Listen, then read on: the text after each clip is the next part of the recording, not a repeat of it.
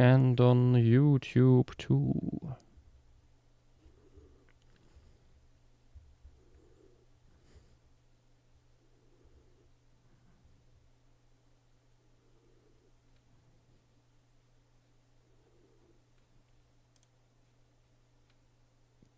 KKK.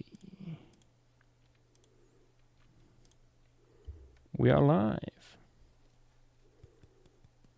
We're up. Wait, what? Desert Leaper. The Prehistoric Planet Ice Age soundtrack has a release date? What? Mark, What? this is good news.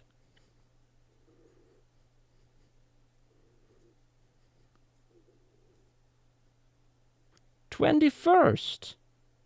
Nice. The 21st? Of this month. Well, that's funny. Right around the corner.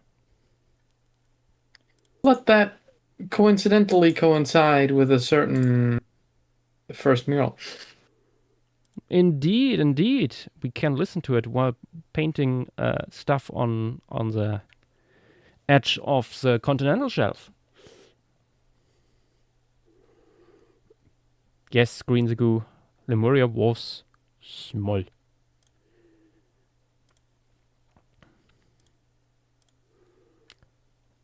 Baby little continent. I mean, it's still like substantial. When you look at the 400-kilometer bar down there. Small Muria.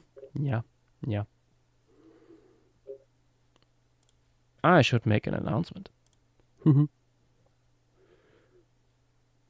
I should grab a snack. And something to smooth the throat. There's going to be a lot of talking, I fear. Yeah, especially for me.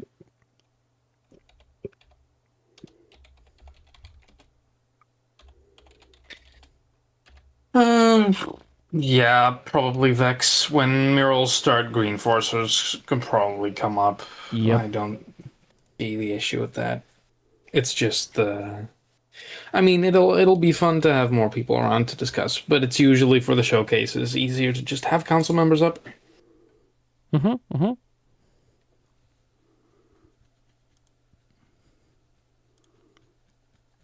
Yep. Also, when we go into some of the nitty-gritty stuff behind some of our decisions, yada yada yada. Although probably more of that also on other streams. Nope, wrong. I don't want to go to Instagram. I want to go to the mirror board.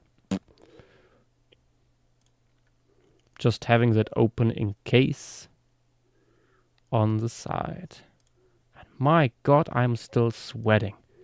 Oh. I was in the car today for many hours. It was 36 degrees outside. It was not pleasant. Yes, Arming, there is an auto-translate. I don't know why.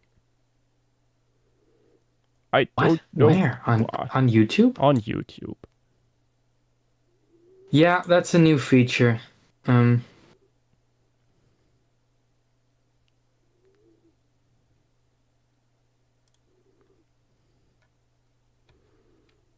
But yeah, guys, let me know how the stream quality is, because I try to increase resolution and stuff. To make it a little bit more crisp.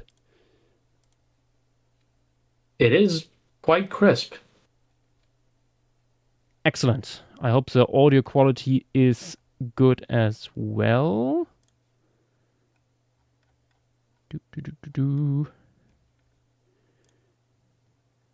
My own audio quality sucks, actually. Let me...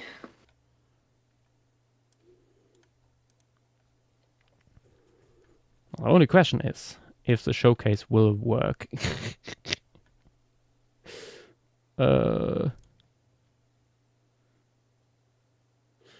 Getting full HD with this phase, indeed.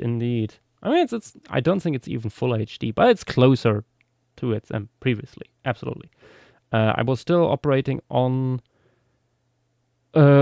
settings from back when I started streaming, mostly because my internet was rubbish back then, and I hope to increase smoothness of the stream.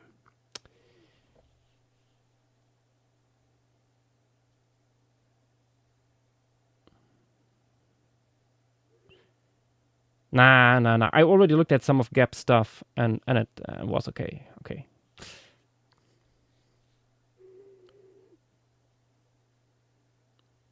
No Hawks, maybe.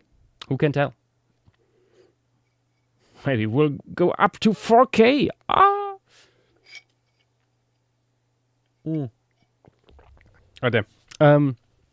Okay, I will grab something fresh to drink. Hopefully with a lot of ice in it, and also get a fresh T-shirt because my God, I think we are still over 25, and inside there's still like the heat of the day lingering a little bit. So yeah, back in a minute.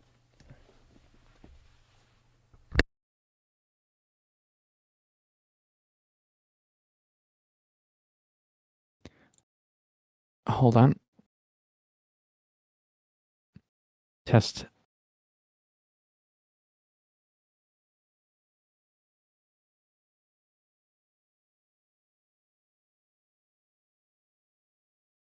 Okay, that sounds a lot better.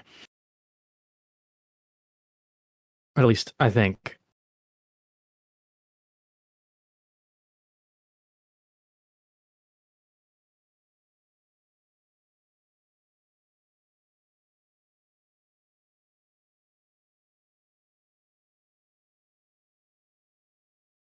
Yeah. I mean, I know you could hear me fine before, but I thought the audio sounded a little echoey almost.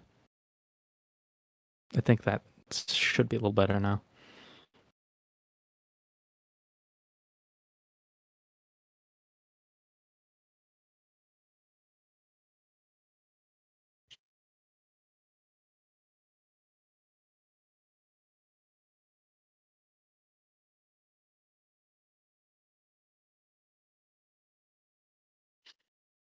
Yeah, she's going to see lots of horrors. Sleepy T-Rex, including the planes that got submitted for some reason. Anyway. Yo, Nick. Hold on. Yes, I am here for a little bit. I need to fucking turn my phone speaker setting on. I have internet for at least a few minutes. How's the field?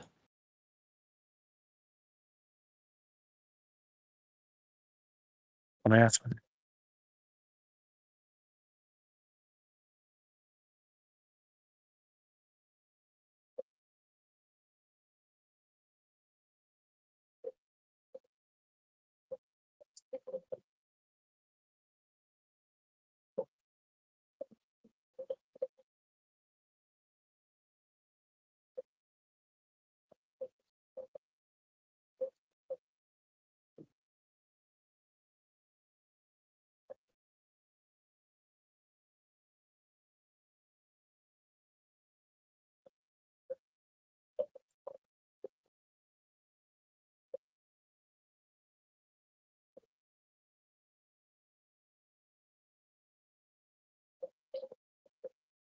Did anyone catch what Yash was doing? Because I think I was testing audio and didn't hear.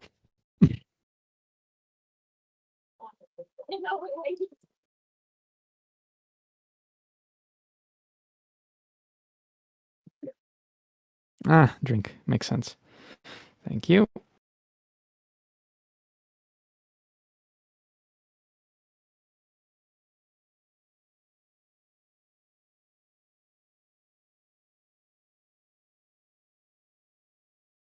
Oh, hey, Drongo Jack. Did you graduate? Or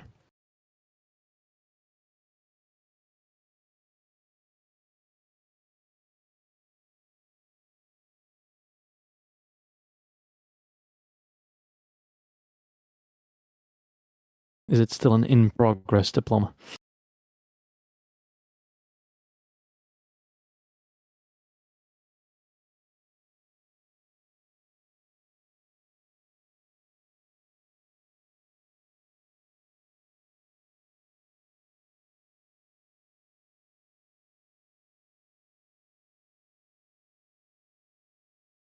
Okay. Let me write down a list of folks who want to get pinged when their stuff gets talked about. Ah, Nick is here. I see. Our resident insect expert. Excellent. Ooh, Drongo Jack, best of luck. Oh. I mean, given the quality of your submissions, surely working on their diploma of visual arts. Oh, last semester. excellent. Fingers crossed it all goes well.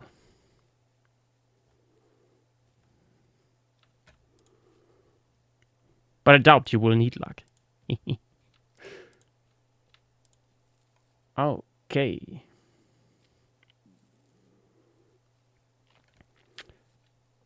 Okay, we're gonna start with Lemuria today. To say a little bit how this all will go down. We will not start with morals today. Maybe we'll have a quick look at the first habitat sketch.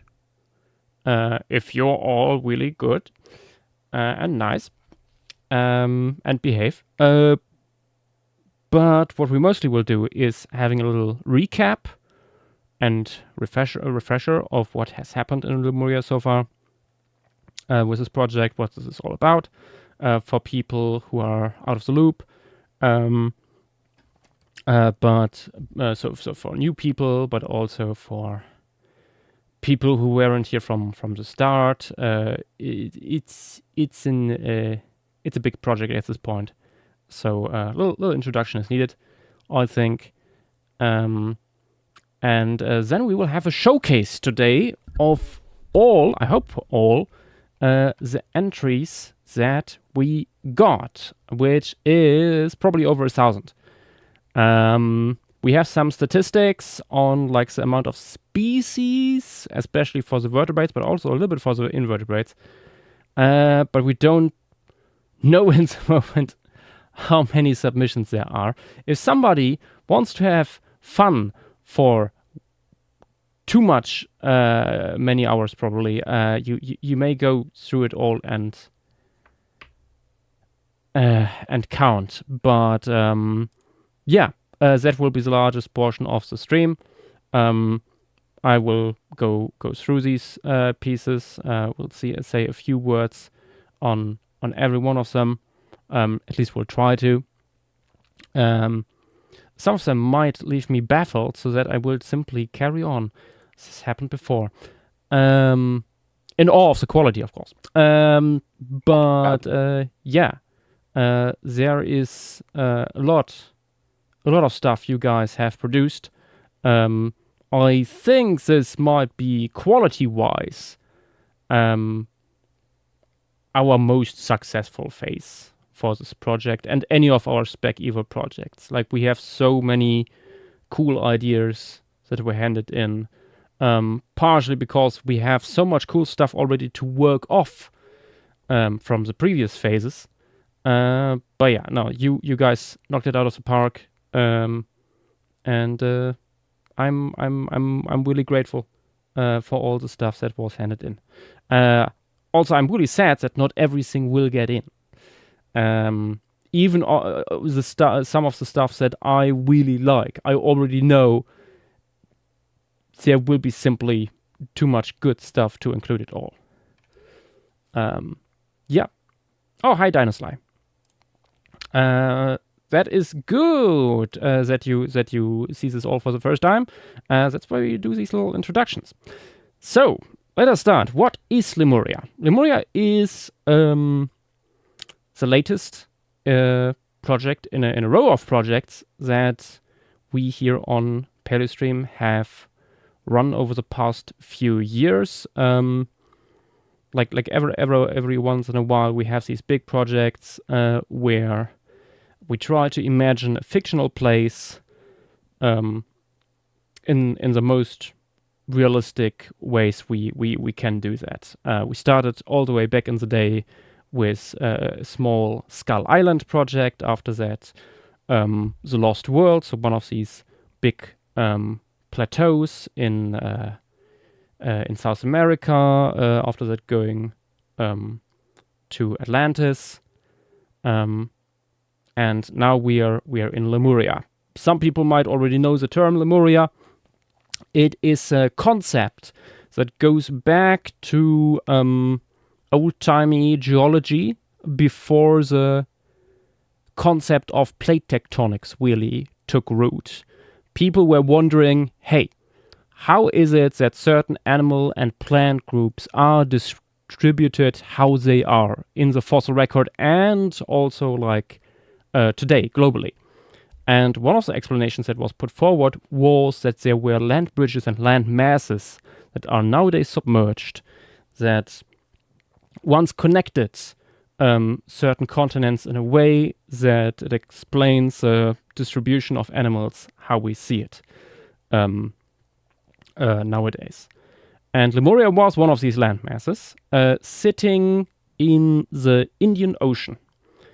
And I think it was Tim actually who brought this up when it came to deciding what we could do next, brought up the idea of Lemuria.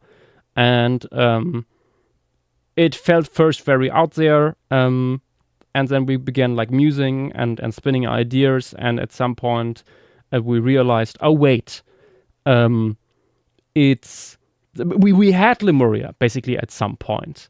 During the Cretaceous, we had India and Madagascar fused together to a certain point, where they were this single landmass in the middle of the Indian Ocean, basically being Lemuria, and but towards the end of the Cretaceous, it split up. You have the Deccan traps that spew flood basalts all over India, yada yada yada, and we were okay, but what if that didn't happen? And with Atlantis, we decided to run this scenario for 3 phases.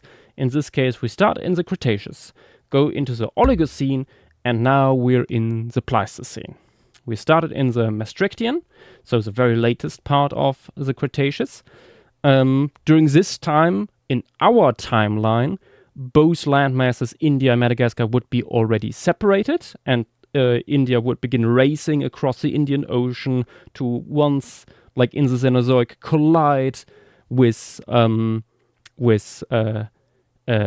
Asia in the Eocene. But here you can see in the Maastrichtian, this is a map that is on stream right now. This hasn't happened. There is no Deccan traps.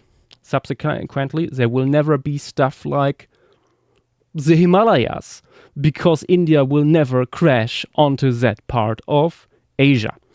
So we had a lot of classic dinosaur groups over here in the Maastrichtian. I have 2 example images up here. This is one of the murals we did for phase 1 in the Maastrichtian, with all the things you would expect. You have pterosaurs, you have para-ankylosaurs. We haven't found them yet in India or Madagascar, but I think that's just a matter of time.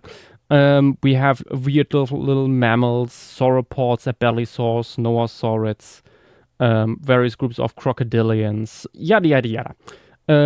A wheel, a good mix of Gondwanan groups in general. Then we have the KPG extinction event at the end of the Cretaceous, of course, with an asteroid impact and everything. However, because there has never been Deccan traps in this world, the blow of that impact is slightly lessened, because you don't have the massive volcanic fallout basically at the same time.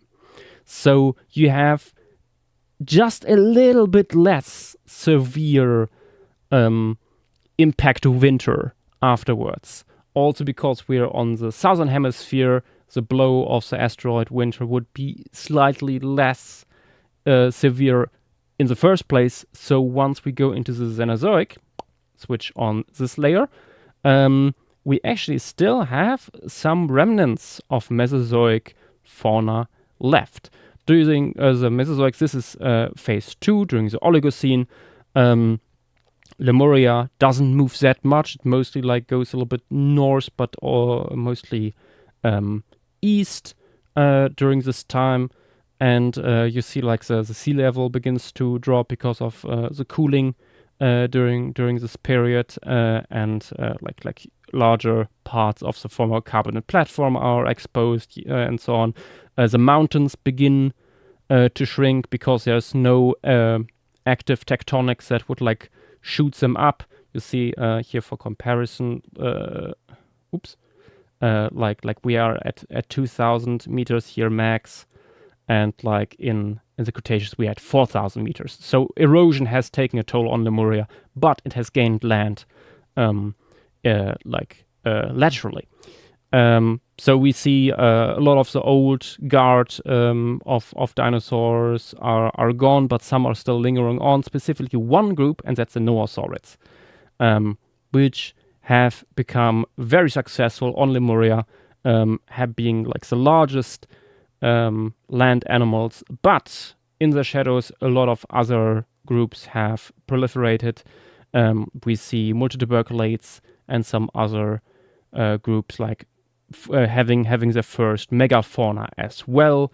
This again is like the open woodland during the Oligocene. This was the open woodland during the Mesozoic, during the Maastrichtian. You can see the fauna as well as the flora has changed a lot.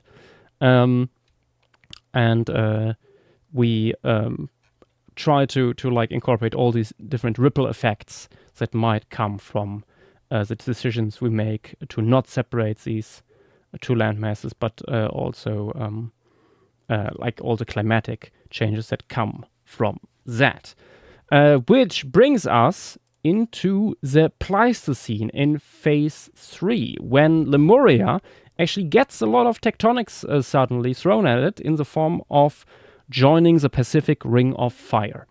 That pushes up a new mountain range that creates a huge rain shadow over parts of Lemuria, but also we have overall cooling and drying of the climate in this part of the world, which results in a lot more harsh environments, especially deserts, popping up, and all the lush rainforests we had here previously basically die out, and new ones pop up on the rainy side of the mountains. It's a small strip at the coast. There's a lot of turmoil in the ecosystems we left behind in the Oligocene, and all of that will be explored in this phase, for which you handed in so many submissions. To show a little bit where we are geographically, Lemuria, as you can see, is quite large at this point. Like, not quite as large as Australia, but we're getting there, and is now incorporated here. Parts of Indonesia actually are underwater. You can also see that instead of having the huge plume underneath India, we have several hotspots that popped up in what nowadays would be Arabia, and so the Tethys Ocean is actually still a thing in this time. But we don't care that much about the world globally. That is just a little bit of backdrop we look into on the side to better inform what could happen on Lemuria. We will not go into all the weirdness that must happen on the mainland during this time. That is way too much. This would be getting out of hand so quickly, and that's why we simply ignore it, with one exception. But we will get into that later. I personally made some submissions this time around as well, to show a little bit like the boundaries we want to set. Like last time, I made the largest animal on land, the mist drummer in this case, a large noasaur. Also made some whales to show a little, because this kind of the clade I came up with, wanted to work on these guys more, but also doing some ecosystem engineering with the raft grass here, for example, for the savanna, which is a new kind of habitat we introduce this phase. We have here some more stuff. This is our biome map. This is the biomes we will cover during the coming streams. We have the savanna, as mentioned. This is basically a form of seagrass meadows. We have reefs. We have the continental shelf, where we will look at deeper waters and what lives in there. We have coastal environments, where we'll have a look at beaches and cliffs and stuff like that. We have deltas that we will explore, rivers and lakes. Ephemeral wetlands is a new thing we introduce, with only seasonally wet areas that sport a very interesting biodiversity. We have the classic savanna ecosystems, big grasslands that will span huge areas. Intertwined with them are Wolemia open woodlands, which we already introduced in the last phase. Tropical rainforest, as you can see, is relegated largely to this strip along the northern coast, but also we have higher up in the mountains cloud forests now popping up, and because of the rain shadow, we have classically the hot desert, alpine desert in higher elevations on the rain shadow side of the mountains. And not marked here is stuff like burrows and subterranean environments, as well as leaf litter and canopy pieces, which will get their own habitat murals. Okay, I think that covers all our bases. Could be. I do have some fun statistics I just worked out because I got curious. Oh, yes. And there was some talk about the amount of submissions that we received. And while we don't know that, we can make a fun little stupid prediction about how many species will be featured this time around. Mhm. Because Lemuria Phase 1, the murals collectively featured 674 species, roughly. Mhm. Phase 2, we had 913, and if we apply that same increase, we might reach as many as 1152 this time around. Damn. If we really work you into... Yeah. Yeah, we shall see. We reduce the amount of habitats this time around a little bit. But I would presume we end up somewhere around 900 again. Possible. Yeah, we shall see. Also, thank you, Anteriano, for posting that. Here's an old map where you can actually see like supposed distributions and stuff.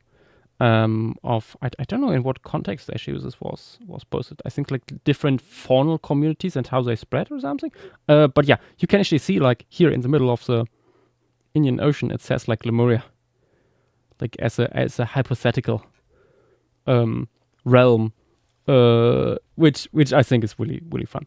That they try to do this. There was also the idea that Lemuria might be like the origin of humans at some point. Oh yeah, and here seemingly that is it's a hypothetical sketch Oh, of the it's like monophyletic origin human and the distribution. extension of the 12 races of man. So objectively, not something we adhere to anymore. Yeah. I was about to say the concept of Lemuria is still somewhat somewhat popular in fiction, but also within like right-wing conspiracy circles, which this project has nothing to do. We want to clarify. There is absolutely no part of this was influenced by these right-wing nutjobs and their stupid ideology. This all harkens back to the original idea of sunken landmass in the Indian Ocean, or in this case, the Lemurian Ocean, actually, because India never really formed as its own thing, and like all the ripple effects that would come from that. I want to make that very clear. Okay, but yeah, thank you, Adriano, for that. That is quite funny to see. On to the showcase, I think we go. This will take quite a while. For people who are not quite in the know how all of this works, we give people at the beginning of each phase a catalog of species they can work with or groups they can work with all sorts of different extra information, like the maps I have shown here are part of that. We also have huge like cladograms that show how all of these critters are related to each other. New clades are introduced. We have like we show like how the climates are distributed, all of that stuff, and we have like certain rules you have to adhere to when submitting something. Like the first thing we will look at here, for example, is by Petite, one of our council members, who submitted this ant. And you see here you have to put like species name, creator, clade, habitat, size, and ecology on here. But it also needs to be on the image so we can work with these images better. So we don't always have to copy paste text with the image, or when you want to look for the submission, we can just type in the name or the name of the creator to find it on Discord. That makes it really easy for us to work with these files. That is also the reason why since last phase you can only submit on Discord, because it became way too much of a hassle to collect non-Discord submissions from other platforms. So yeah, in case some people are... Plus they also vanished sometimes. Sometimes they vanish because the accounts vanished, like some people deleting their Twitter accounts or something, which I fault nobody for. So yeah, having it all neat and nice in one place helps a lot. Also, that means I do not need to like save all of these files separately on my PC, which became way too much work. But yeah, let us start with the showcase. The first part of this will just be invertebrates, plants, and similar stuff. Mostly because the last 2 weeks of the submission phase were relegated to these organisms specifically because they sometimes are underrepresented in the submissions. So you will first see mostly small stuff, and later on we go into all the vertebrates, all the megafauna. You know. Okay. All the 50-something whales that were all submitted. The 50-something There's whales. more than 50. There's Actually, I can get the numbers. There are many, but yeah, Petite here starting off, being the last one to submit something with a hell ant. The group of ants that I think she basically reinvented for this. These guys are not directly related to the actual hell ants of the Cretaceous fossil record, because most of them, as it turns out, are known from Myanmar amber, which is blood amber, and we do not want to touch it. Although the fossils are cool, but it's such a can of worms. We don't want to go into it. But for this challenge, Petite reinvented them, which happens all the time in nature. So really nice to see that. Up next, aberrantologist with some lichen here. Lichen are a rare thing to see in Lemuria, mostly because not many people care for them or submit them. So yeah, no, very, very welcome. These will probably see a lot of use in various pieces throughout the moral phase. Then Aura Terrorbird with an octopus, showing us a quite large one. For the coastal realm, delta, rivers, and lakes. we will have discussions on the plausibility probably later on this. But yeah, this guy is having not really a shell. It's more like certain crabs are carrying around shells. It's like a nautilus shell that it uses to carry some salt water around, which is a fun idea. But yeah, then we have Lemurian Katsu, form of Fabaceae by Dynamo. 2 different species here. These climbing plants are nowadays very, very common. Then we have Bear Wrangle with some fungi. You can tell these late submissions sometimes are not quite as high in quality because people were rushing towards the end. We also gave an extension actually to the deadlines here because for a lot of people here in the global north, heat became for a few weeks unbearable and now becomes again, which like stunted creative energies quite a bit for a while. So we gave everyone a little bit more time. Yeah, we have some fungi, also something always good to see because people usually don't care that much for them. Back to Aberrantologist with some fun little cephalopods. We have nodolots, we have squid, as well as this mini squid here.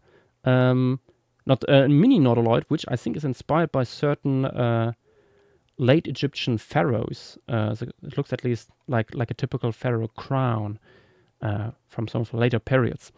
Barium bromate coming in with a very interesting nudibranch, which is a clade that we only got like last time, I think. Nudibranch has basically nothing in the fossil record, so we had to bring them in synthetically, in a way. Very cool. Love the pattern here on the back, the weird gills and stuff. Then Silurosaurus with some arthropods. We have mayfly and a not a whip-tailed scorpion. Oh god, what are these guys called? The clade. Can read it here. Yeah, these guys. Vinegaroons, I think they're called. Very fun little guys. I say little, it's quite large here with a 1 centimeter scale bar. More by Bear Wrangle here. We have some spiders, some jumping spiders actually. Very nice. With some typical sexual dimorphisms. They are quite famous for that. After the barium bromate with some crinoids. I think they're crinoids. At least looks like it. Crinoids that are living in the savanna by the looks of it. Yeah. Relatively large ones too, like as you can see here with a person for scale. Then more stuff by Bear Wrangle, some larger beetles, 6 centimeters long. Damn. There might also be a lot of references put into these images. Be assured, I will pick up only on a fraction of them. Up next, Aberrantologist with some snails. These are aquatic snails. Very nice, quite large ones too, 10 centimeter long. That is a whopper. Very cool. Then Bear coming back in with some corals for our reefs. Reefs in the past were usually 2 pieces, like one coral reef and one not coral reef. Like last time it was the snail reefs. Because it's just so much work, we condensed it this time down to 1 reef. So yeah, there's that. Also,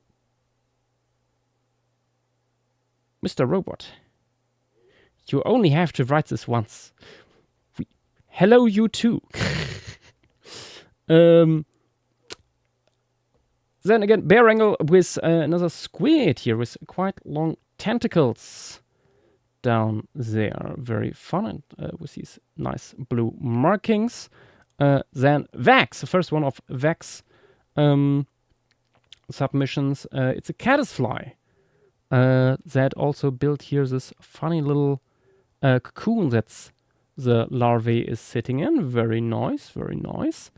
And going over to gaps. Oh, the first gap submission. And yes, I saw this too, Entriano. They do kind of look like excavators, these little shrimp here. A little shrimp for the savanna and for the reefs and coastal areas. Probably like holding on to plant material or like other stuff with their like abdominal claws. Very fun. Then deep fish with a mantid. Mantis guy here, just being a mantis with some larger forelimb segments. Our first Lepidopteran by Brontothere coming up with this quite plushy looking guy. What's the size here? 24 centimeter wingspan. My God.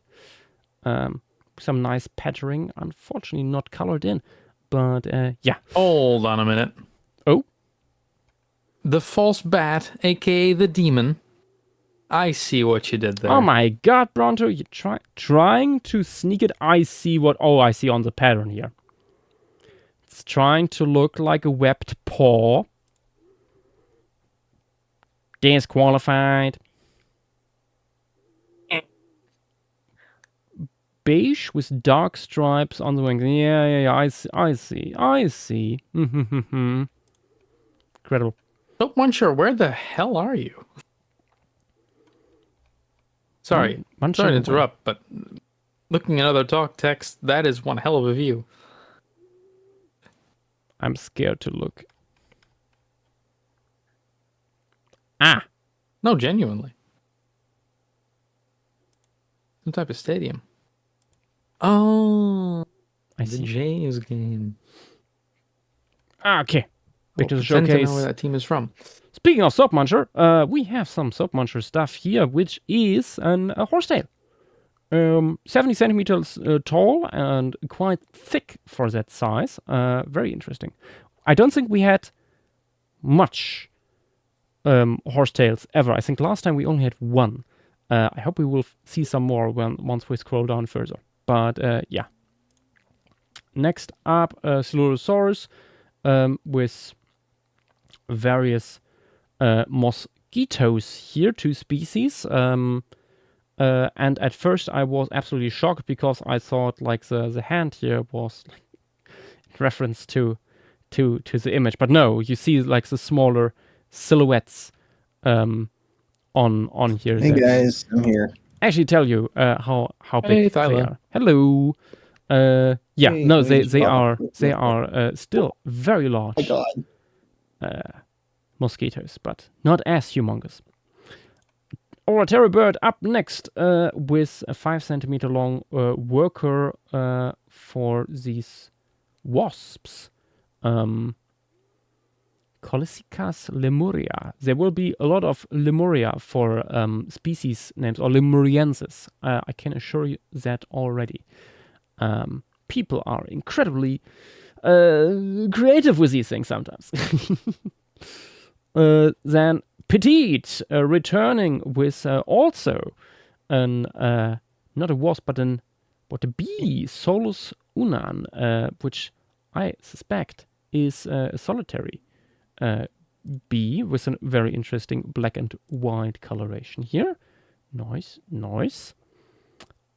Following that is Piphidory with some more ants. Spicomyrmidae, a group that we carried over from the Cretaceous actually and survived until today in Lemuria. This is something for the leaf litter, and nicely you see here we have Queen Soldier as well as workers represented. That's quite quite sturdy limbs here. Very interesting. It's for tropical rainforest and Wolimia open woodland. Okay, then pseudoscorpions by, once again, Casual Soap Muncher. As a group that is usually ignored heavily by people, among other things, probably because they are so small that we can next to never really show them. The leaf litter piece is the only way to really do that. These guys actually like on the bigger side already, with like up to 5 millimeters length. That's the thing with like these pieces. Sometimes you just cannot show something because it's too small. And even the leaf litter piece that is specifically made to show all of that can only hold so many species. Okay, next, Pifidori once again with the giant Lemurian octopus. Very large one, I think similar to the giant Pacific octopus we have nowadays, with an interesting little like soft hornlets over the eyes here. Returning to Casual Soap Muncher with some funny little roaches. Thank you, Fossil Ladder. God damn it. We should disable this. We have a bunch of roaches further down the line, but here nicely also with the larvae being present. Very fun. Or is it a difference between male and female? I'm not sure. I'm not a roach person. More roaches we get from Deep Fish. Bronto, I see you typing. Stop it. Bronto, I see you typing. Still see you typing. Anyway, we have more roaches by Deep Fish, with male as well as female present. Very cool. What is number 3? I guess they are not dimorphic. Nice. But it was a very wide head on this one here. Interesting. People rarely experiment with roaches. But yeah, next up we have some plants actually by Petite, giving us Benedictalians. 3 different species here. That's once again a group we carried over from the Cretaceous. Also here with diagrams showing how they grow, which is really nice that we get that from Petite.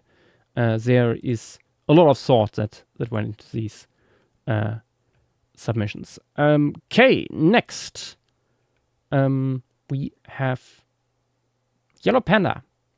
Yellow Panda gave us quite a few submissions this time around. Among them are these beautiful invertebrates.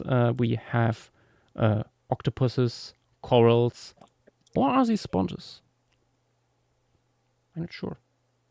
And various. I think they're. little fish. Oh God! You mean the What? purple ones? The striped long tubes, or is The it striped not? ones are snails. I believe they're snails. Oh, okay. They're Oh, that verminids. makes sense. Okay, yeah. No, that's why they're cut off at the top. Okay, nice. Oh, yeah, and we have Interesting to little have fish. a nautilid camouflaging alongside a species of yeah. vermetid. Indeed. Mm-hmm. Pifidori with a spider, really large one. My God, 18 to 20 centimeters. A web weaving predator. I think this. Oh yeah, this is an orb weaver with a funny little face on its abdomen. I wonder what this is related to. Anyway, Ginger J gives us, like last time, a huge amount of butterflies with really nice colors here. Different morphs as well as species for us to look at in awe.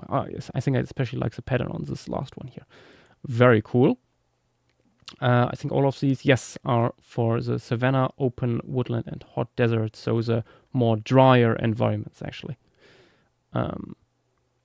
Okay, Saurus brings us some snails for the savanna. Benthic sponge eaters, very fun. I think these are like cowrie relatives. My God, is this basically are a cowries, mammoth yeah. cube snail? My God, love to see it. Mammoth cube cowrie indeed. Okay. Return to Casual Soap Muncher, who brings us pseudoscorpions as well as mantids. Very nice for the lakes and rivers and coast and deltas, respectively. Very slender one in this case here. Fun stuff. Mr. Blue Shark then with a mushroom. Little grey mushroom. Very fun. And Jaksha coming in with the first of many submissions that include plants and invertebrates. I see, unfortunately, not everything was colored in here, but we can work with that, especially with the plants. I mean, it should be green. We have some oyster relatives, a fly, as well as some bushes and flowers. Noise. Vex, then with more insects and their larvae of various kinds. Oh, we have here an semi-aquatic myriapod, apparently. Very interesting. Asserted invertebrates, volume 1. I see volume 02. Okay. Then first submission by Thyla, actually, with some aquatic plants. We were severely lacking in aquatic plants last time. I think I had to reduce like 3 different submissions, like for a bunch of different pieces, specifically for the freshwater habitats. So very nice. Ceratophyllum, very common plant even today. And here we have a Lemurian specific species now. Is this ephemeral wetlands? Yes. Sometimes also rivers and lakes. Nice. Then the jonker, better known as Enteriano, with some funny little bugs that have letters on their back. I wouldn't know why. But yeah, little green bugs. Want me to tell you why? Do I want to know? They're the Beatles. Oh my God. Yeah, this makes sense. That's very, very Enteriano coded. Casual Soap Muncher returning with more fun stuff. In this case, vermatid snails. We established in the last phase, or even during the Eocene already, that some of these guys are using photosynthesis as their main source of food, and yeah, some of them are actually growing in kind of plant or tree-like shapes with their shells when they form these colonies. Very fun stuff. Aura Terror Bird up next with a tree for the Savannah, Volumia, Open Wood, and Cloud Forest and Tropical Rainforest. This thing is very widespread. Not that realistic, I have to say. There's a reason why we reduced the amount of habitats to 4 this time around, but this is still a bit jarring. Like something that lives in the savannah is usually not that well suited to also grow in a cloud forest. But if we make this canon, this will only appear in one of our habitats anyway. So that will probably become the canon habitat. So this is a fruiting tree and could be a nice source of food for various arboreal animals. Deep fish then with a little crab for the rivers and deltas and lakes, 10 centimeters across. Very fun little guy. Brontothere with one of these.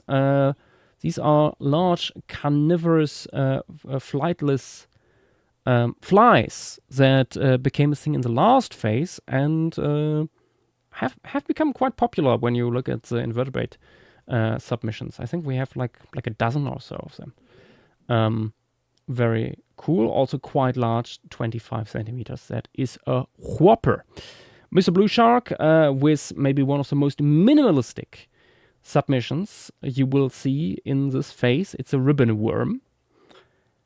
An enormous one, over 40 meters in some cases, apparently. And you have to really zoom in to see it because it's a thin green line. It must be green for an amazing reason. I hope so. Very cool, Mr. Blue Shark. Very cool. We have more assorted invertebrates by Vex, among other things. Number 4 here, we have a brachiopod, actually, as well as a bunch of different insects, like also with the larva here for number 2 here, Neuropterans and mantid. Very fun. Some more. Oh no, that's just like separate. Okay. Then up, Brontosaur returning with another insect, and katydid by the looks of it. Nice, also really large, 25 centimeters, but quite fitting for like arboreal realms in like the tropical rainforest and stuff. We have quite large insects there as well today. First, a submission by Sci-Fi Pack is up next, who gives us a bunch of flowers as well as a large purple bumblebee. Very cool. We have some orchids here, stuff. This looks like some of it might be well for like some more dry environment. Yeah, a Volumia open woodland. Next up, I think, yeah, it's tropical rainforest, cloud forest. Yeah, very cool.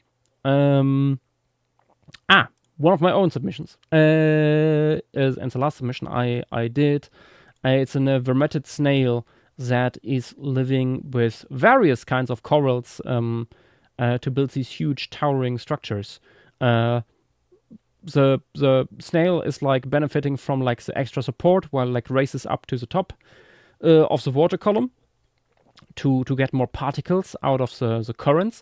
And the corals, well, they can grow closer to the light, where they get more opportunities for their photosynthesis to work.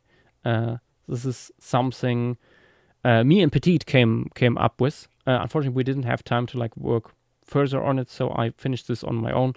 But yeah, this is another submission we wanted to use to like shape the environment, in this case of the reef, and also bring these two types of reef closer together. Also, hi Armin, I just see you joined us. Well, yes, hello. We finally wrapped up post-stream discussion on my end. I do actually now have the same issue as you, where like chat is translated automatically into German on YouTube. Mm-hmm. So, yippee. Yeah, I get the frustration. Yeah, it's so stupid. And I still have not found like the option to turn it off. Nope. To be fair, I also didn't look much into it yet, but yeah. Okay, I'll let next. you know if I find something. Yep. Except Ned Well- and Triano with a little crustacean, a little shrimp. There's another reference submission. And is it? Oh, I Hatsune just Miku. noticed. Joshua. I just noticed. Yeah. It's Hatsune Miku Kara's Miku. It's Hatsune Kara's Miku. Yeah. Gosh. Kill it with hammers. Anyway, barium bromide brings us something It's cute. much better, which is I don't mind dragonflies, it. which are hopefully not reference submissions. I don't Because believe they're these very are. nice. I quite like them.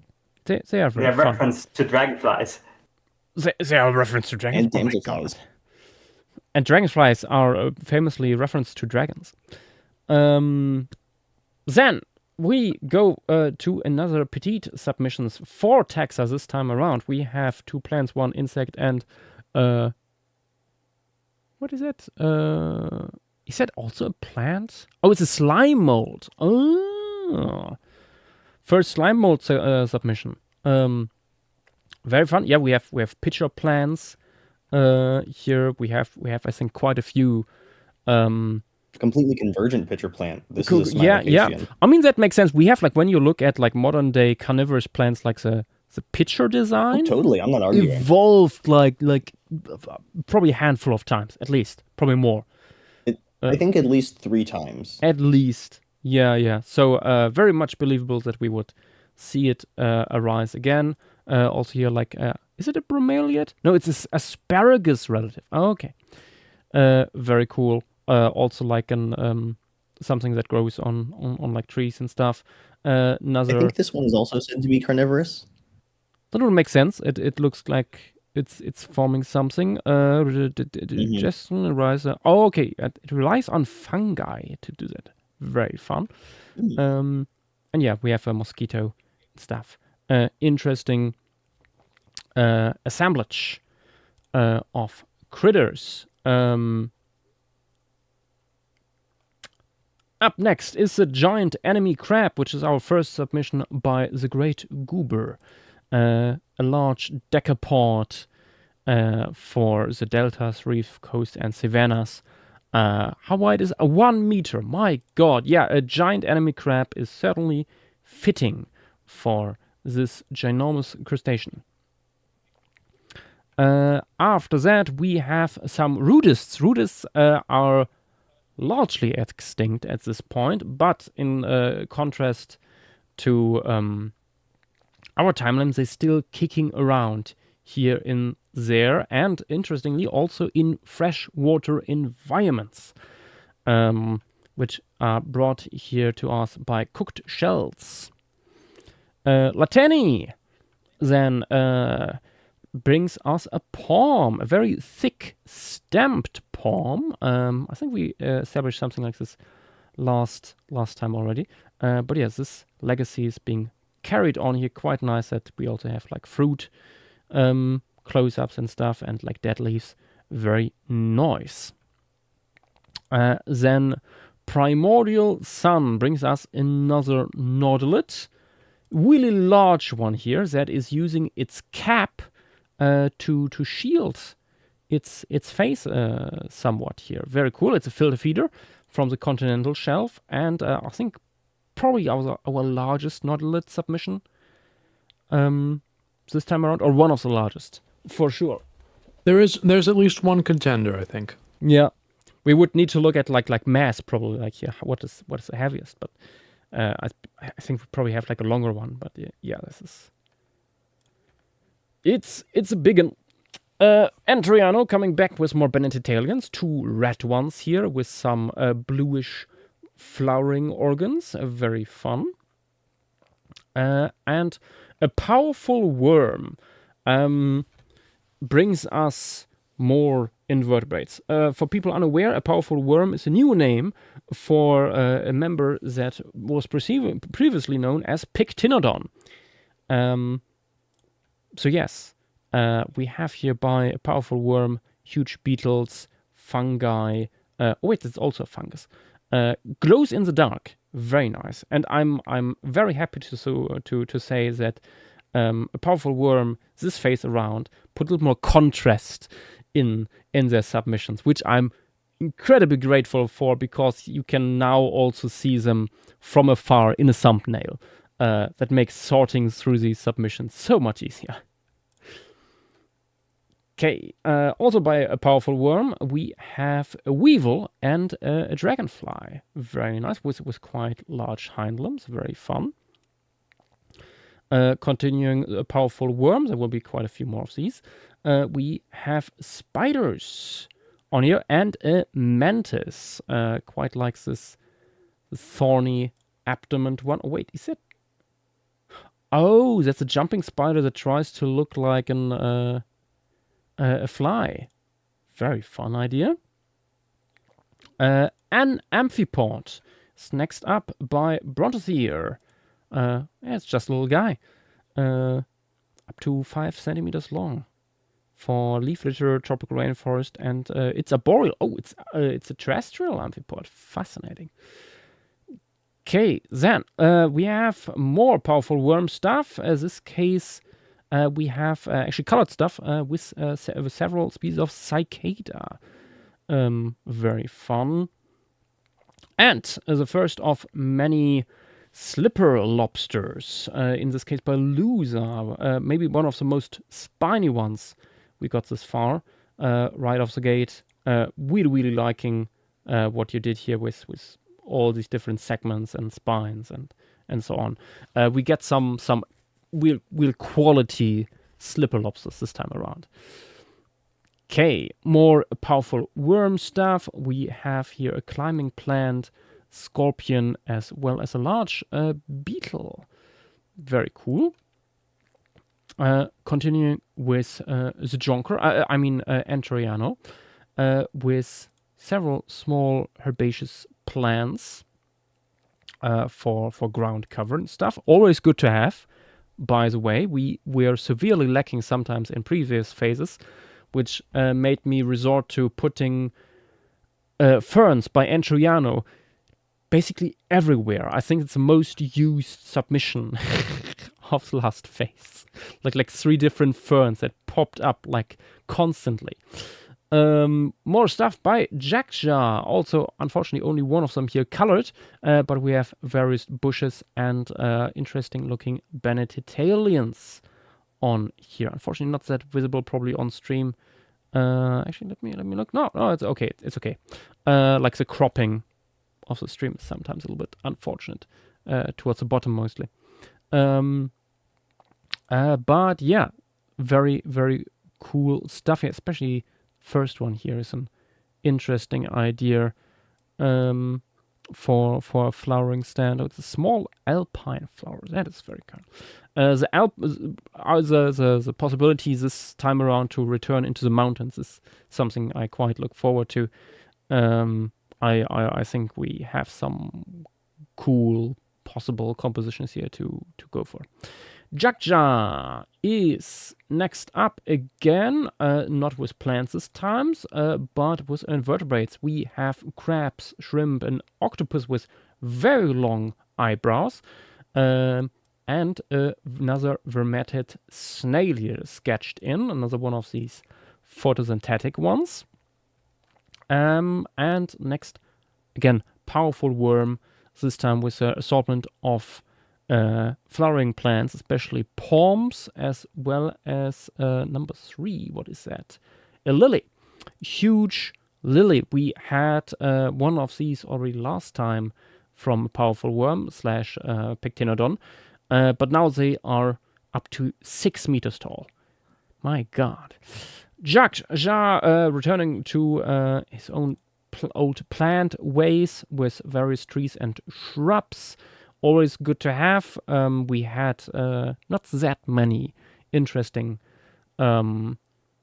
trees, I think, last time, and this phase around we have like an explosion and really interesting floral submissions. I think like having this really gnarly tree bark and stuff like that is one example which I quite like. Also, again, we have like little close-ups here of foliage, fruits, and flowers. Okay, then first submission by Captain Trululu, or rather last, since we're going top down with this. We have some triops relatives here, little crustaceans. Yeah, very fun guys. I have the feeling this might all be reference submissions again, but I'm too stupid to see it. Anyway, more powerful worm stuff by powerful worm stuff with more lilies. Very beautiful ones. Very beautiful, very powerful. Nearly as powerful as lumpsuckers. But very nice colors here. Very cool stuff from various habitats. Internet guy, another first on this showcase. We have quite a large crab joining us for the reefs, savanna and coastal environments, as well as continental shelf. My God, it's basically everywhere underwater. Quite like these long, slender pincers. Very fun. Okay, Thalaconical then with a moth, as well as its caterpillar. I quite like how fluffy the adult is here. And is it part of the wings here? The blue fluff? Yeah, that's Nice. typical for their family. Very, very fun idea. Okay, then more flowers by a powerful worm. Again, some lilies in here, but also Syngabialis. Oh god, I don't know. Remember what these Ginger. are. Ginger, yes, that was it. So some gingers and lilies, very nice. And more powerful worm stuff. We have so much powerful worm stuff. He went all out on the powerful worms this time around with more beautiful colored plants of various kinds, as well as some butterflies and moths. Honestly, really loving the patterns on the upper ones here, reminding me of certain minerals. Where you have also these it's really beautiful concentric patterns when you cut them open and stuff. Okay, more I think powerful that's wo- probably part of the inspiration, given I that one suspect of them so is too. named Agatoptera. Yeah, makes sense. Then powerful worm again with a more Lepidopterans, as well as a huge spider here. Also far from being the largest spider we had so far. Let me zoom in a little bit here for people to see the details here. I really like the green one here. Very nice contrast with a purple on the hind wings. Okay, then Alex. First one by Alex. We have a clam shrimp, an ostracod. And this might be the largest ostracod you have ever seen, because we do not have such big ones today. I'm not even sure we have such big ones in the fossil record. But yeah, it's just a tiny little guy. And it's apparently found all over the semi-dry parts of the continent. Very fun. It's found schooling pelagic filter. Okay, rivers, lakes, and ephemeral wetlands. It's just a medium-sized green bean. Probably green for an amazing reason. Very fun. Returning to a powerful worm with more Lepidopterans, as well as a cicada that snuck into this piece. A very nice pattern here once again.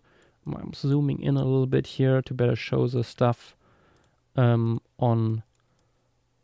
the left of the piece. But yeah, very cool one, especially here on number 2. Then P. fedori with huge tree, not medium-sized tree, but with a very thick trunk this time around, Vitaceae. So we have here relative of vine, actually, of grapes. And as you can see, it actually has grape-like fruits as well. Nice. Captain Trulu returning to us with a cephalopod, with a nautilid, with a nice and spiny hood on its head, and it has a bunch of 6-shaped patterns on the side. I feel like this is also a reference to something. It might be the devil. Who can tell?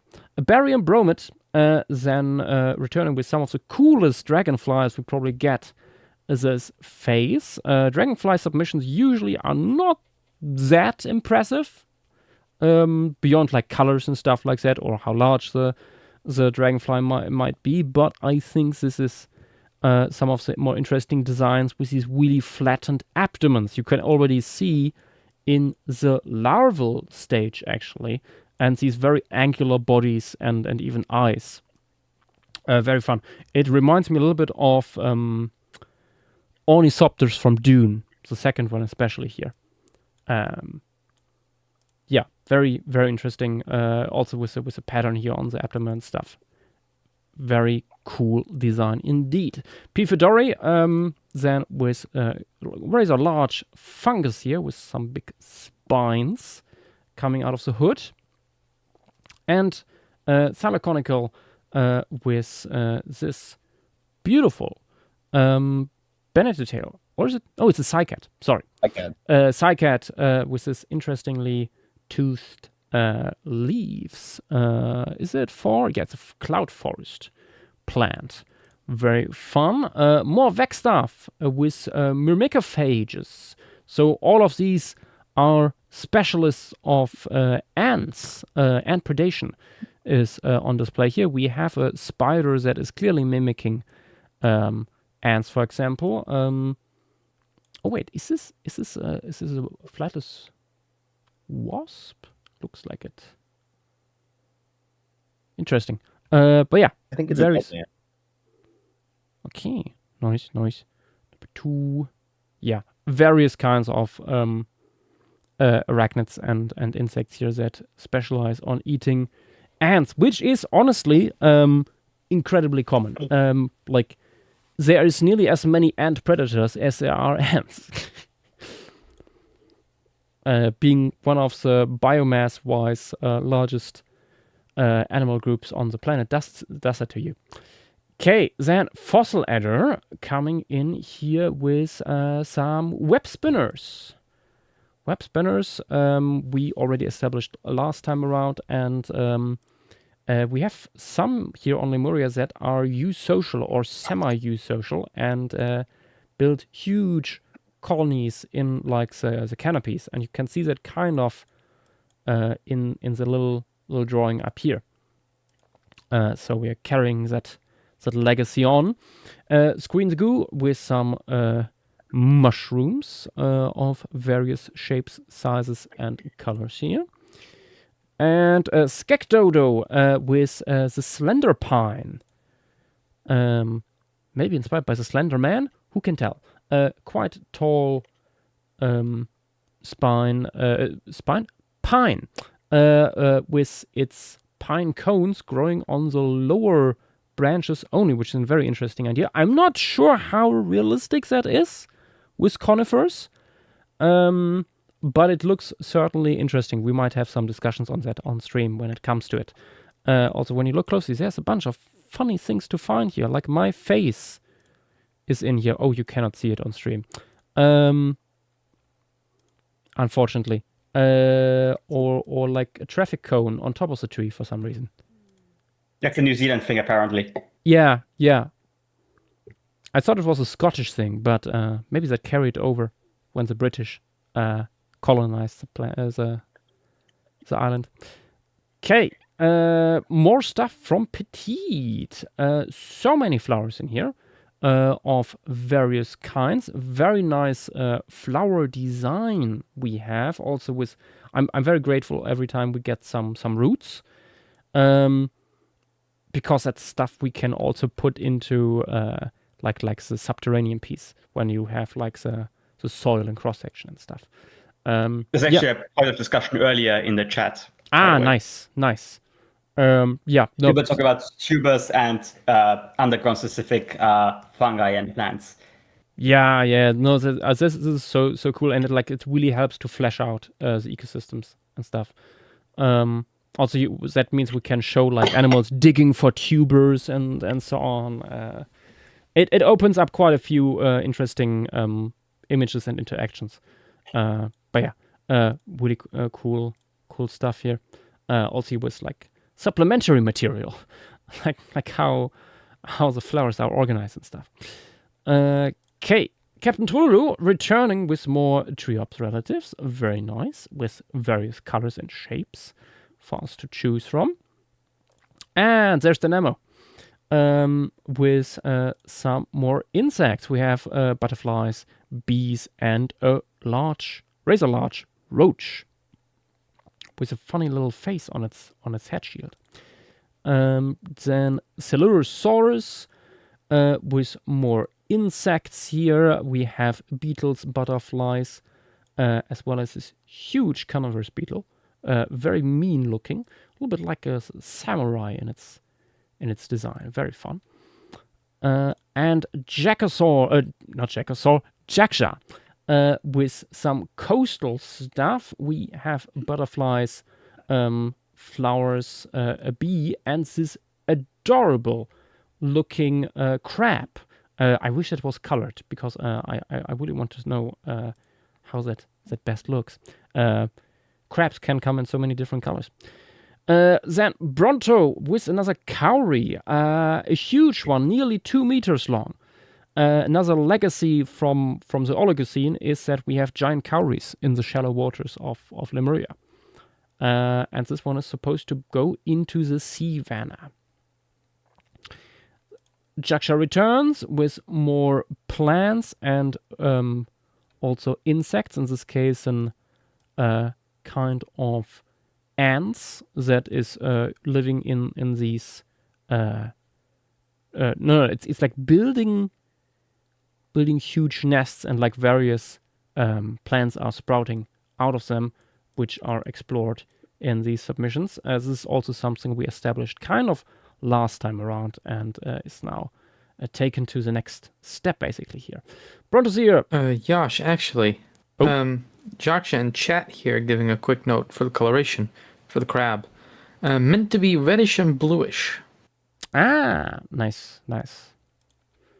Good to know. I hope you're also there when we go into these habitats, because I will absolutely forget about it. If you want Yash to know, put a note into the thread. Those are still open. That is also still possible indeed. Brontos here up next with one of these insects here. I totally forgot about how they're called in English usually. Boatman? Wasn't this a Lemurian invention? It is, yeah, but the clade, the base clade itself is an actual thing. It's just that... like boatmen or something. Yeah, boatman, I think. Yeah. In phase 1, JW actually came up with a basic design for these guys, and we carried it to the Pleistocene. I feel like there is a big grin in this design here, and I don't know what it's referencing, but I'm just carrying The on. Mimic. Oh no, it's Gaster from Undertale / Deltarune. My god. Brontoseer, delete You've been yourself. caught. Deep Fish is our next one in line with the submission here.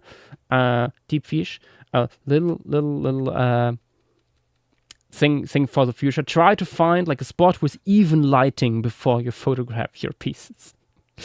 It helps a lot. But yeah, medium-sized crab here for the shallow waters, coastal and savanna habitats. Then we have Latani with a caterpillar and adult form of a butterfly, or rather moth, with a 5 centimeter long larval stage. Nice. And 10 centimeter wingspan on the adult, with quite like all these spots on the wings. Cool beans. Another one by Latani with different morphology here on the caterpillar. Very cool integument. And Funny Jamie with this is actually a collaboration. Funny Jamie did the concept, and Skek Dodo did the art.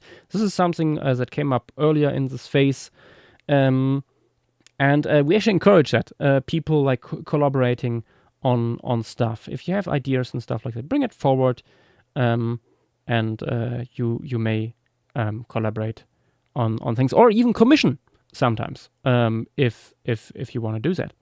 That can certainly be done. But yeah, we have here the Bucknapper death rose, and fungus, a cordyceps species that is growing on dead insects or killing insects, and then having these flower-like fruiting bodies.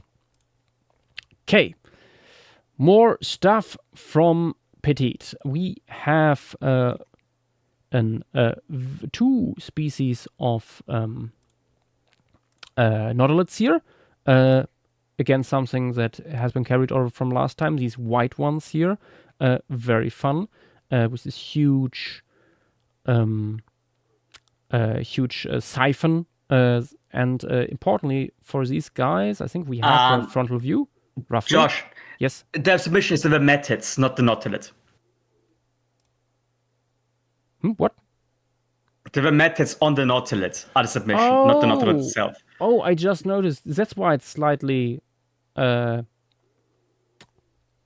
Grayed out, opacity yeah. on them. I see. Thank you for whoever who noticed that. So we have a parasitic vermetid here, sitting on the shells of nodulids. But we also have a nodulid up here, and a lancetfish, and another vermetid here that is not apparently sitting on shells of nodulids. Can grow around obstacles. Very fun. Yeah.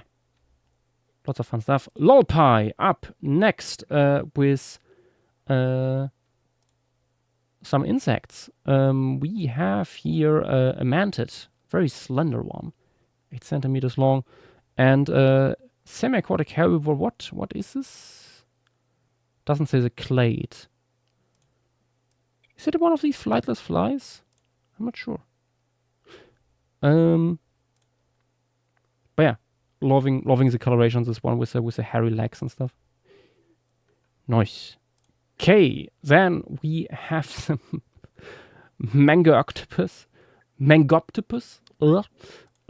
by Internet Guy. This beautiful colored nodulid. With, oh my god, there's a baby in here. Look at him. The baby looks very normal for nodulid, and then it grows into this very fun shell here as it matures. Interesting stuff. Also beautiful color. Jakja returning with more insects. We have beetles, we have dragonflies, and a mantid, as well as this really extravagant looking butterfly. Nice. Also by Jakja, we have more plants. Like Euphorbiaceae. This is a group of plants that is incredibly plastic in its morphology. Can be like a tree, can be a little shrub or herb, or something that looks like a cactus, which happens in this case here. Very fun. We also have palms of various kinds. Yeah, nice. Octolus with another no, that's not a mantid. It's a fly that tries to be a mantid, apparently. Nice. Oh wait, no, it is a mantid. Oh, I see. That's not the that's part of the head here, not part of the the mouth parts. Look like part of the mouth for a second. Jakja coming back with more plants. We have various flowering plants as well as is it Benitilian or is it a cycad? It is a cycad. Nice. Octolus with more nudibranch of various shapes and colors here. Very cool. And lolpie with some shrimp. Quite like the stuff here done to the antennae. No, that's not antennae. That's part of like a prong on the head here. Flag shrimp. Very fun. Okay, then we have the arrowhead brachiopod. Like medium-sized brachiopods. It looks a little bit like a spatula, yet that you use for like forming concrete and stuff. It's a little suspension feeder, living probably in the mud. Very fun for the reef and coastal environments as well as savanna.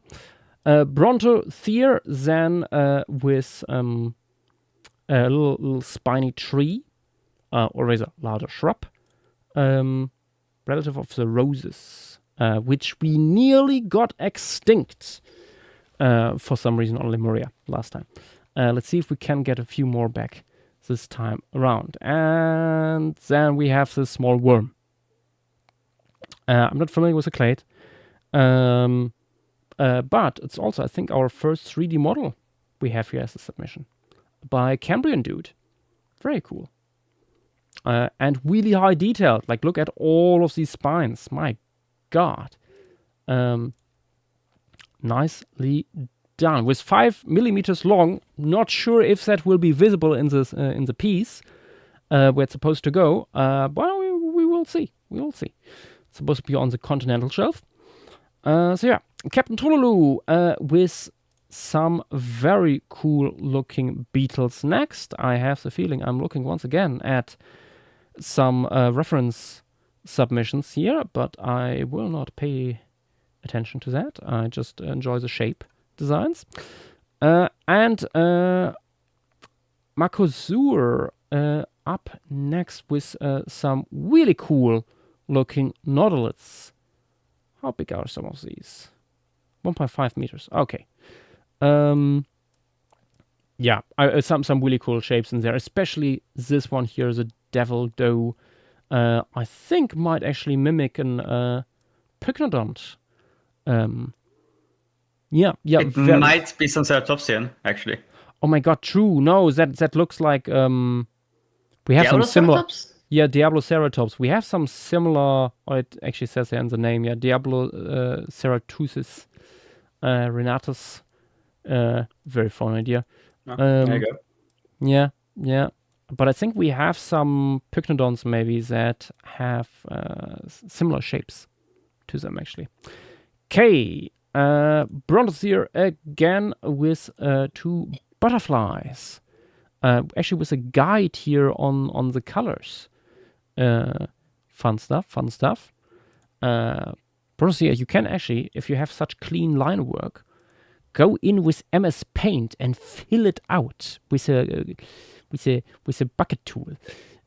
You might be overestimating MS Paint. Really?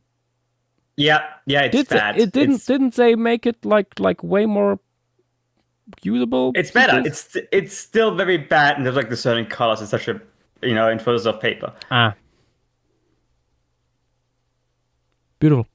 Anyway, we have the sharp-nosed Pancora by Deep Fish next, which is a little crab, or medium-sized crab with 12 centimeters, with this very fun heart-shaped design with little pincers. Nice. And another deep fish, one for cephalopods, with 2 of these little sepias and 2 or cuttlefish and 2 more squid. Quite liking these rectangular fins. Makes it a little bit look like a loaf. Nice. Then we have Brachiopods by Cambrian Dude. Some more 3D models. Really nice. Really cool. I also quite enjoy the overall layout of this submission, I have to say. Nicely designed. Okay, Deep Fish returns with another Vinegaroon here. Very wide one. A very interesting design, I have to say. There's rarely someone doing interesting shapes with these guys. Okay, Screens Goo is back in action with a fly as well as a damsel fly here, also with a larval stage in it. Yeah, very, very nice. Lots of the yellow legs here, contrasting nicely with the black parts and the blue. Then Gulopithecus with some ants, and large ones at that. My God, that's some Titanmyrma kind of shit. Look at him. The queen especially, but the workers still, like, my God, 5 centimeters long maybe? That is, quite something. Wait, 1 centimeter for queen? What? Well, how small is the hand here in the image? That doesn't quite metric up, unless this was like turned from inches into centimeters without conversion. I don't know. Anyway, let's have a look at next. Yellow panda. No. It's currently called yellow, but it's actually the rodent. Sorry. A little bit confusing to have yellow panda and yellow. We have the rodent with various invertebrates here. We have, for example, I think one of our only scaphopods. Scaphopods is a group of animals that I think are close to mollusks, but not quite in it. Or just within mollusks. I don't remember right now. They are not that common. Very few people know about them. Yeah, but as you can see here, we actually get for nearly every of these submissions by Rodent also 3D models, which is incredible. He made so many of these for all kinds of organisms here, like this crustacean, for example. Also always with turntables and stuff, so you can have a look at how exactly their dimensions are. And Yash, really note. good. They, them for Rodent. Oh, they, them. Sorry. Okay. Next up, Saur Spinosaur with some oysters. The blooming oyster. I think the concept originated last phase with Petite, but is taken here to the next step with these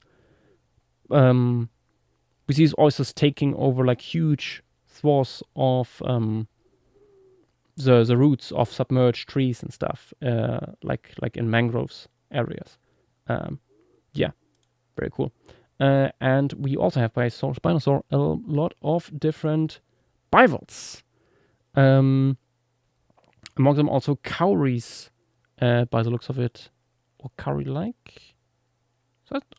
Oh no, actually, I think these are not cowries, but yeah, very fun shapes, very nice colors. Good stuff. Jackosaur. After this, with a little beetle, little round guy. I say round, like with 3 centimeters. That's actually quite a large beetle. But yeah, very fun. I think we have something like this from. Yes, this is also another descendant of something from the last phase. Then Jaksha with, as usual, more plants. Always more plants. We need them dearly. We have some larger trees here, as well as another cycad and a palm. Very nice. More plants by Jaksha. Yet again here with more details also on flowers and stuff. And again, we have like a pitcher plant configuration here. And I quite like the flower design here. Also that the flowering stands are clearly like away from the traps. So pollinators don't get eaten that quickly. Okay, Vex coming in with a little peek into something we will see later on much more. This is a parasite that lives on pterosaurs. Because, for people unaware, yes, we brought back pterosaurs. More on that later. But yeah, see them here like sitting on the head of some goddamn nasty little buggers. Yip. Then Golopiscus with more stuff. We have a 1 meter long worm, an earthworm, an annelid. Very fun. We had, I think, a descendant of Thylaconical's worm. Thyla also commenting down here. Nice. Okay, Vincent. Then coming in with Vincent and Jaksha working together apparently. Oh, okay. Vincent did the descriptions and Jaksha did the art. Nice. Yeah, we have more cycads. We have a very interesting Benedictalian here.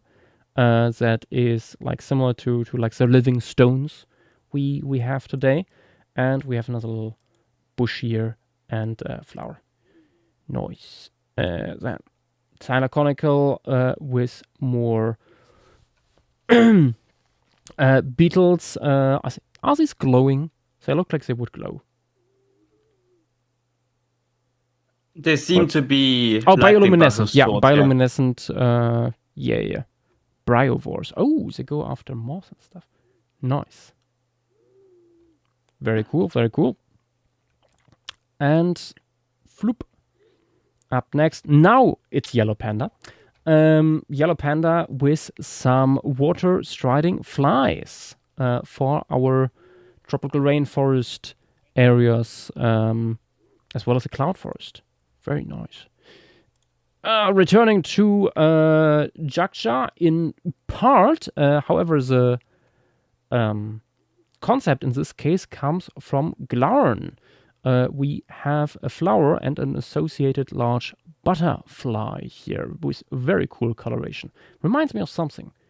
But might just be that I really like this combination of colors. Okay. After that, we have Fossil Adder working together with, once again, a collaboration here with Drongo Jack, who gives us some very cool roaches as well as this very round, beautiful little beetle. Excellent stuff. I quite like also here the stripes on this roach. Very fun. And the different morphs, color morphs we apparently have for the females of this roach here. Cool beans. More collaborations between Fossil Adder and Drongo Jack here come from in the form of more roaches. Really nice here. I wish the resolution was a little bit higher, but really nice here. Structure on the wings and stuff. Excellent work. Okay, we have, oh my god, we have another horsetail. This time another collaboration between Glarn and illustration by Sina. Here, a very hairy one, interestingly. Very fun. Prickly wind pollinating perennial. Okay. Something you don't see every day. Okay, after that, another Glarn submission, this time with art by Soul Arch. He brings us a very large slime mold this time around. Apparently, big enough to even take out some larger vertebrates. I think this might be partially inspired by a certain slime mold in the future as well. Okay, then Funny Jamie with... this is once again a collaboration with Skek Dodo. Bringing us this interesting looking plant, Myrte, an eucalyptus descendant actually, with like this drooping branches and stuff. Oh my god, is this like the original sketch up here? It's very charming. That's based on, I quite like the peeled back bark and stuff. And yeah, like huge water storage and so on. Very interesting idea. Also very cool details here on leaves and flowers and seeds. Good stuff. Then Sina is next with a fly with a very nicely green abdomen. And we have more Sina stuff with various butterflies. With some very scary looking eye markings on the wings of the last one here. For the cloud forest, leaf litter, tropical rainforest. Nice. We have a lot more butterflies this time around, I feel. Cooked shells then with... actually, what is this? Is this... Oh, that's an sea urchin. Nice. For the coastal, the reef and the continental shelf habitats. Very interesting shape for the spines here. Not everyone knows it, but sea urchins sometimes have really, really bizarre shaped spines. It's not always like these needle kind of things. It's a bryozoan, not a sea urchin. It's a bryozoan. According to What fossilized. the fuck? Yes.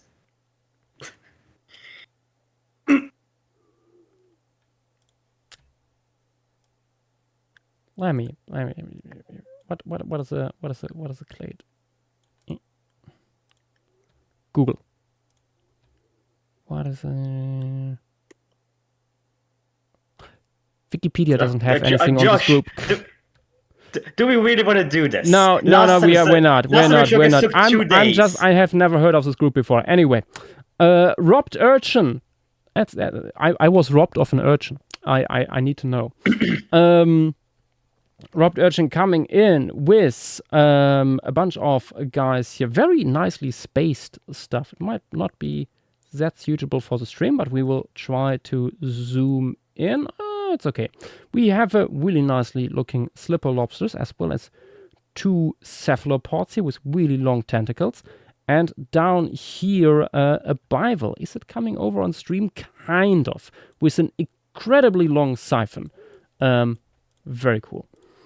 Next, we have flatworms by Screen the Goo in very nice shapes and colors. Especially liking it's out of frame. I bring it. It's coming in when I zoom in. With this yellow dark pattern here. Very cool. Okay, then Captain Trululu with Arachnid Club of Lemuria. My God, are they all trying to mimic each other? White Ogre Roach, Pale 8-legged Freak, and Freakish Flying White Doom. That is ominous. But yeah. They all look vaguely similar. Very, very nice stuff. Arachnid Club, but it's only one of them that is an actual arachnid. Damn. A genius brings us another lily, one of these really tall ones we talked about earlier. This one is even 13 meters tall. My God. That's a giant for this group. I really appreciate the effort you put in. Yeah, I think there's a little bit of copy-paste here and there, but most of it seems to be like painted directly. Really, really impressive consistency over the whole length of the stem there. And up next, we have Talaconical with 3 more organisms. Some of these appear to be... Are they algae? No, these are seagrasses. Various kinds of seagrasses with some interesting shapes here in the leaves and the way they grow. Very interesting. Especially this one here. Very cool. Also with like differentiation between like male and female flowers. Nice. These are very flashy for seagrass flowers. Very cool. But that fits because we established last phase that we have some pollinators here in Lemuria actually for these seagrasses. So it would make sense that you see similar stuff popping up than what we see on land. Okay, we have Screen the Goo. Up next with more plants. We have a Notophagus species. Notophagus is another tree species that we actually brought in this time around, newly, relatively late in the game actually. It's something, the genus nowadays is only really been found in, I'm not even sure if it's Australia, but New Zealand and Patagonia, Chile, that area of South America. It was once like all over Gondwana. And here we reintroduced it, basically. Yep. And Armin, oh my God, the first Armin submission. Oh, fuck. Yes, we have plants. Plants over plants. Like this huge, really thick stamped tree. It's just an older individual. It's just a maple. It's a maple, yeah. Very Indian summer, very nice. But I mean, it's always good to see like how mature specimens can look as well. And we have Fabriaceae here too. What's it called again? We call it Blue Rain. Yeah, Blauregen. I always forget how they're called in English. But it's a relative of this. Usually they are appearing as vines. Wisteria, yes. Nowadays in our timeline, but they also can grow kind of tree-like. once they have like sufficient woody tissue, which these guys appear to be doing more because they are similar to stranglerfigs. Then also, last but not least, is these little things. God, I always forget the clade name again in English. But yeah, Titan Aram. Yeah, they it's a relative of these Orthophallus. guys. Yes. Yes. Really big flowers. Fun stuff. Okay, Dilophoraptor up next with a beautiful blue butterfly with these nice yellow streaks. In here, once again, I am pretty sure this is an reference submission. Anyway, carrying on, Tyler gives us a little wasp, by the looks of it, with very nice reddish brown colors. Quite like the black legs here too. Combination is very pleasing.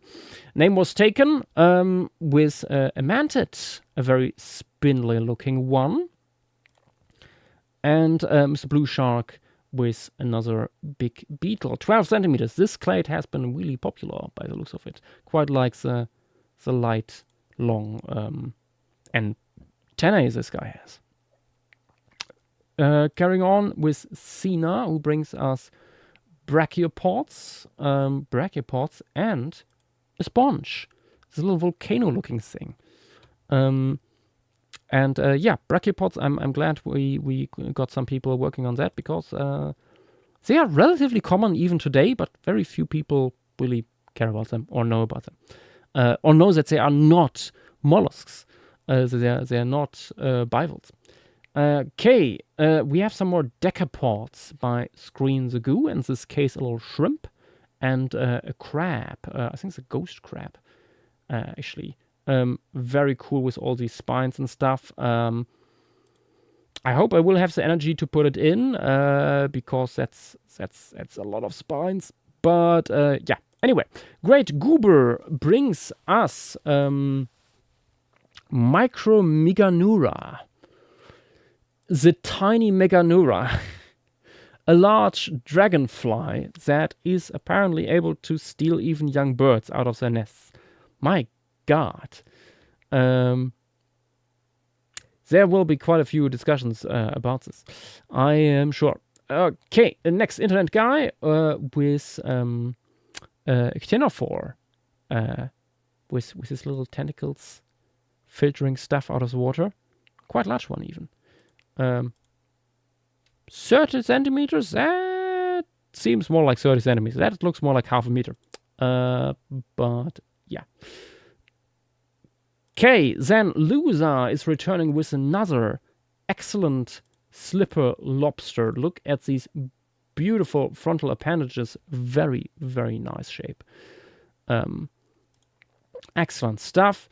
Internet guy also with another comb jelly here.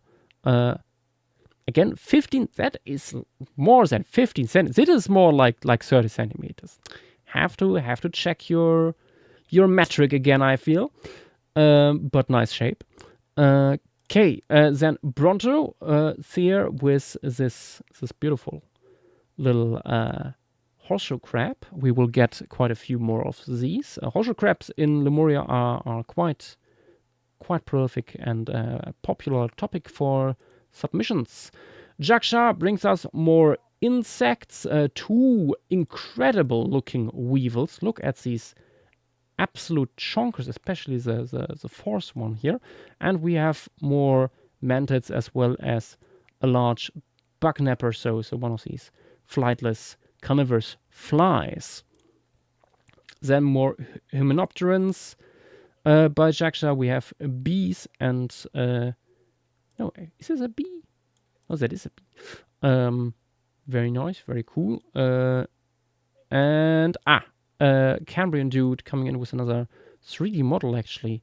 With a branchiopod. Really cool shape and nicely detailed model. 15 centimeters, that is quite large. guy, and it's specifically for the ephemeral wetlands. So these guys will be very seasonal appearance. Brontos here with another bee. A bee for the hot deserts, rivers, subterranean, and in the savannah. Hot deserts and rivers? That feels a little bit contradictory, but okay. Then Dynamo, likewise with some more bees. Everyone was doing bees that days, apparently. Very cool colorations here, especially on the abdomen. Good stuff, good stuff. And Dilophoraptor with a scorpion with, very charming, these blue crests or lappets on the forelimbs. Nice. Yeah, the Wraith Scorpion. I wonder what they're doing in their free time. Yeah, then shrimps green for lemurizing reasons. Thank you, internet guy. That is indeed a very green shrimp. For the most amazing reasons. 20 centimeters. That actually fits. That actually fits this time. Yay! We are getting there. And Silurosaurus with some more insects. We have a nice spotted looking roach and another bucknapper that is actually using its raptorial appendages very interestingly. It looks like it's becoming more like a mantis, like partially quadrupedal. Very fun indeed. Then yellow panda with a little very colorful spider for the open woodlands. And Dilophoraptor with another cycat. Dilophoraptor working together with Skekdodo. Another cycat that is incredibly spiny. My god, that is... we have another monkey puzzle tree for us. Okay, then fossil adder with more roaches here, male and females. Not to scale. For scale, we have to look down here. Is it coming over on stream? Just. Quite large roaches. Hammer-headed roaches, you could say. Based in the shape on the head shield here. Very fun. And we have more aquatic insects by Fossilized, who brings us these fun-looking guys. What? Hymenopterans. Oh, they are aquatic ants. Oh, damn. Very fun idea. Okay, then Bronto with an incredibly lesbian grasshopper with a funny face. Look at him. Very cool. And Sci-Fi Park brings us various more invertebrates. I quite like what you did here with it is very sketchy, but it's very effective line work and very how to say it, very nice gesture in them, very dynamic lines. Okay, Sina, then with some more stuff for the reefs. We have a vermatid that is making big spirals, as well as some crustaceans and brachiopods in between. Very fun. They seem to form like a typical assemblage here. Nice. The reef invertebrate buffet. Okay, more Glarn stuff. Again, collaboration with Jaksha, who provides the artwork. In this case, for some ants, we have here the bulldozer ants and the mahout ant. You can see here some of these have really large mandibles. Interesting. And Jaksha now on his own with some grasses. I think we got so many grasses this time around, of various kinds of shapes. Very cool. More grasses. You can see, like, this was grasses 5. Now we are on grasses 4. We continue with grasses after this. Jaksha really taking full advantage of the various kinds of flowers and seed shapes grasses develop nowadays. Grasses 2 now, with even more grasses. And grasses 1. God, we reached the bottom here, and for some reason one of these grasses it looks like a pineapple. So be it. Okay, then Thalaconical coming in with more vermatids. We have some more of these snails that are forming here, these colonies. Always appreciating such extra illustrations. Very nice. And Sina also coming in with more vermatids. We have this really spiny looking one. And these ghostly looking figures that looks like it's Screaming Soul Snail. Beautiful. Looks like it's a little bit Studio Ghibli inspired. Then cooked shells with an relative of the green spot. You love to see it. More green spot. These times a green lobe. And more green spot stuff. Incredible. Look at all the green spots. The green round. And the green dot. Fascinating. Then Screen the Goo with jellyfish. Upside down jellyfish and normal sized, normal oriented jellyfish here. Also some really nicely delicate ones. Very cool. And Jackosaur with another big bucknapper. My God, it's a huge one. What is this? 32 centimeters max. Fuck me.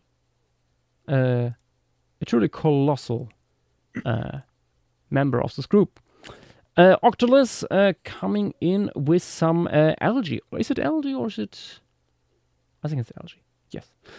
Something for the deltas, rivers, lakes, and coastal habitat. So it's also possible to survive in brackish water, apparently. As in the tumbleweed snail, also by Octolus, a very spiny looking vermatid for the reefs.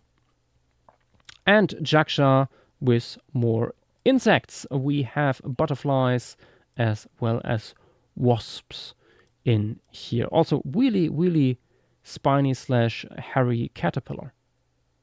Nice. Okay, then a hint at things to come. Octolus with a barnacle specifically for whales. The butterfly whalicle. Yep, something to expect considering how many whales we got. And another seagrass that has orchid-like flowers. Very fun. More Octolus stuff with some isopods. Quite large isopods too, at least one of these species. Damn. And more plants by Thalaconical. In this case, is it... Oh, it's bat-pollinated. Very interesting. Yeah, a bat-pollinated lily. We got more isopods, once again by Octolus. Once again of various sizes with some really big ones in here. And, of course, we shouldn't forget about parasites that might turn up here. This is an absolutely enormous tick. Which is why it probably also got the name Big Tick. Very fitting. More bug nappers. This case, a bird napper. Huge relative of this group that is apparently going also for smaller birds. Terrifying. Spinosaur returns in this case with some termites. Also beautifully with some images showing how the mounds would look like, which I very much appreciate. Some termites. I don't think we really had them last phase, so nice. New group to include potentially if we make it canon.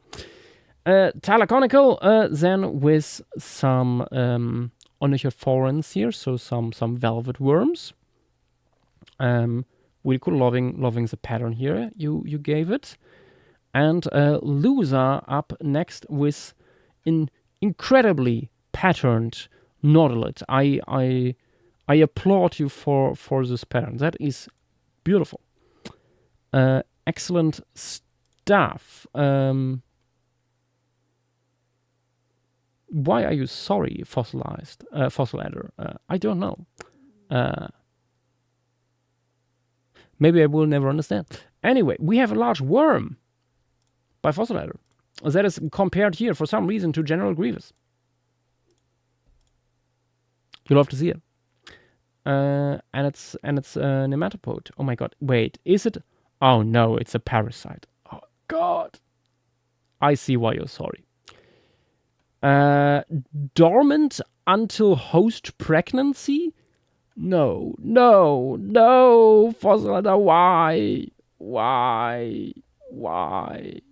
No, I don't want to read more. I don't want to know. Anyway, Talaconical with another little guy. Well, an Onychophorans here. Very nice detail of the limbs. What's that? A razor short one too. And more stuff by Deep Fish. We have various annelids and nereids here. Nice. And cooked shells with more, oh my god. Green spot relatives. Look at them. They're wiggly. Beautiful. The green squiggle. As it should be. Cambrian dude with another pseudoscorpion, 5 millimeters long for our tropical rainforest parts here, as well as cloud forest. Very cool, very nice. And Lolpie with some really large distribution maps. Maybe makes a distribution map a little bit smaller than the animals next time. Little tip here. But yeah, we have some very flashy jumping spider as well over here. I think this is a little roach, just roaching around with fuzzy little feet.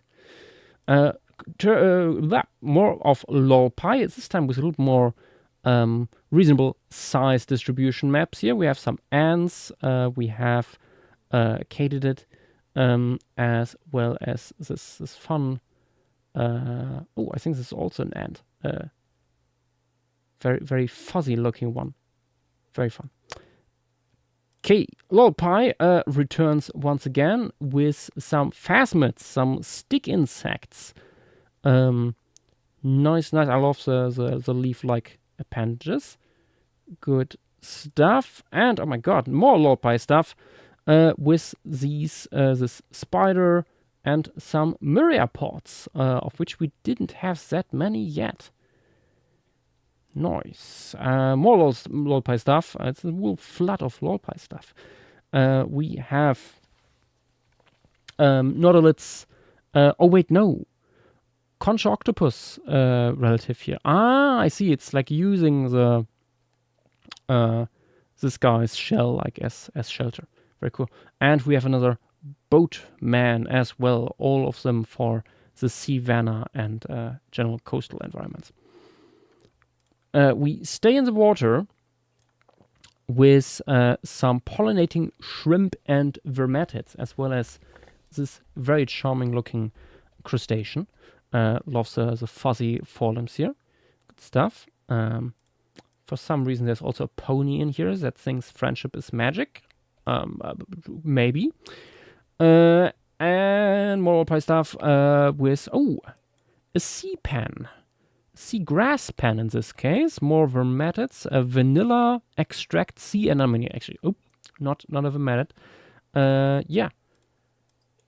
What is this? Oh, and a cirripede. Nice. So more. What's it called? Yeah, little crustacean guys sitting on rocks and stuff. Screen the goo. Barnacles. Barnacles. My God. Also, shrimp and water check, says Avery. Oh yeah, true.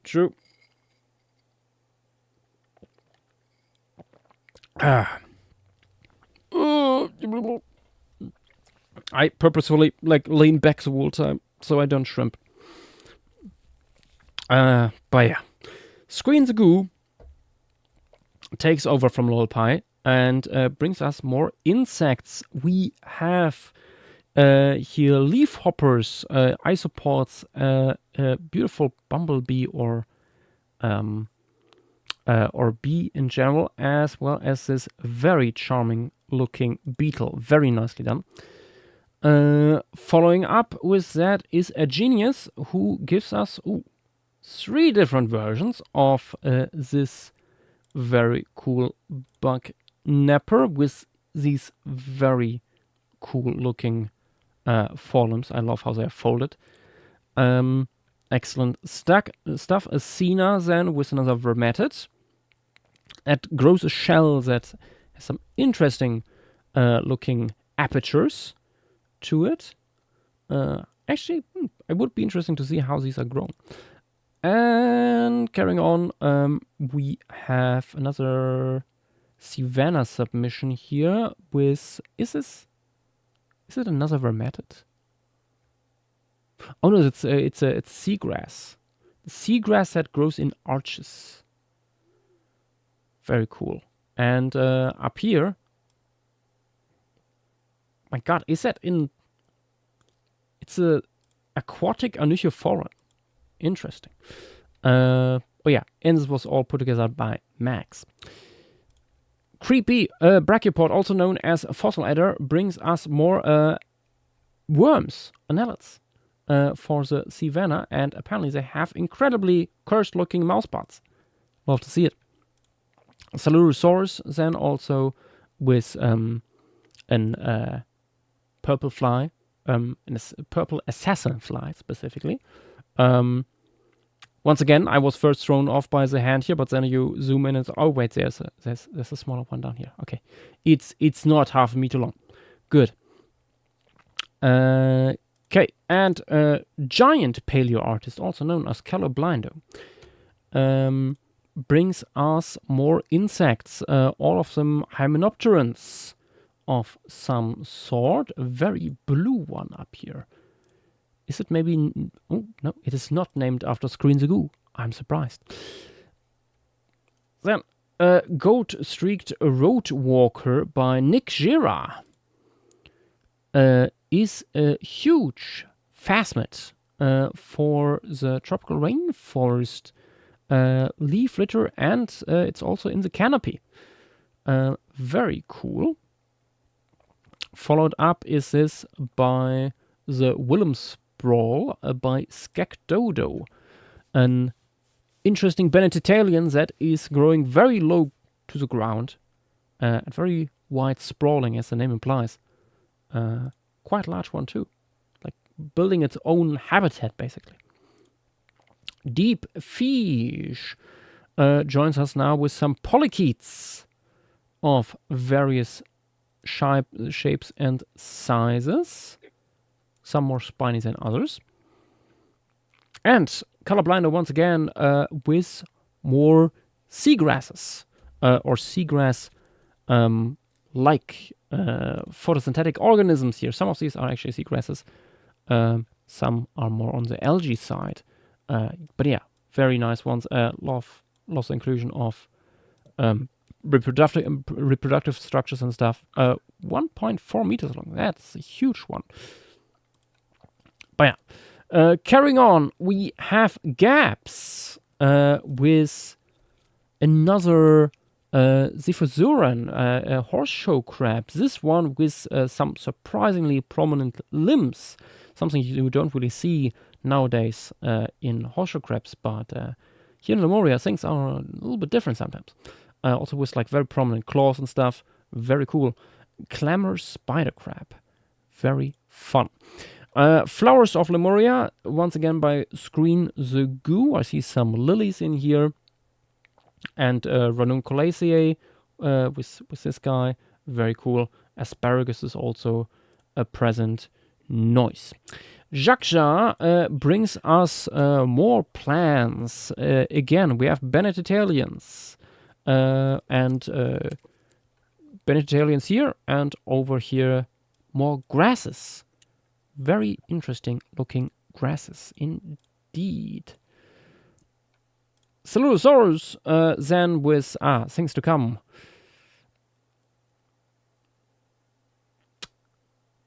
Yeah,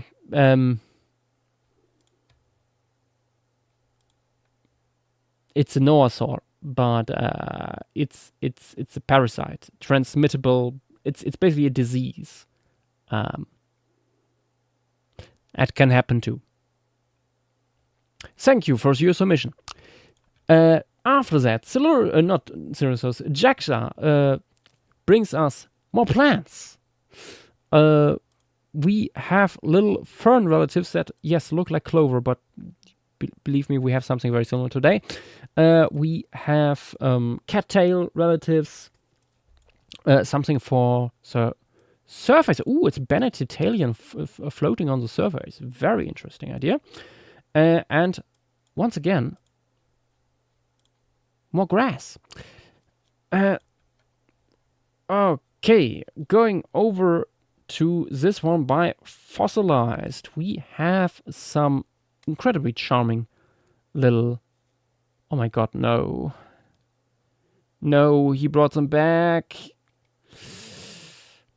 Yeah, we have horseshoe crabs, and one of them is instantly disqualified. Yep. Anyway, Great Goober brings us the Grapple Krakens, which is some very shaped squid that he brings us for the reefs and continental shelf, as well as savanna and coasts. It's basically everywhere in the water. Squeen the Goo with some more ants. The killer mammoth ant. Mammoth ants were already established last phase, and I see Screen the Goo wants to carry on the legacy. Then we have Spinosaur with more beetles for us, as well as... Oh my god, is that a mole cricket or is it an actual beetle? No, it's also a beetle. Damn. A mole cricket-like beetle. And then this little guy here, the yin bug and the yang bug. Nice. But also, I think my favorite on here is Knocking Drum Beetle, which has this interesting stridulation going on with its elytra and some hornlets on the front of the body. Okay, then Lusa with a very long yellow squid, the elongated banana squid. It is truly elongated and banana shaped and colored, as it should be. Cambrian Dude also has for us installed some more velvet worms of very nice sizes, 5 centimeters max, living on these little islands here off the coast and on the peninsula we have around the savanna parts. Interesting idea. Max has for us another plant, another member of the Euphorbiaceae. Oh no, Ephedras. Sorry, it's an Ephedra relative. That makes more sense with the shape, actually. Yeah. Very interesting. Ephedras too can come in quite few of different shapes. I don't know what Squidward was doing there, but we have some Cnidarians here, relatives of the Portuguese man of war. Like the man of war, these guys are floating on the surface and dangling their tentacles down to catch stuff. This one was summoned by Fossilized, and it's very, very charming in terms of colors. Captain Trulu brings us some more velvet worms, different colors once again, with different tastes probably too. Like I want the strawberry one in the middle. And I can barely read that. Oh, it's Crocopil brings us some little. Wait, what are these? Cyphozoa. Are these relatives of our green spot? I'm not sure. They're fun. Or are they the jellyfish relatives? Hey, I'm back. Those are upside down jellies. Okay. Nice. Okay. Then Nuke or Nich with or Nich. I'm still not sure how to pronounce it. With more stuff for underwater, we have starfish, we have anemones, and vermetids, as well as a large thingy for the seagrass meadows, seagrass. Max, once again, with more vertebrates here, we have a huge. I think it's a backnapper. Once again, a huge flightless fly, and a scolopendrid with tons of spines. Very interesting. Or are these legs? I think they're spines. Yep. Okay, Celurosaurus with another Nautilid. A small one this time around, 9 centimeters. And gaps, bringing us some corals. Excellent. We don't have that many coral submissions, actually. Up to 5 meters long, going out into the current. And this is specifically for the continental shelf as well as the reef. So I think with that shape, it's much better for the continental shelf. Okay. Color blinded with some more boatman as well as waterbucks. Very aggressive looking one. Loves the yellow spots here. Very fun. And once again, Quokkapill with some more plants. Euphorbiaceae this time around. Up to 5 meters tall. Extremely salt-tolerant coastal succulent. Very fun idea. Okay, Lusa brings back another Nautilid. We have so many Nautilids this time around. Extremely thin one. When you look here on the side, that's a cross-section. This is a very, very flat one. Also quite large, 60 centimeters diameter. That is no joke. Then we have James with invertebrates as well. James is better known for his incredible frogs, but this time around we also have some crustaceans here. Very cool. The flower crab and the banded bumble shrimp. Skek dodo with more plants. We have these interesting, partially underground growing podocarps. The unbuckling ala. And V-Swain is coming in with a wool selection of reef builders. We have sponges and vermetids, as well as an interesting looking crab that is like climbing all over them here. Very, very cool submission, also with the silhouette of the diver in here to give an idea for the size of the overall community. Okay, Saurospinosaurus returning with echinoderms as well as some. Oh wait, these are also echinoderms. I first saw these were nudibranch. They look a little bit like it from afar. Nudibranch, sea star, as and another sea star. Nice. Okay, name was taken after this with a bunch of plants. We have cycads over here. That is apparently podocarp. And wait, what is number 4? Oh, it's a tunicate. That's an interesting assortment of things in here. Why is a tunicate with the plants? But anyway, yeah, what is up here for the cloud forest? We have an Araucaria species. Returning to stuff underwater with Captain Trululu, who brings us three kinds of sea star. Very interesting. Going into really bizarre colors and shapes for these guys. And we have some interesting bivals here by Sci-Fi Park for the ephemeral wetlands, as well as for the rivers, which the first one here, I think, is actually a rudist. Nice. Great. Goober returning with... the fuck am I looking at? Oh, it's a tunicate. I see. Yeah, that makes sense. 30 centimeter long for the continental shelf. What an absolute... Yeah. Yeah. Thank you, Great Goober. Very great, as usual. Sci-Fi Park also brings us more reef madness.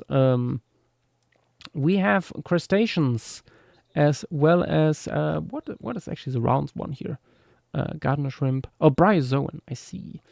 Quite interesting shape here on the guy down there. Fun stuff. Jaksha with more wasps for us, with some incredible shapes and colors in here. Excellent work. And Nuke, Bronto, why? With more insects. We have weevils, we have grasshoppers, and this very long stick insect like assassin bug. Look at him go, with some moss over it. Very fun. Jaksha returning once again with more parasitic wasp by the looks of it. My god, look at that ovipositor. Excellent. More stuff from underwater by Fossil Adder. In this case, we have another little crustacean with incredibly large eyes. It's not an ostracod. What is this group? Thankfully, they are very small. But my god, they have large eyes. Very cool.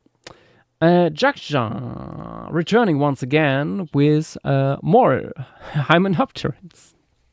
So many this time around. My god. I really like the pattern on the first one here. And these are very weirdly shaped abdomens. I'm very curious to hear what Nick has to say on these, actually. Fun stuff. Quackerpill is returning with more plants, with some succulents here, with some very fleshy, thick leaves for the alpine desert and the hot desert, up to 8 meters tall. Damn, that's some big stuff. Ooh, and we have an animation of the growth here. Look at that. Nice. As I said, the people went all out this time with submissions. Skekdodo brings us another podocarp that grows in the thick bundles of stems and apparently gets really, really large. Over 50 meters tall, my god, and it's for the open woodland. Also here again with like fruit and leaf details. Nice. Also some big stuff in terms of plants we get from Gaps, who brings us some more Euphorbiaceae, very spiny ones, as well as on this side with these very nice twisted stems. Squinzagoo also has some more plants for us, with cycads and various bushes, some of them apparently podocarps, and also a species of Araucaria. More Gaps stuff, more plants. We have this very charming looking bush, as well as an asparagus relative that apparently is partially growing onto other plants by the looks of it. Very cool shape. Some nice details here on the flowers and stuff. I'm not sure it's visible that well on stream.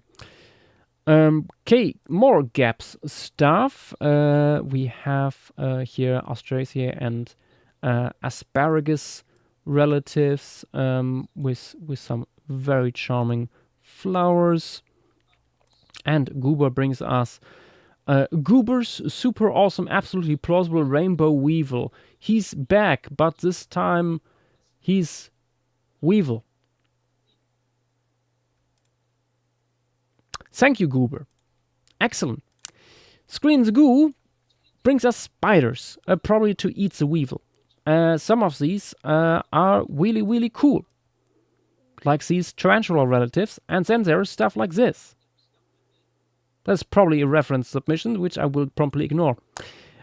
Anyway, fossilized fossil adder, on the other hand, brings us some bryozoans with some very charming spines all around, followed by cooked shells with a sea cucumber, the red-banded sea cucumber, quite a large one. A name was taken then, surprises us with some more things to put into the reefs. We have corals, as well as some vermatids. What is number 2 actually? I think that is all corals. But yeah, good stuff to have for constructing eventually our reefs. Quackopil, once again, with some very fun submissions here. We have these crabs with incredibly long forelimbs that have these long spined pincers. What little freaks. Yes. Then Sina with 2 more insects here. Very cool looking beetle on top.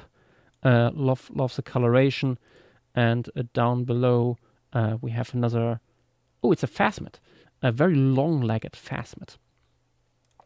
Okay, Loser brings us these little beans that look like they would be incredibly to throw, honestly. Like, wow. I mean, they're very charming, but also I want to pick one up and, like, throw it. I don't know why. Yeah, little nautiloids for Delta and Savannah habitats. Sina returning with some more beetle goodness. With some very, very cool shapes here put into the headgear. And Jaksha with more plants. We have an incredibly tall species of cattail. Up to 11 meters, my god. We have mangroves and... oh my god, this is a palm. As well as a species of Volemia for these semi-aquatic environments. Leaf munchers are brought to us by Sci-Fi Park. Various kinds of insects, all of them very shaped. A great goober with more stuff here, a walking stick insect that apparently will mimic lichen. Although I think Great Goober was more going for bones. Then Color Blindo with some dragonfly that has some very cool hind limbs, and also the larval stage is present. Nice stuff. Then a Blizzard on Pelistream. Wait, that's Mud Turtle. Mud Turtle. You have to put your name also in here. Anyway, Mud Turtle with some porphyrin, some sponges for us to work with, and Wiesvein with look at that. We have some bioluminescence ostracods that, based on this illustration, are so numerous that they cause the nightly lakes to glow. Very cool. Very cool idea indeed. We have to note that down for potential ideas for pieces. Quackapil with more jellyfish. of various shapes. Very cool. And Nuke with some of these guys. Are they isopods? Clade? Yes, isopods. Some large isopods too, when you look at that here, down here. Damn. Okay, Vex. Then with some sea spiders, some sea butterflies. What is this? It's a little bit hard to say sometimes. It's a hydrozoan, I see. And up here, this decapod crustacean with these enormous back limbs. That looks very cool. Love the design. Good stuff. Returning to Max, who has some more stuff for us. What are these? Oh, vermetids. Two kinds of vermetids that are growing very flower-like, interestingly. Love the internal anatomy. That is really, really dedicated here. And then down here, how they would be found in situ, in the sand, sticking there. Very cool. Gaps brings us some lacewing, golden lacewing, that apparently also have these very predatory larval stages. Very nice. Love the yellows here. Looks like autumn leaves. Saur Spinosaur then returns with razor large. Oh, We're only 3 days away from entering the vertebrate part. my God, we are getting there. Return at just the right time. Yippee! Yeah, no, we're on the 26th, and I think vertebrates ended on the 23rd. So, if any of you have friends who went to grab something, you can tell them we are almost there. Yeah.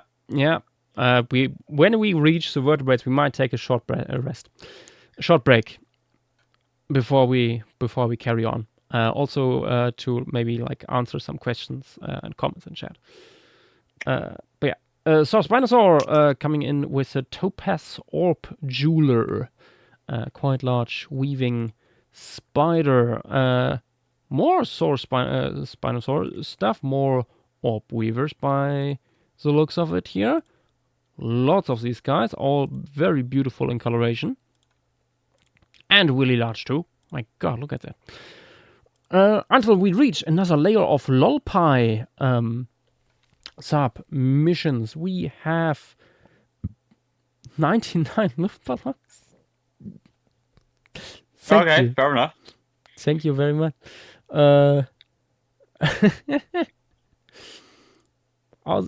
These are fungi. Okay, at first I thought I'm looking at like crinoids, but no, they are little fungi. Nice, very cool. We also get some moss, lichen for the Volemia open woodlands, tropical rainforest and cloud forest here. Always good to have, as well as some more beautiful flowers here with these bright blue flowering stands. Very cool. Lolpai also has for us some more fungi, more podocarps, some very cool shape, as well as these flowers here. They look very cool. I love the way they grow. Okay, more Lolpai with palms. No, these are banana relatives actually. What do I say? This is a palm, and this down here is a moss. Yeah, finally a moss. Gaps returning with more of his incredible brachiopods. Wait, no, are these brachiopods? I think. Oh no, they are they are bivalves. Sorry. Just look similar to certain brachiopods we also have. Then, finally, someone did it. In this case, it was Alex. We have Tyrannosaurus rex. People who are not aware, plants run on their own systematic system. So you can, in theory, have a plant named Tyrannosaurus rex without being in conflict with a dinosaur. It's funny how that goes. Screen the Goo brings us some aquatic plants. We have some water lilies here, and this looks like it's an. Is it an aquatic palm? It's an aquatic palm. Looking onto the coastline as well as number 4 here, being another cattail relative. Also here down some more seagrass and stuff. Always good to have. We have Weeswain with an really cool looking spider. I love these hind limbs. That is no, it's not a spider. Sorry, it's a solifuge. Just notice the mouse parts here. That is very cool. Solifuge. Also, it looks like it has little boxing gloves. There at the front. Very, very thick forelimbs. Excellent design. Creepy Brachiopod, also known as Fossilizer, brings us another of these isopods, very flat ones, for the deltas and coastal realms.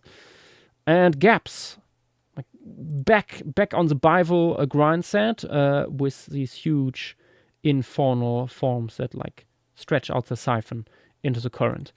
Very nice indeed. We have also a little mantis shrimp. My God, it's two. Is it both mantis shrimps? Yes.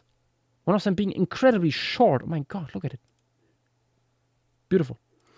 For the Savannah. Very fun idea. And Lusa with these nautiloids that are near psychedelic in color. I have to say, I'm a little bit skeptical about that because nautiloids usually don't have the eyes to really perceive such vibrant colors. Sorry. Better say this now than later. But Great Goober coming in with a descendant of the spotty sand demon, which has these huge larval stages with this really nasty looking mandibles. I appreciate the reference. Sorry? Oh, I just now saw that. Yeah, anyway. It's one of the better references. Okay, Lemurian Scorpion coming in from Vax. 2 of them. One with really large pincers. My God. Also the bigger one of the 2, I think. Yeah, 15 centimeters to 10 centimeters here. Very fun. Jackja is honoring us once again with more plants. We have some ginger here that has a very interesting growth form. Also goes up to 8 meters. Damn.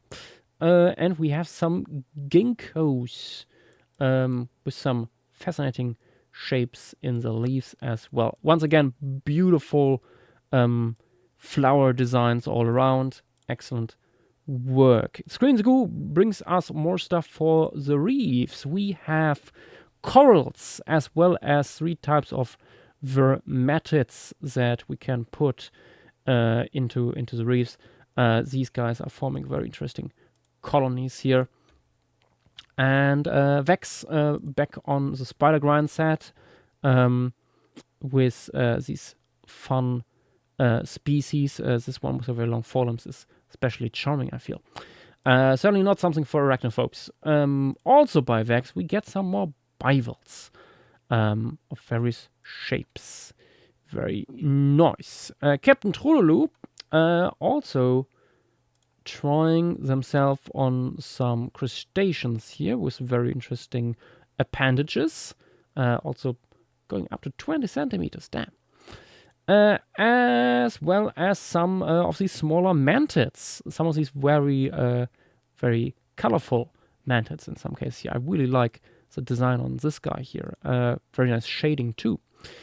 Then we have an herbivorous mantid by Celulosaurus.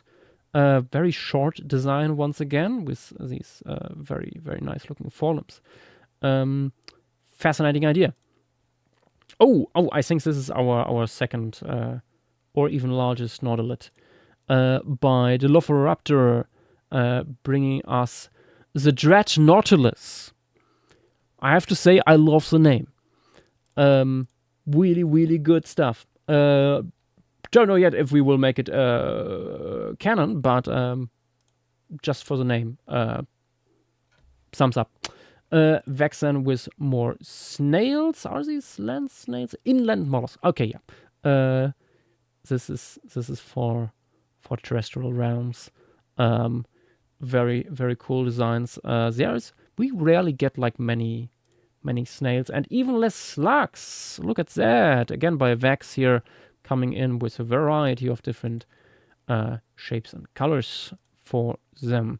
Great Goober brings us the Seraphim Spider, very cool looking spider. That is probably also once again a reference that I do not get, but I just appreciate the shapes put in here. Captain Trololo also brings us some more mantids. Again, I think especially the middle one is very very charming. I love the abdomen, how you shaped that. Excellent work. We have another one, Hell's Crown Spider by the Great Goober, being all goobery and evil looking. My God. Nice. Okay, then returning to Fossil Adder, we have a huge flightless. My God, flightless fly again. I feel like that's more like 50 centimeters. I'm sorry, Fossil Adder. That is not 30 centimeters, unless it's a child's hand. And oh my God, we're getting there. One day more. One day more. Yes. I guess you could say we will starve again. These are leftover submissions that were already on the way but couldn't be posted in time. We have our first vertebrates by Cryodraco. We have Which was the last vertebrates. Yeah, we we should have tag 'em, actually. Deductotheres and blah, blah, blah. There's a clade now we call like Talaconiidae. Okay. Also cats for some reason. Surprise. Yeah, but I would like to know like the wider clade for these things. Like I think where it might they have been sit. supposed to be Phalacolagidae, perhaps? Thalacocyonidae. Oh, Cyonidae. Oh. So I suspect Oh, these I are. said Ricketicatavia one. Okay. So I suspect this is some marsupials. Yeah. Oh, yeah, no, they are marsupials. Yeah. Also by Cryo, we get some birds. We have, let's go from the top here, Catharsis, Enantiomycines, Ceramiformids, and Mesoasturids, so parrot relatives in here. All predatory in this one. Also, we have reptiles by Cryo. All of these, we have a large lizard down here. Oh no, it's not a lizard. It's a rhynchocephalian, sphenodontid, as well as what is it? Matsoid, and up here Varanid, the big guy for the hot deserts and stuff. Nice. Okay, more stuff by Cryo coming in with some frogs. The cryptic Falsamander, which is an alboneptontid, we'll see more of. And Omomaiet, one of our only true primate groups we have here, and as well as a flightless Paleognath with a kind of shoebill-like beak. And there we have it, posted by Nath actually here. This is an official end of the vertebrate phase we reached. From here point out, there will be still invertebrates and plants, but a lot of what we see next is vertebrates of all shapes and sizes and plausibilities. Okay, I think we will take a 10-minute break and then see how far it takes us from there.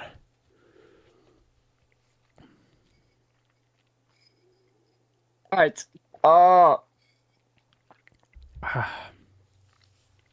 Bloody hell. It only took us 3 hours. It could be worse. It was Yeah. 3 hours to get through 2 weeks of invertebrates. Yeah. Though I think it was like an hour and a half straight of just the last day. Yeah, I'm not sure how long we had the introduction. I think that was also going on for... we yeah, started true. 40 minutes in, so it's been roughly 2 hours and 10 minutes. Okay, introduction for 40 Actually, minutes. yeah, true. Yeah, with 10 minutes to set up and things. We're still in Yeah. it. We're still in it for a while, I'm sure. Oh yeah, I mean we just reached the absolutely. vertebrate layer. You want to make an estimate of how long it'll take us? I'm thinking like 6 hours or maybe a little more. Dagos, yes, we could do a can 3-hour count. speed run. Oh, we could. The thing is that I don't simply think put it into the. if I start to scroll too quickly, it begins to lag. Yeah, I don't want You this could put it crashing. into the wide view and just go very slowly. I honestly let me try how that looks. The thing is the way I set up the thing is then you see all the names on the side. You also can I make this smaller? The bar? That's certainly a way to You can do click it. that away if you go up to the 2 people. Yeah, you can. Oh, you can all the way up arrange next to the search I bar? forgot I can do that. Yeah, but then Wait, you in the can meantime, barely this- see. You can barely see some of these. it can be a little difficult True. to get the details. Yeah. Yeah, it might be good to just scroll past them normally. And I Yeah, mean, also, why am speaking this for myself, far down? Why am this far down suddenly? It does that's that because when you it switch spreads formats. out. Ugh. Okay, And okay. honestly- Now I'm for some reason I'm back in the invertebrates. Yeah. Speaking for myself, I do have more to say about the vertebrates. That is This is fair. true. Right. On that note, does anyone have questions while we're on the quick break? Indeed. Yes. Any questions? Any notes? Any comments? Hit us. Not literally, but hit us.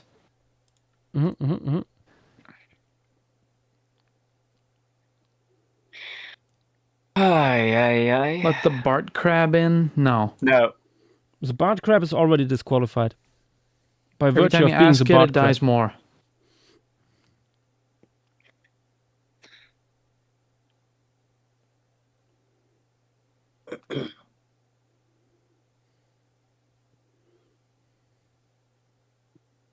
What has been your favorite subs so far? Asks Screen the Goo. Ooh. I will take a quick peek back through the forum. Good question. there's I gotta so many remember good- because it's been so long. I I'm haven't a big scrolled fan through of the for the ones we've covered so far. I really like the mango octopus, it. Mm-hmm. It's a Mhm. fun one. and there's I been think a couple nice I liked normal orchids the termites and a we got. couple cool orchid mimicking seagrasses, which I really love.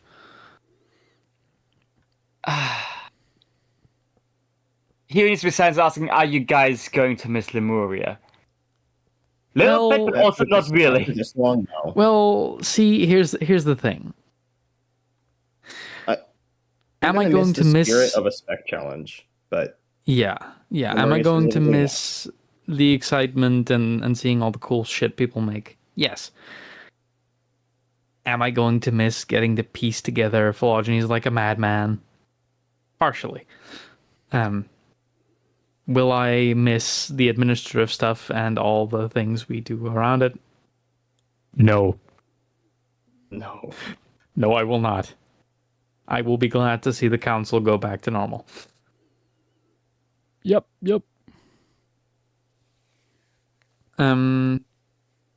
But we'll see what more comes from the world of Lemuria.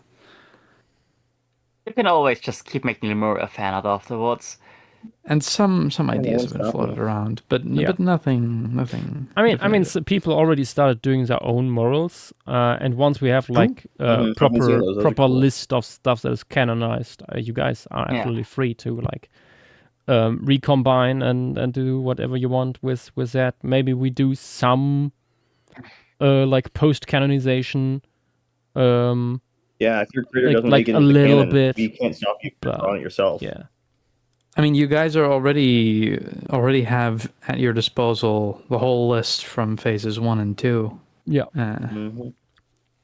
And 1.5. If you wanna Yes. stretch some artistic muscle. Yeah. Also, just to read it out, who was it? Ah, bloody hell. V-Swain saying, I'm making my own mural with only Bart Crab. Then you are Original lost. sin. And Lost. Triano saying, I thought about making mini murals of Eocene, phase 1.5. There we go. That would be fun. And Teenage Mutant saying, what would you do if David Attenborough turned to an American giant millipede? Which is...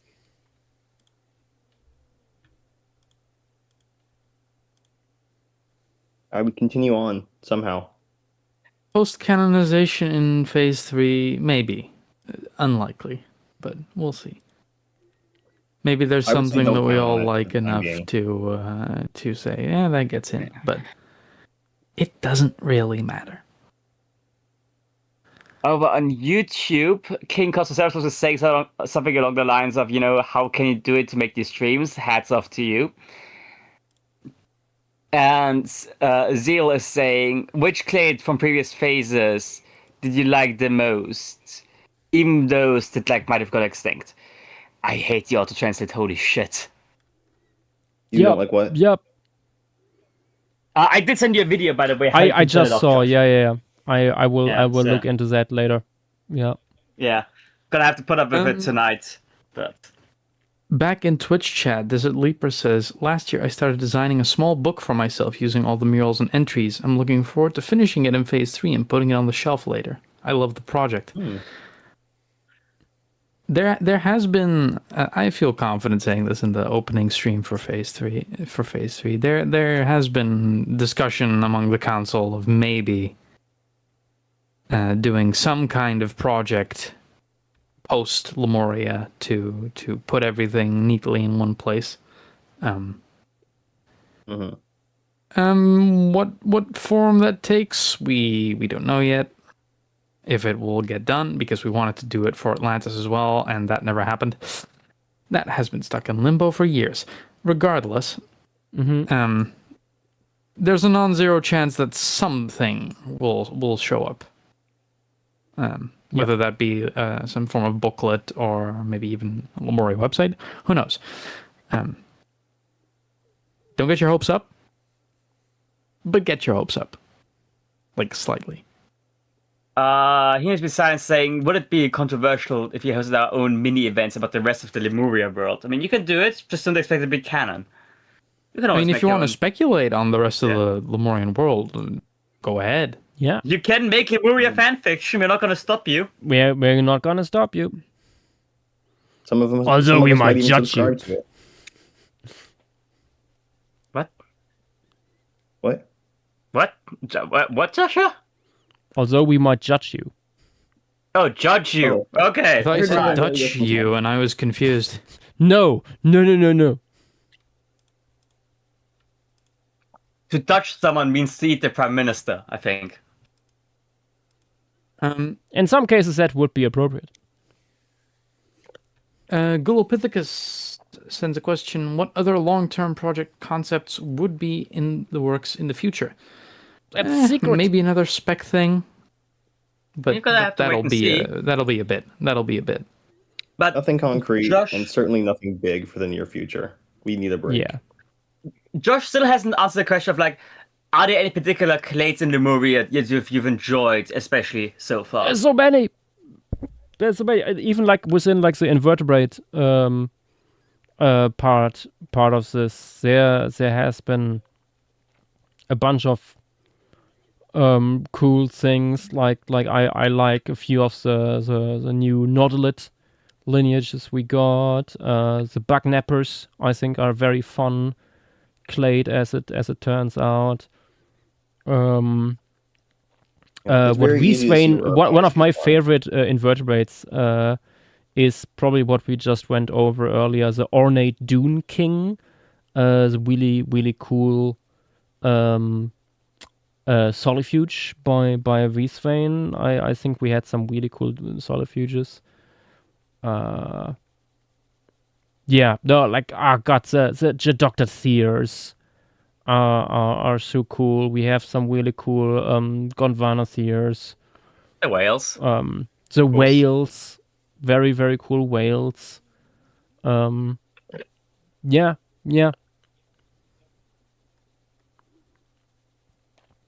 Okay, should we grab one more question and then keep Yeah. going? I will grab something fresh to drink in the meantime. We have here, what surprised you the most with the Noasaur submissions, design and ecology-wise? People finally kind of turned away from the macro predator thing, which was greatly appreciated. After we literally said it outright in the rules. True, but still, one of the Thank most goodness, surprising for me was there's this one like aquatic, semi-aquatic one. Peak. Absolutely excellent.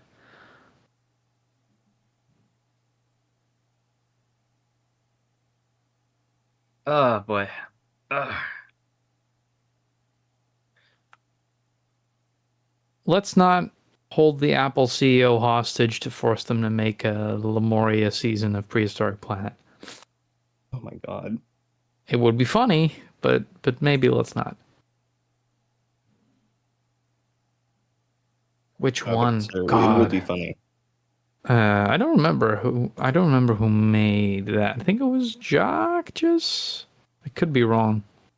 I think we got more than one semi-aquatic Noasaur, so Yeah, but No, definitely a couple. there's I know there was like one the I'm one thinking of. corn boy, the semi-aquatic one amongst others. There was a semi-aquatic tube, I'm pretty sure.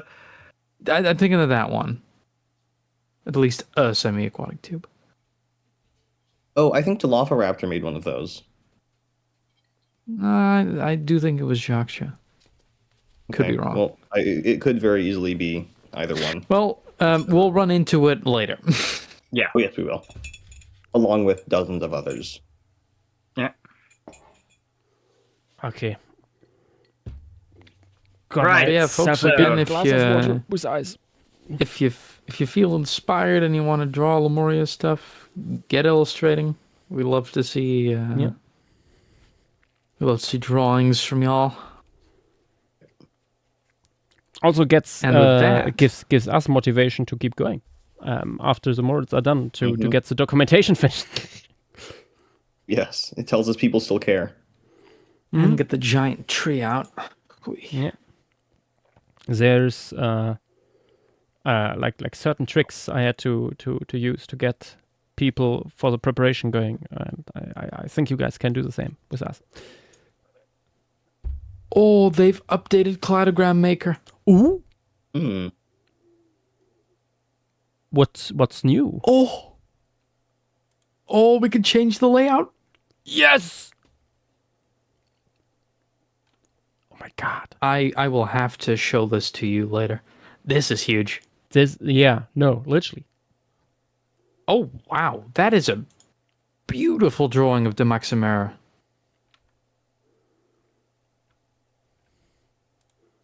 Very, very nice, Sleepy T-Rex.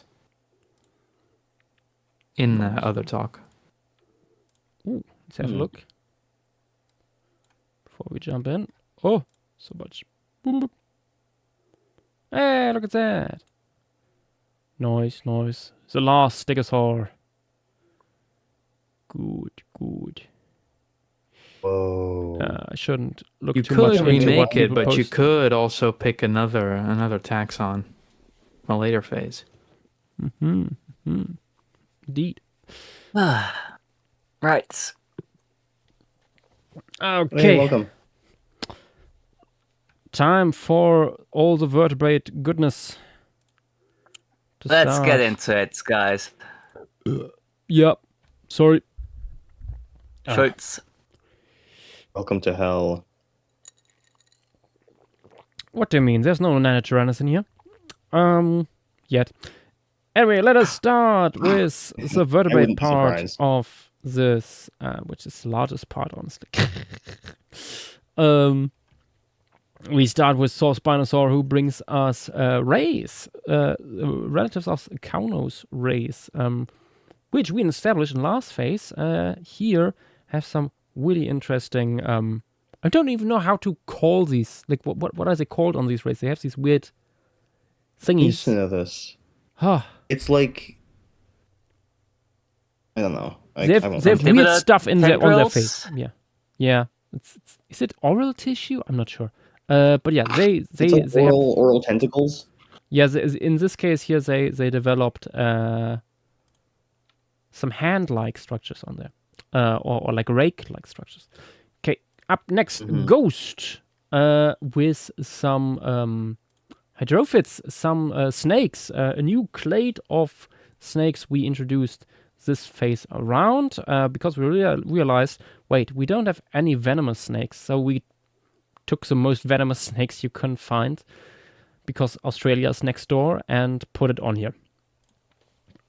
Captain Knorkezan leading the charge when it comes to penguins. We have this very charming little guy with a little horn on its beak. Penguins remaining strong clade into the Pleistocene on Lemuria. And up next, as they should, First pterosaur. Bear Wrangle with his little pterosaur. Is it juvenile here or is it male and female? I'm not sure. But it's a little chuddling. Look, it's pyramid-like crest. Yeah, the first of many pterosaurs to come, because many people jumped on this opportunity to make some funky flying critters. Despite all the limitations we gave them on these guys. Really quick interruption, Yosh. Yeah. I have great fucking news. Oh. Remember how we were hoping to make a circular cladogram? Oh my god. Oh my god. No way. They've Is it- added a circular option. Yes. Oh my god. We can thinking that put beat, all dude. of Lemuria in there. We can put all of Lemurian vertebrates into one neat phylogeny. My god. But I need it printed.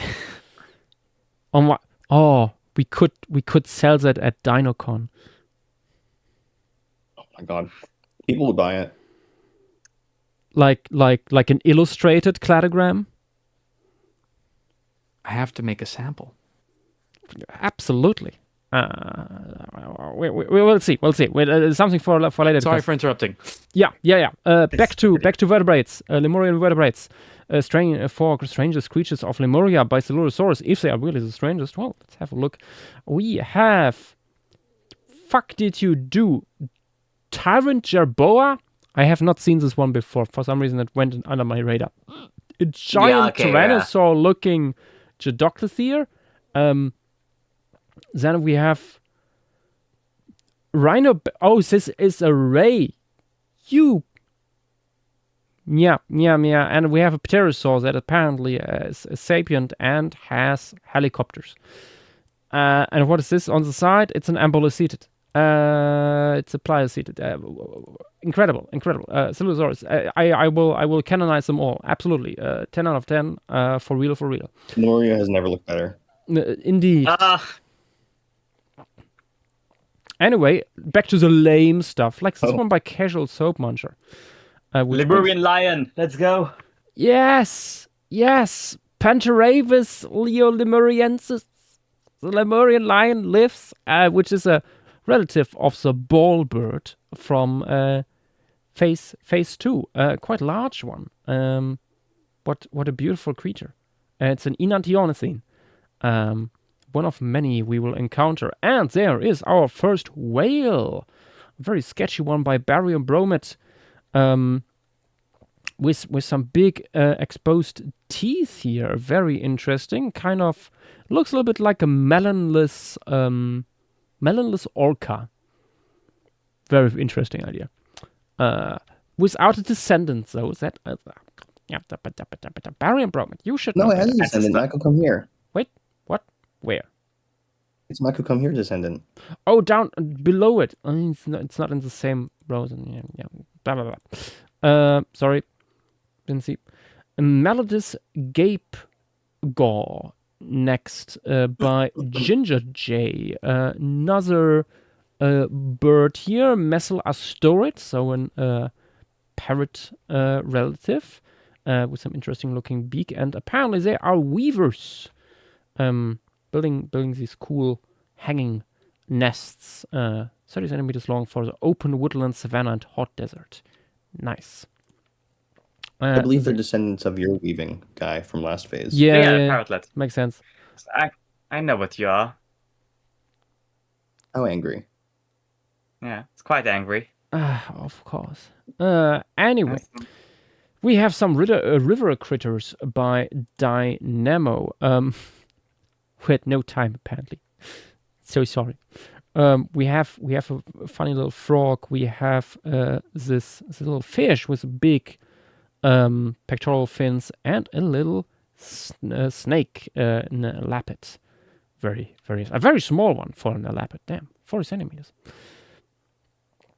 Then Nas coming in with some late submissions. Unfortunately, wasn't able to completely format it. The full descriptions is down here. But yeah, and Utriconodonted, one of his own guys, Coronodonted, in this case for the alpine desert, because it has this longer fur. Then bear with more burbs. We have stem trochilids, which are relatives of hummingbirds, and we have another psittacopasserine here with a really deep bill.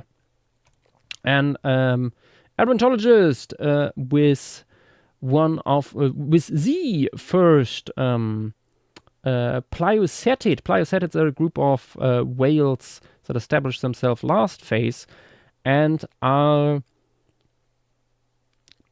weird, let's just say, because they don't have a fluke wheelie. They have like hind limbs that do the locomotion. They are kind of similar to plesiosaurs. And I never noticed that, but this one has also really weird structure on its face. Probably sensory organs. Very interesting. Up next, Dagoth is coming in with... what clade is this? Wait, what group is this? It's saying the Descendants, but oh god, what where are these guys again? Utriconodon. Utriconodons. Yes. One of these guys with very rugose, scaly-looking faces and huge claws. Probably myrmecophage. Gargantuan insects. Yes, it's and frugivore. Okay. That's interesting. Fun stuff. Pifidori up next with something that he claims to be a noasaur. I think that's just an armadillo, but if you say so, Pifidori, if you say so. Sure. Drongo Jack then brings us... oh, what the fuck is going on here? It's a descendant of... it's for the cloud forest. A very weird bird. Or is that's it? a Haramiid. Oh, it's a That's the nose. Oh, Lip. I just noticed the nostrils here. Look! Oh gosh! Oh my Look God. at the skull.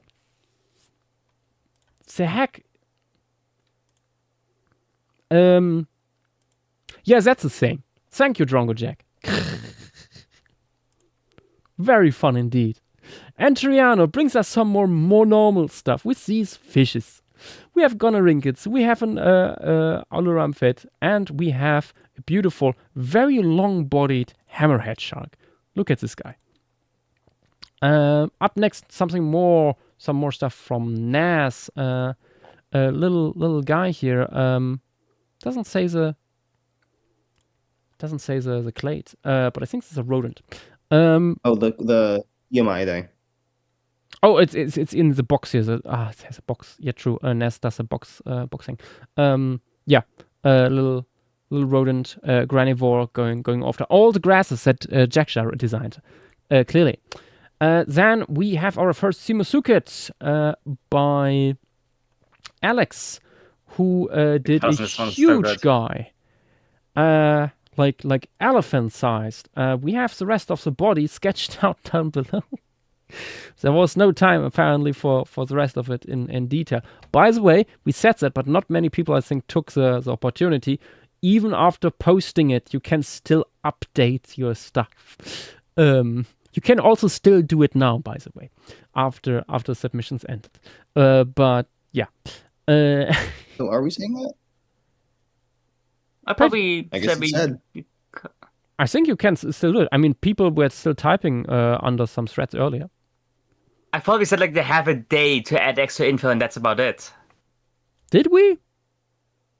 Thought Yeah, we the did. whole last Yeah, week but was extra- info. There was extra info time. But it's up to you if you want to say that's Extra it's cool. info and updating the piece, I think I would say are like two different things. Okay, you heard it here, folks. But I think If it's you wanna valid add if you supplementary information. yeah if you want to add. Let's say they have some like widgets. until next week. Yeah, I mean obviously because at some point we start with the morals and then you cannot add anything more because well I'm actively painting that stuff. Don't come at me with like new stuff as we start painting it. I will throw hands with you. Anyway, next up, JF with these fun bipedal or partially bipedal lizards. Actually, what group is this? Are these? Oh, iguanas. Yeah. Iguana relatives with some very cool dewlaps here on the chest as well as on the chin. Very fun stuff indeed. Like we have a lot of bipedal squamates this time around. Nas coming back with more Eomiad stuff. Another granivore, a little bit more compact one this time around for the open woodland. Zalaco then with stream wellers. We have this very shaped round Enantiornicine. I love this design, as well as various little fish here. Very, very charming indeed. Excellent submission. Deep fish up next with a catfish. One of our humpbacked catfishes, a clade that established itself last phase, as a side note, basically. Very cool. And we have an Albamander. Yes. No. Wait. No, it is. Okay, yeah. That is arboreal for the tropical rainforest canopy with a really, really long tail and this beautiful blue tongue. Nice.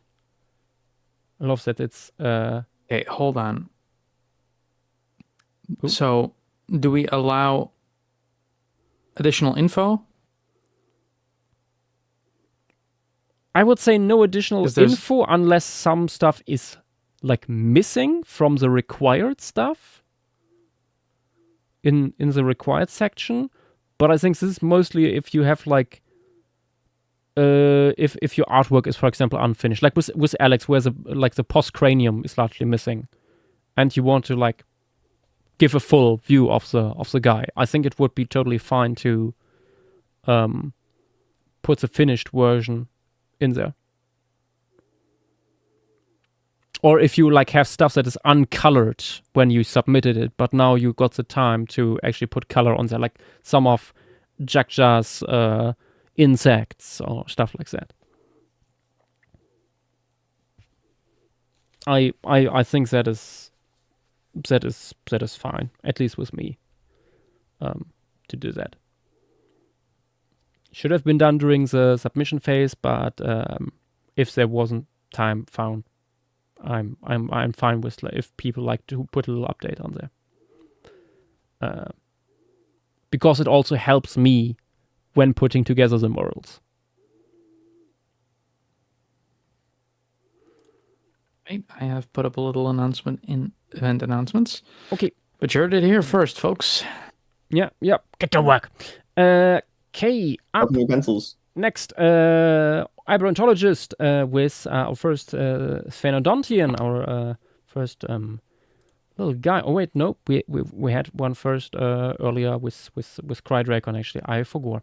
Yeah, really chubby guy for the Alpine deserts. A digging guy that certainly fits its anatomy. Barium Bromid returning with some of these sketchy submissions. We have a big Betzoid up to 5 meters long, as well as a interestingly shaped Gearmaiad turtle, also quite large.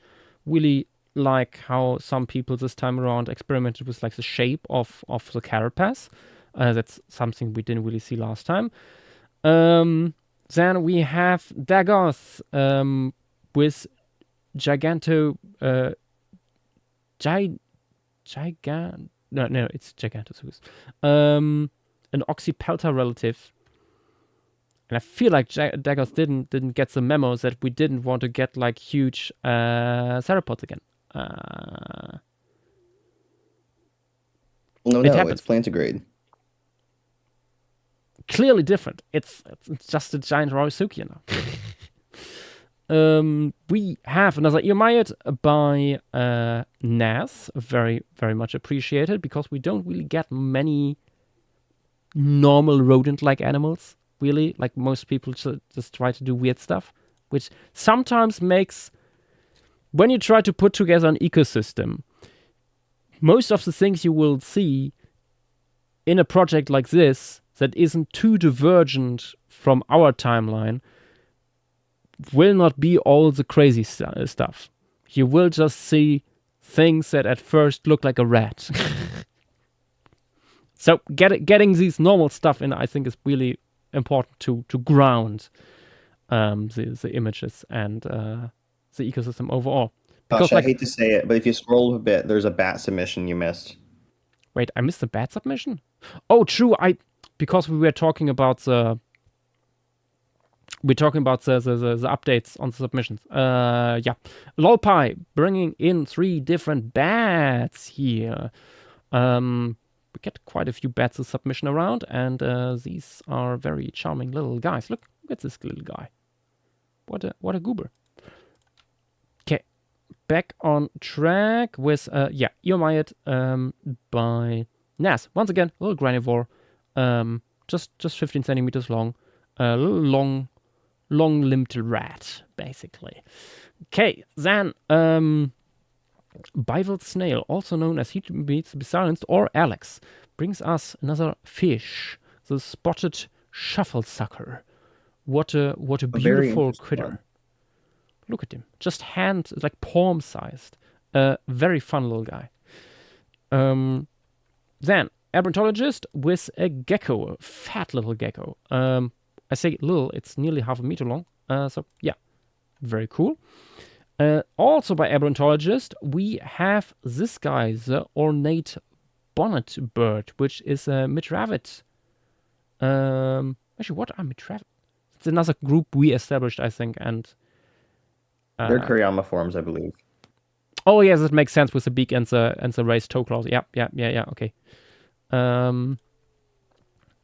We have so many original clades at this point. It's hard to keep track.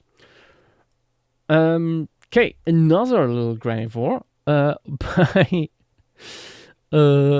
by Nas here. This time for the cloud forest and tropical rainforest. Look at the little guy.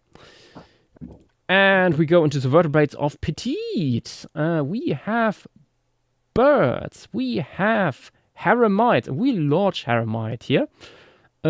As well as a bipedal pterosaur. I'm excited and appalled at the same time. Look at this fucker. But yeah, we have a Kariami form over here that looks incredibly grumpy. Very good. And this Haramite, it's an ambush predator. with some truly appalling looking jaws. Excellent. Then we go into our Pycnodons by colorblindo in this case. We have two different types here. One is seemingly a suction feeder with these tiny pipette-like jaws, like turning down, slurping up stuff. And on the other hand, now people may be remembering the Nautilus from earlier, where I said, oh, the hood looks a little bit like one of our Pycnodons. Stuff like this. We have these weirdly horned guys around. We have carnivorous Pycnodons. That is not even far-fetched. We have them in the fossil record as well, but not that extreme. Up next, the real sphere deal is bringing us another whale, Plioceted, the Lemurian Savanna Pliocetus, with some very charming coloration, quite large too. Ines has some amphibians for us, some really bizarre things here with these fleshy filaments all over the body of this guy. You can see here the whole life cycle from egg over tadpole. Look at this guy. It looks like something out of Raised by Wolves, if someone knows the series. And then the subadult, like going after dragonfly larvae here. Very nice. Also detail on the tongue that is spearheaded, apparently. Very fascinating submission. Something for the ephemeral wetlands, where you would find a lot of amphibians. They are really well at surviving in these ephemeral places. Then Phoenix Ceratopsia 66, also known as the Dino Drawer 66, brings us a Simosuchid. Why there's Germa on stream, who knows? But yeah, this guy is for the open woodlands, one of the medium-sized guys here, and it has a little primate sitting on its back by the looks of it. Nice. Deep fish with more fish stuff of various clades here. Look at all of them just being funny and not to scale. Good to know, good to know.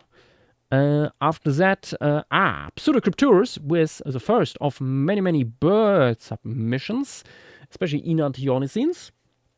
This guy is for the rivers, lakes, deltas, ephemeral wetlands. So everywhere we have something wet on the continent, you could find this guy.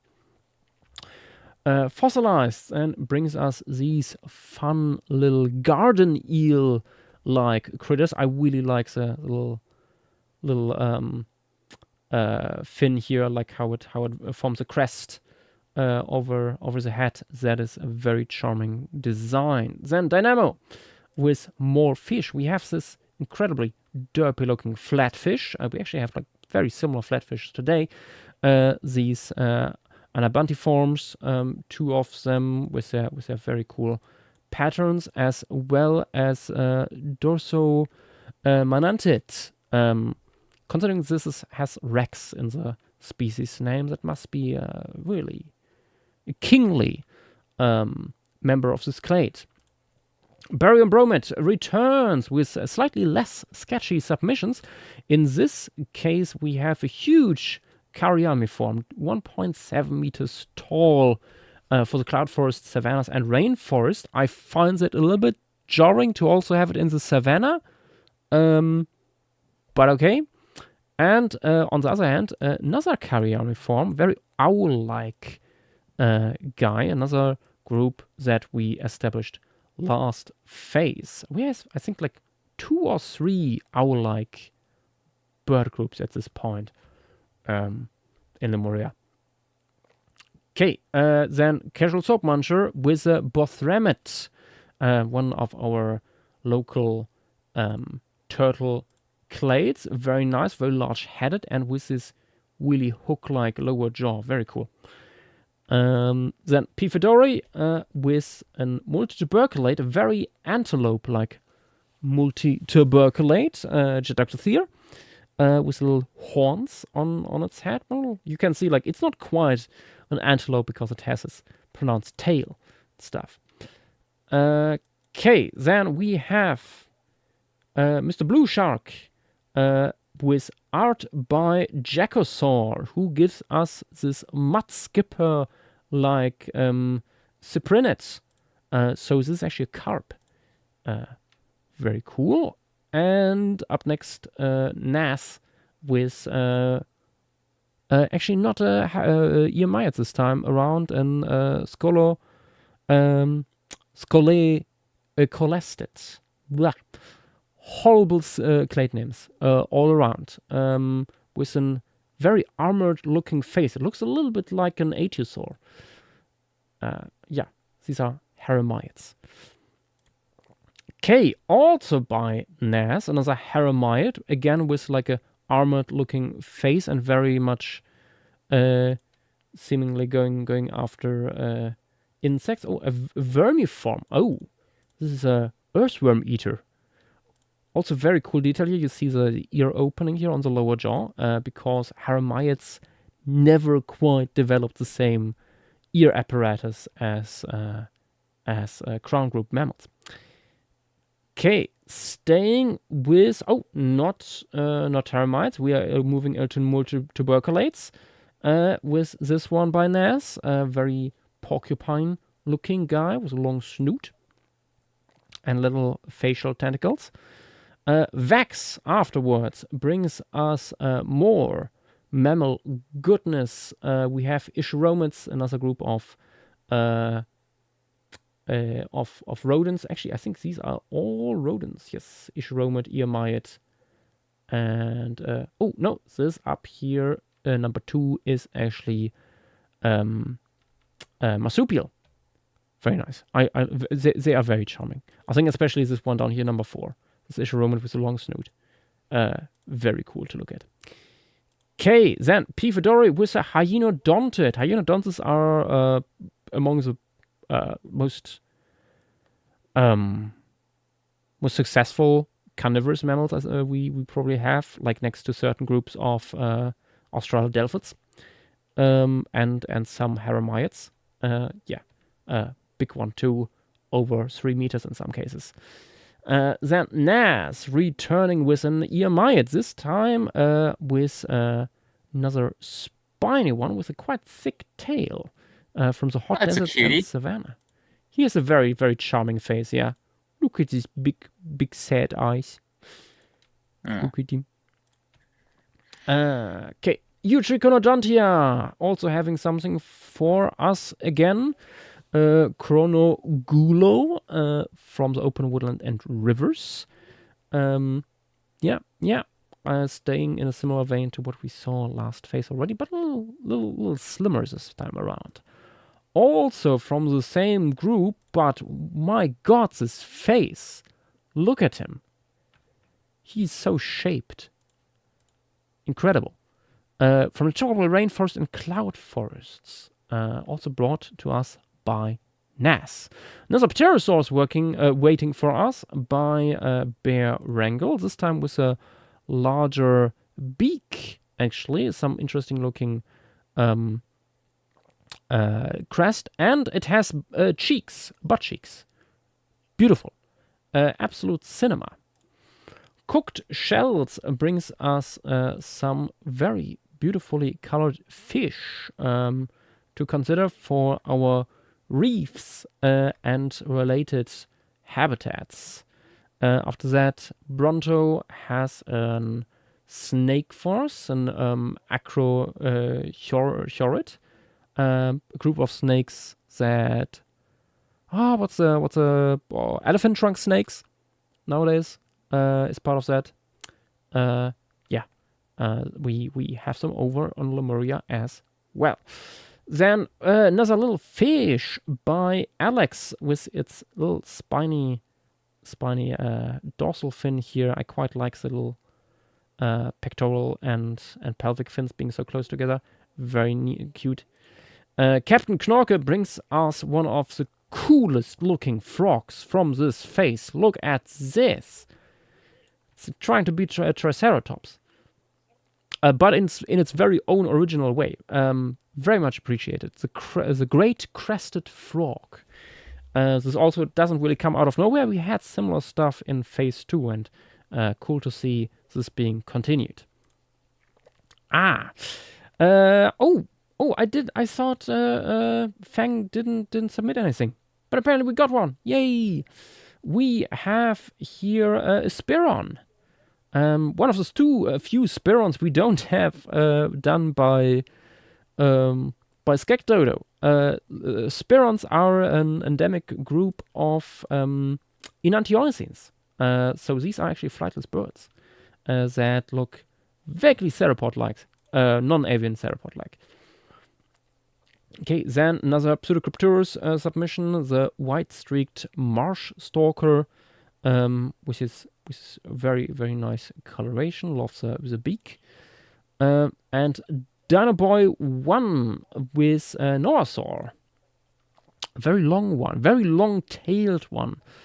And apparently we are looking at one of our tubes. Tubes have become probably one of the most prolific groups when it comes at least to submissions. How many will get in? We shall see. The Churaco Jungle Drake is another submission by James, who is, by the way, a pterosaur worker, so he is uniquely qualified to bring us more pterosaurs. Tapageromorph from the tropical rainforest, and it's also living in the canopy. Interesting. Mr. Blue Shark then with another snake, 70 centimeter long from the Alpine Deserts. One of our new venomous snakes we introduced. Then very nice bear, whatever I'm looking at. Oh, it's one of these. We have a group of bandy snake kind of thing. Oh. I think it was called that. It's a snake called the bandy or the hoop snake. Kind of does a weird little dancing thing. I'm guessing that might have been the inspiration. Oh, okay. Oh, I was already on the next one. Sorry. I was quite confused for a second. Yeah. I'm lost my train of thought. Yeah, we have a group of primate-looking multituberculates on Lemuria, and some of them went back on the ground and became kind of baboon-like. And this is part of that by Bear here. And they kind of look like Bigfoot. A little bit. Just a smidge. A small Bigfoot, because they are 1 meter tall. So they are Ewoks. In a similar vein, we have something here with the hefty-cheeked Lemuria Strider. Also by Bear, from the same group of multituberculates. Absolute cinema. We have another tube by Lolpie. Very tube. Very, very shaped indeed. It has some interesting stuff going on here with oral tissue, and as you can see, it's didactyl. This is something I apparently forgot about when doing my thing on the mirror, but the original design was only two-toed. Lemuria bear or bear ankle next with more Oxypelta relatives. These are Notosuchians or Uruguay sucids, specifically heavily armored bipedal crocodilians.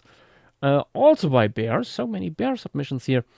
We have galliforms of various kinds. One little stout and one with long legs. And a fun little crest on the snoot. Rupbro brings us this fun, really huge galliform, which appears to be an opportunistic carnivore mesopredator, 1.3 meters tall and an absolute chonker. Beautifully rendered here face. Also nice detail here with the egg to work with. All around great design. Jackosaur up next. with this fun softshell turtle, a trionychid, with these little whiskers. That's what I gave them. Very fun. It reminds me of some kind of character. Can't remember what. But yeah, fun one. Oh, I know. It looks a little bit like a certain old rat from The Secret of Nim. Oh, hang on. That Yeah. was Nicodemus. Yes. Looks a little bit like that. Okay. I can see it, yeah. More tropical weirdness by Celurosaurus. We have the ring of River Fingerer.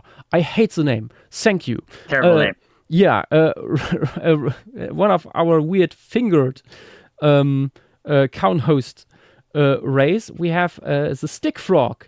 Thank you very much for this. I had this idea, and I made some doodles, and a few people picked up on it. Very cool. It's one of these really long frogs. Then Terror Bird with a little gecko. Or I say little. It's going over 30 centimeters in length. For the Alpine Desert, Cloud Forest, Savanna, and Subterranean. Again, Cloud Forest and Alpine Desert doesn't really work that well together, I have to say. That is some really, really different environments. Incredibly For a different. small gecko. Well, for a gecko especially. Yeah, especially because, like, this guy is rather large. It can't just easily hide somewhere. And yes, it's crepuscular, so it's not out doing, like, the biggest heat of the day, but the biggest heat in the, like even, like, the evenings in the desert will be much worse for like, your water consumption than the nicest, the hottest day in the cloud forest, where it's constantly raining, basically. Yeah, something to keep in mind. Cena brings us next. This is another collaboration here.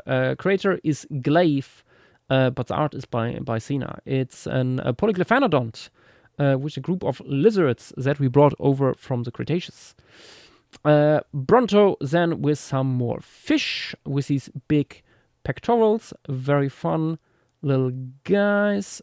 Bear with more galliforms, some of them with whiskers, very cool.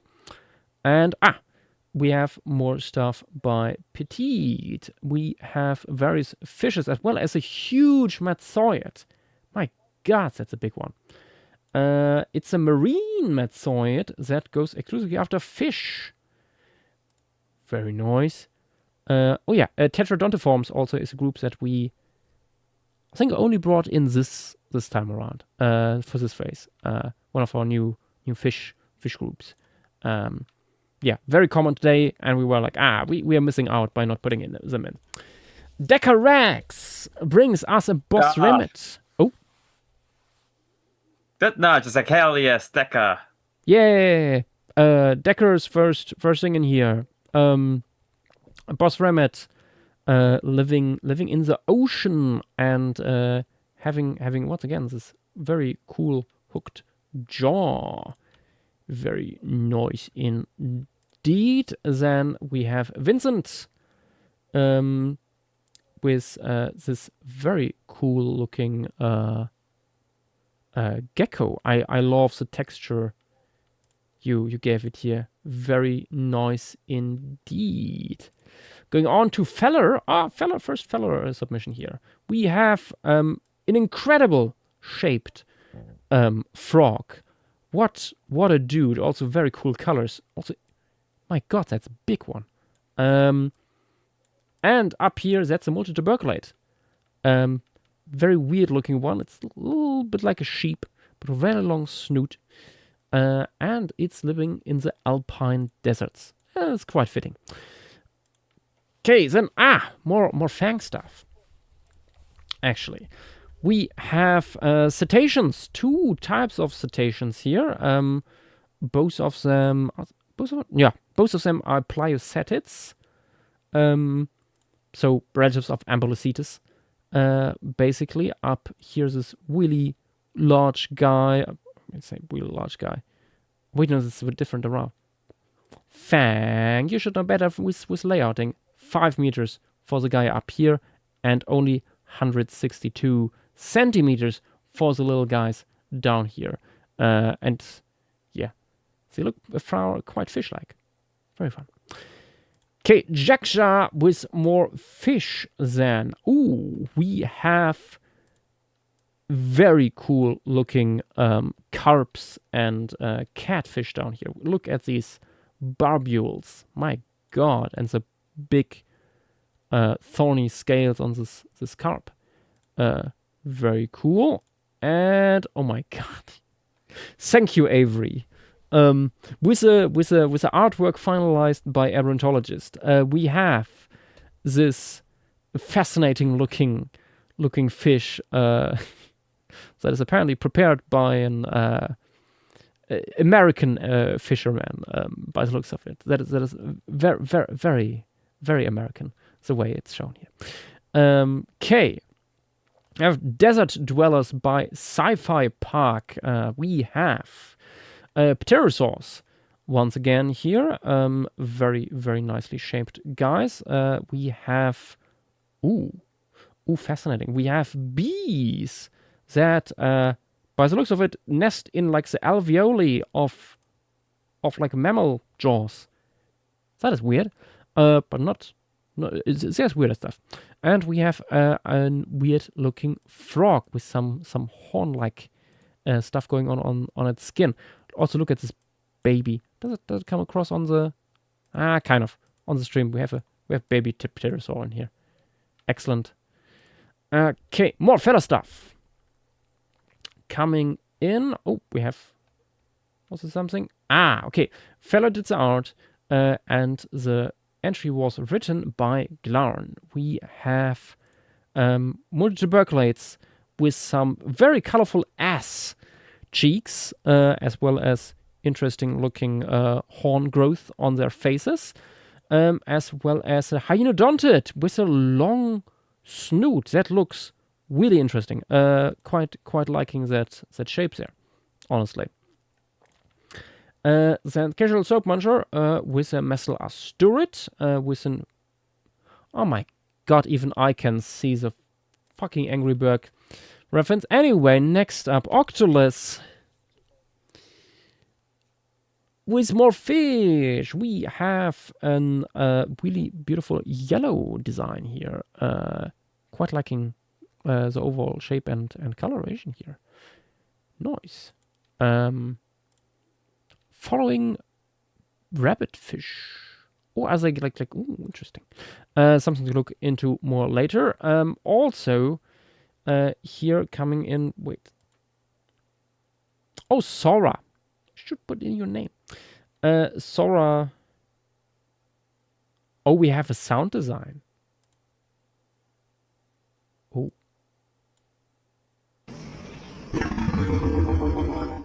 Ooh.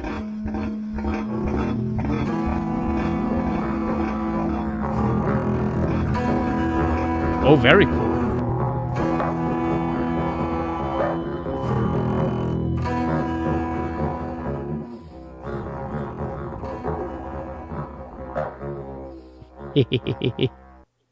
Nice. We have another Simasuket.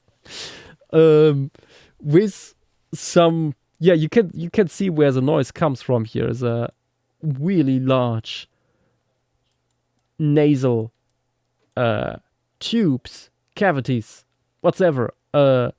Very interesting idea. Nicely done. Based on, you can see here, a design by JW. Mr. Blue Shark gives us some anseriforms here, with very interesting beak shapes, as well as this guy with this funny... Wait a second, is this another Angry Bird thing? I'm not quite sure. I'm becoming paranoid. But yeah, Could this be Chuck? I'm not sure. I don't think so. it looks kind of familiar. Looks a bit like Big Bird, but Maybe. Fun little guys. Or is a large guys. Then Max with Turtle. We have and as well as a frigate bird relative sitting on its back, and this Trinicid with its whisker-like extensions. A rather terrestrial looking one. Okay, then Jackja with more fish. We have, among other things, here a very flashy looking Maphozonet. Very interesting. With this elongated tail here and stuff. Very cool. Then a Pifidori with a Australodelphid, an arboreal Australodelphid. Living in the canopy of the tropical rainforest as well as Volemia open woodlands. Nocturnal omnivore, that fits very well. Casual choke muncher up next with some lizards, some of them even gliding. Oh wait, and there's a frog in here. It's one of like a descendant of Alex long frogs. Nice. But yeah, what do we have here? That's number 2. It's a cordilliform, relatively sizable one. Then number 3 is a varanet, a gliding varanet. And with number 4, we also have a little varanet. One of these partially bipedal ones with their big eyebrows. Very cool. Okay. Oh, there's some. Oh, okay. I see. It's related to these guys here. Then the powerful worm returns with birds, anurans, snakes, and turtles. All of them. So many together. All for the dry habitats, apparently. Look at this little frog here. God damn it, it's not visible on stream. You can kind of see it in the small version here. But yeah, good stuff. Then Primordial Sun was... Oh my god, it's our first Snish! Get the Snish first time, Snish! yes! Yes! Finally. Get our first Snish. This, for people wondering, that is not a fish. It's a snake. It's a Ninjarophyt. This is one of our smaller ones. But apparently these guys... Oh, this is a freshwater one. These guys... we got first in the Oligocene. And they are incredibly fish-like snakes that have become one of the most beloved clades in Lemuria. Hashtag Snortnish. Snortnish. Okay. After that, we have more fish. This time real ones by Petite, as well as one ray. Very grumpy looking ray. And these gobits, as well as really shaped guys, Nomaiad and Lophidate. What fun little guys. Okay, Celurosaurus returns with stuff for the desert, apparently, as well as savannah. We have pseudo-Permian guys.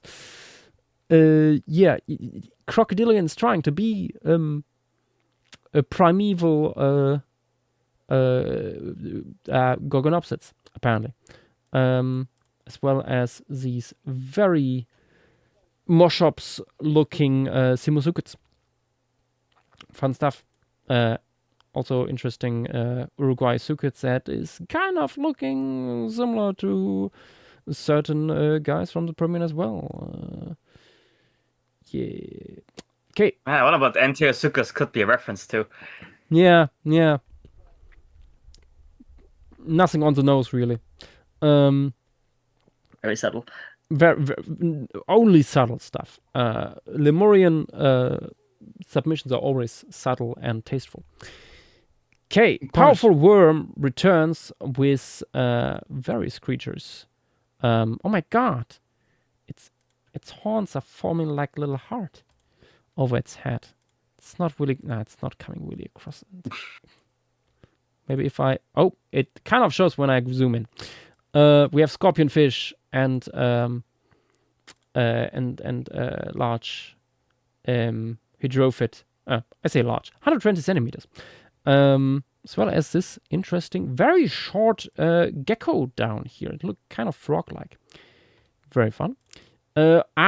We have one of our first really bizarre multituberculates coming in by Primordial Sun. Look at this guy. It's living apparently in the savanna habitats, and it's quite a large one, more than 2 meters at the shoulder. And you can see here how bizarre some of these multituberculates get with their like short trunk-like snoots and huge near antler-like ossicorns that actually grow not from the head but from the face. They are derived from certain bones where in multituberculates we have jaw muscles actually attached for more effective chewing, and they are completely hypertrophied in these guys and form these ossicorns. Absolutely stupid. But certainly plausible. Up next, Lolpie gives us some more tubes, 3 of them, as well as a Karyamiform to work with. One of these very owl-like Karyamiforms, and these incredibly weird Noasaurids. My god, look at that face. It reminds me of something. And I don't want to really think about it. They also have, in this case, these quite large snake-like lips, which is a fun idea. Yeah, fun stuff. Okay, powerful worm returns with another assortment of creatures. We have an sea cucumber, large coleoid, large, medium-sized sepia, as well as some Mafzonid up here, and number 1 here, probably not really visible on stream. No, it is not. We have another little eel. Then, finally, another Tapijaromorph by D. Long, who put an incredible amount of effort into this one. Really cool design. Look at all these oral feathers being on the inside of the mouth, being used to filter, similar to what you see in certain ducks. Very well thought out design. I'm still not sure if it's a little bit too derived for what we try to go for, considering these guys are stemming from the Pliocene. But it's nonetheless a really nice creature, and very well drawn. Up next, Primordial Sun once again with a Remington Setet, one of our big clades of whales here. Very importantly, this is not a melon. What these guys have, this is like a nasal crest. It's more similar to what you see in phytosaurs, for example. So it's more like a snorkel than a melon. What's going on here? There's much more bony stuff in there than soft tissue. Okay. Powerful worm returns with more fish. With all sorts of ones here. Also long carp in the middle. How long is this guy? Oh, it's actually not that big. Barely over half a meter. Damn. We will get to very large carps later on. Primordial Sun, once again, with a huge crab. Very interesting coastal guy, scavenger, with these lichens or lichen-looking integument on its back. kind of similar to a coconut crab, but I think different clade. Sorry. Quick hydration check.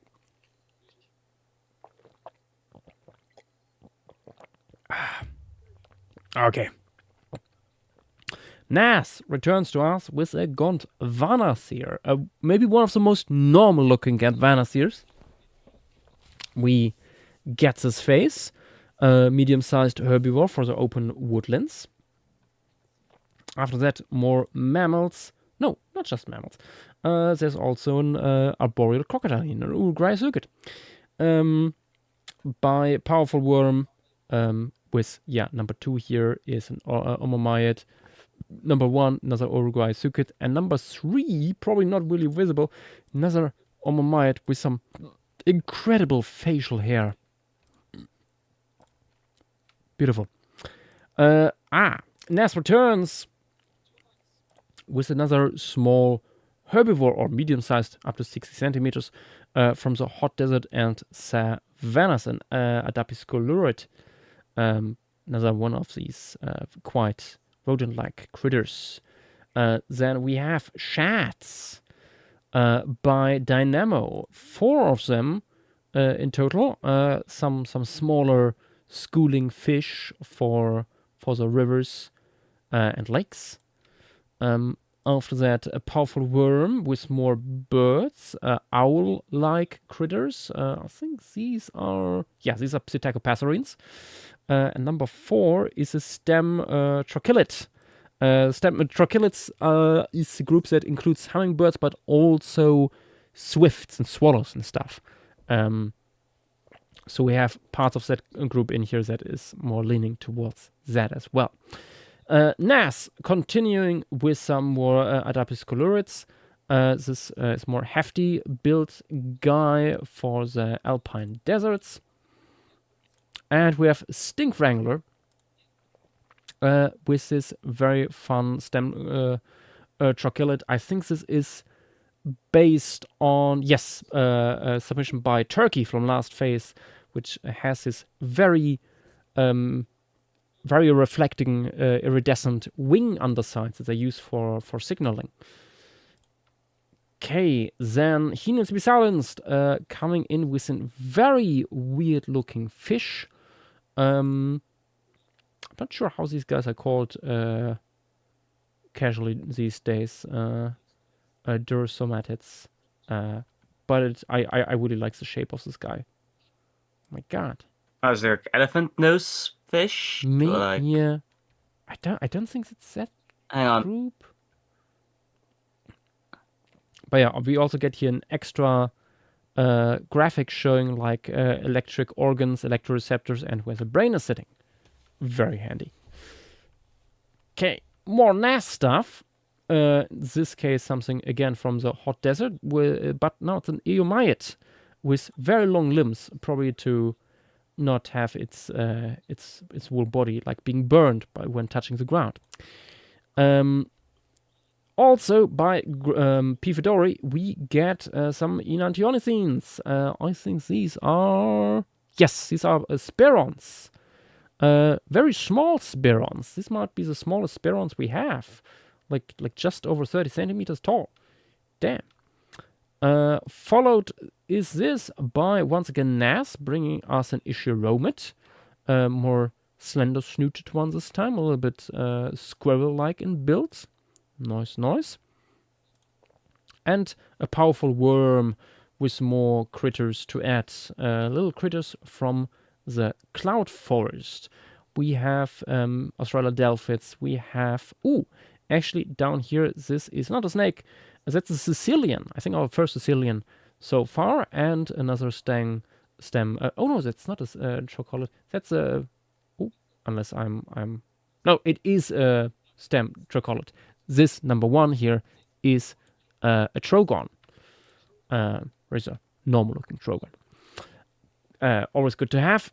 Nas continuing with an Ishiromid for the tropical rainforest. Very good, very nice. And powerful worm. Once again, with more birds, we have Cariamiforms. I think Karyami forms in number 1 here with this really tall nasal crest. It's, I think, a little bit, not really visible on stream. We have number 2 here with Psittaca passerine that is trying to be very hard to be an owl. And we have a Cathartid. I think our first Cathartid. The New World Vultures, which we brought over from the New World. And fun fact, Cathartids were once much more widespread. We just call them New World Vultures these days because they are constricted to that. But in the I was past, gonna say we didn't technically bring them over from the kept New World them. because we kept them. Yeah, we derived They them just from didn't- like they just the didn't appear from there. Eurasian forms like Gobi Cathartes. Yeah, Mhm. yeah. Which, by the way, got a much better Wikipedia page recently. I wonder by who. We'll never know. We'll never know. Captain Trululu brings us the beauty of fungi straight to our doorstep, as well as some flatworms and wait, is this also fungus? I think this is all fungus. 3 fungus, 1 flatworm. Very nice. Powerful worm then continues with more birds. I see Messalasturids, Trogons, and Enantiornicines, as well as a Psittaca passerine down here is a little guy. We also will see increasingly Enantiornicines with these huge claws on the wings. That is a group that established itself here on Lemuria last phase, brought to us by Drongojack. Powerful Worm also has some more Psittaca passerines, Trogons, and Psittaca passerines again. A lot of them with varying kinds of beaks. More powerful worm stuff. Enantiornicines, Karyami forms, Cathartids, once again, up here number 3. And Galliforms as well, number 4, with this funny little crest on its head, which is absent in the females. Always good to know. Powerful worm also. We are moving on slightly from the birds and going into crocs and mammals as well. We have number 1 is an Uruguay sucid, another Oxypelta relative. Number 3 here also an Uruguay sucid, but this one is, I think, yeah, coming from another group, another clade lineage within them. A big Karyami form that looks like, it's flightless. And number 4 would actually, it's a Gondwanus here. Gondwanus here with some interesting long hair on its back. I think that's reserved. That's from the ancestor. It's like a quill. Yeah. situation. We have quite the lineage there. Fang with a frog, with incredibly forward-facing eyes. Looks a bit like Kermit. Naskia batrachidae is the cladence for the ephemeral wetlands and open woodlands. Quite a large one with 38 centimeters and is omnivore. Look at this face. Beautiful. Powerful worm, once again, returns. The pectinodon layer is thick and only gets thicker down here. We have... oh my god, what is that guy? We have Hieromyids, the number 1 here. Oh my god, it's not really showing, but it has some incredible facial features. For people who are on the Discord, look at it yourself. Number 2 is an Australodelphid, a quite dog-like looking form, and in number 3 we have a Relit. Oh my god, our first rail, as well as another Oxypelta relative down below. Bronto gives us a really big guy here, Messalasturids, the Seminot relative, climbing arboreal parrot relative groups that we established last time and got a lot of attention this time around. Again, Takeshi coming in with reptiles as well as fish. We have a gobit with some fun pectoral fins, a pristty forehead, as well as this tropical rainforest gecko with a very long torso up top. Yep. Then Glarn has for us some... no, these are not chameleons. Uruguay sockets. With several species here.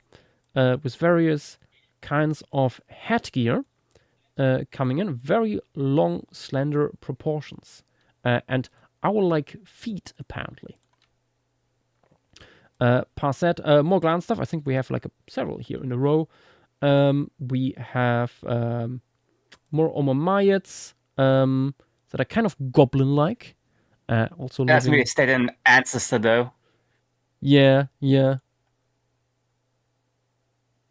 Unfortunately not. No. It's very important. Unfortunately, we don't really know where this is coming from. Yeah, various fish. I think in some cases here we can deduce where it comes from, but yeah. Little bit hard to say. Oh, it's a mangrove angler relative. Okay. Oh. Yeah, a lot of different fish. Also, crocodiles. Here we have a Simosuchid relative that is obviously related to one of to Antilopasuchus, one of the guys that Alex did last phase. We had a Cratocalid down here with some interesting dewlap-looking structures on the neck, as well as another iguanid for the hot desert. Luan joins in now with a Myolanid, our first Myolanid. Myolanids is a group that we introduced this phase, and yeah, people have done some interesting things with it. We also see here cool stuff done with the ontogeny, with like differences between juvenile and adults in the shape and coloration of the head. These guys are semi-aquatic in this case, and also part of this is the plant, actually. You see here the white water carpet that float in the river in deltas. We return to Petite with look at that, Simosuchids. We have a big Simosuchid with horns that try to shoot lasers, and looks a little bit like an Among Us character in the opening. But beyond that, we have a bat. Is it eating an insect, or does it have like weird? I think it's a part of the. It's because it's a pollinator, so it's probably like a bristly tongue. tongue. It's a tongue. It's a tongue. Very cool. Down below we have a Albamander and Albinerpetontid without limbs, and lastly another Albinerpetontid with a very cool looking tongue. For where is it? Oh, it's down here in the Volemia open woodland and savanna. Look at that. Oh my god, is it this one? Oh, it is! It is Silvestre Crystal. It is the only reference submission I wholeheartedly approve of. I might be hypercritical, but it's simply peak. We have another Boet coming in here. No, actually, this might be our first Boet. By Lusa, this very flat-looking critter, 30 centimeters long, an ambush predator that is living semi-aquatic. We have like several aquatic snakes in here, and some of them flattened laterally, and some of them flattened dorsally. This is a dorsally flattened group, the Boets, that are much less mobile than the Snish. Brazilian paleontologist brings us a cetacean, a pliocetid that is apparently specialized on ramming its prey before dismantling it. Quite large one, and this one is beached, unfortunately. After that, the great goober coming in with the titular titan turtle. Beautiful alliteration.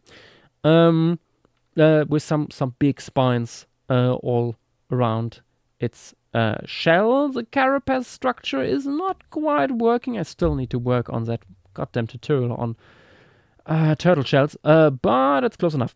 And it has this beautiful side eye that is giving us what a goober. I mean, it's made by goobers, so of course it would. We have angel frogs, a clade established by Antriano last phase, and he's carrying it over here as well. We have the Ophanim frog as well, the fallen angel frog, which I can only guess will be incredibly evil.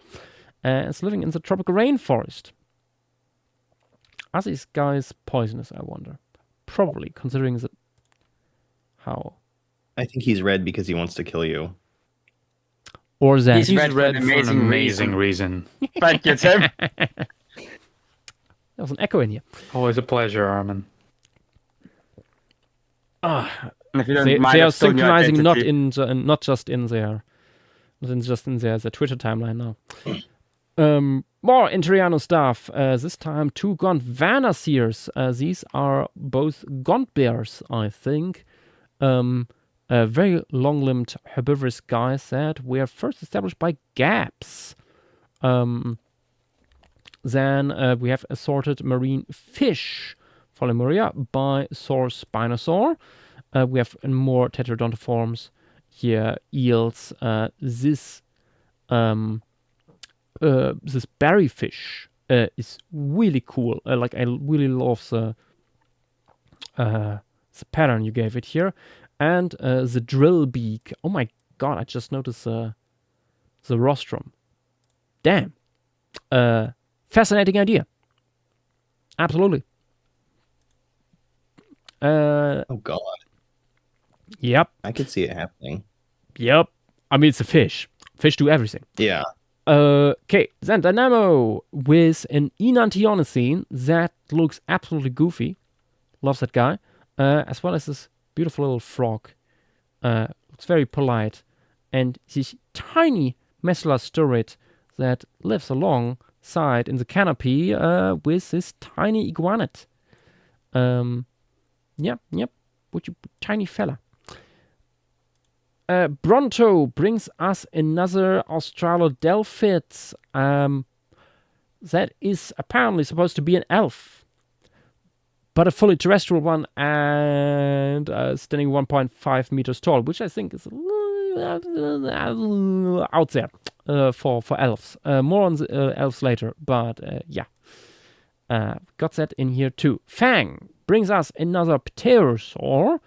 3 of them, actually. Some of them more beaked than others. Second one here especially looks a little bit dragon-like in its facial structure, and then there's this incredibly bearded fella as well. What a stash! Bronto with another pterosaur. Wait, what size? 19 cent. Oh, that's a small guy. Damn. With this little guy here, another pterosaur with a very long snoot, quite like its overall integument and stuff. Yeah. Small sift feeding. I see, similar to spoon-billed sandpiper. Interesting. Okay, then we have some more guys for the rainforest. Rainforest multis and rodents by Dynamo. Oh my god, I haven't seen this one yet. Totally flew by me.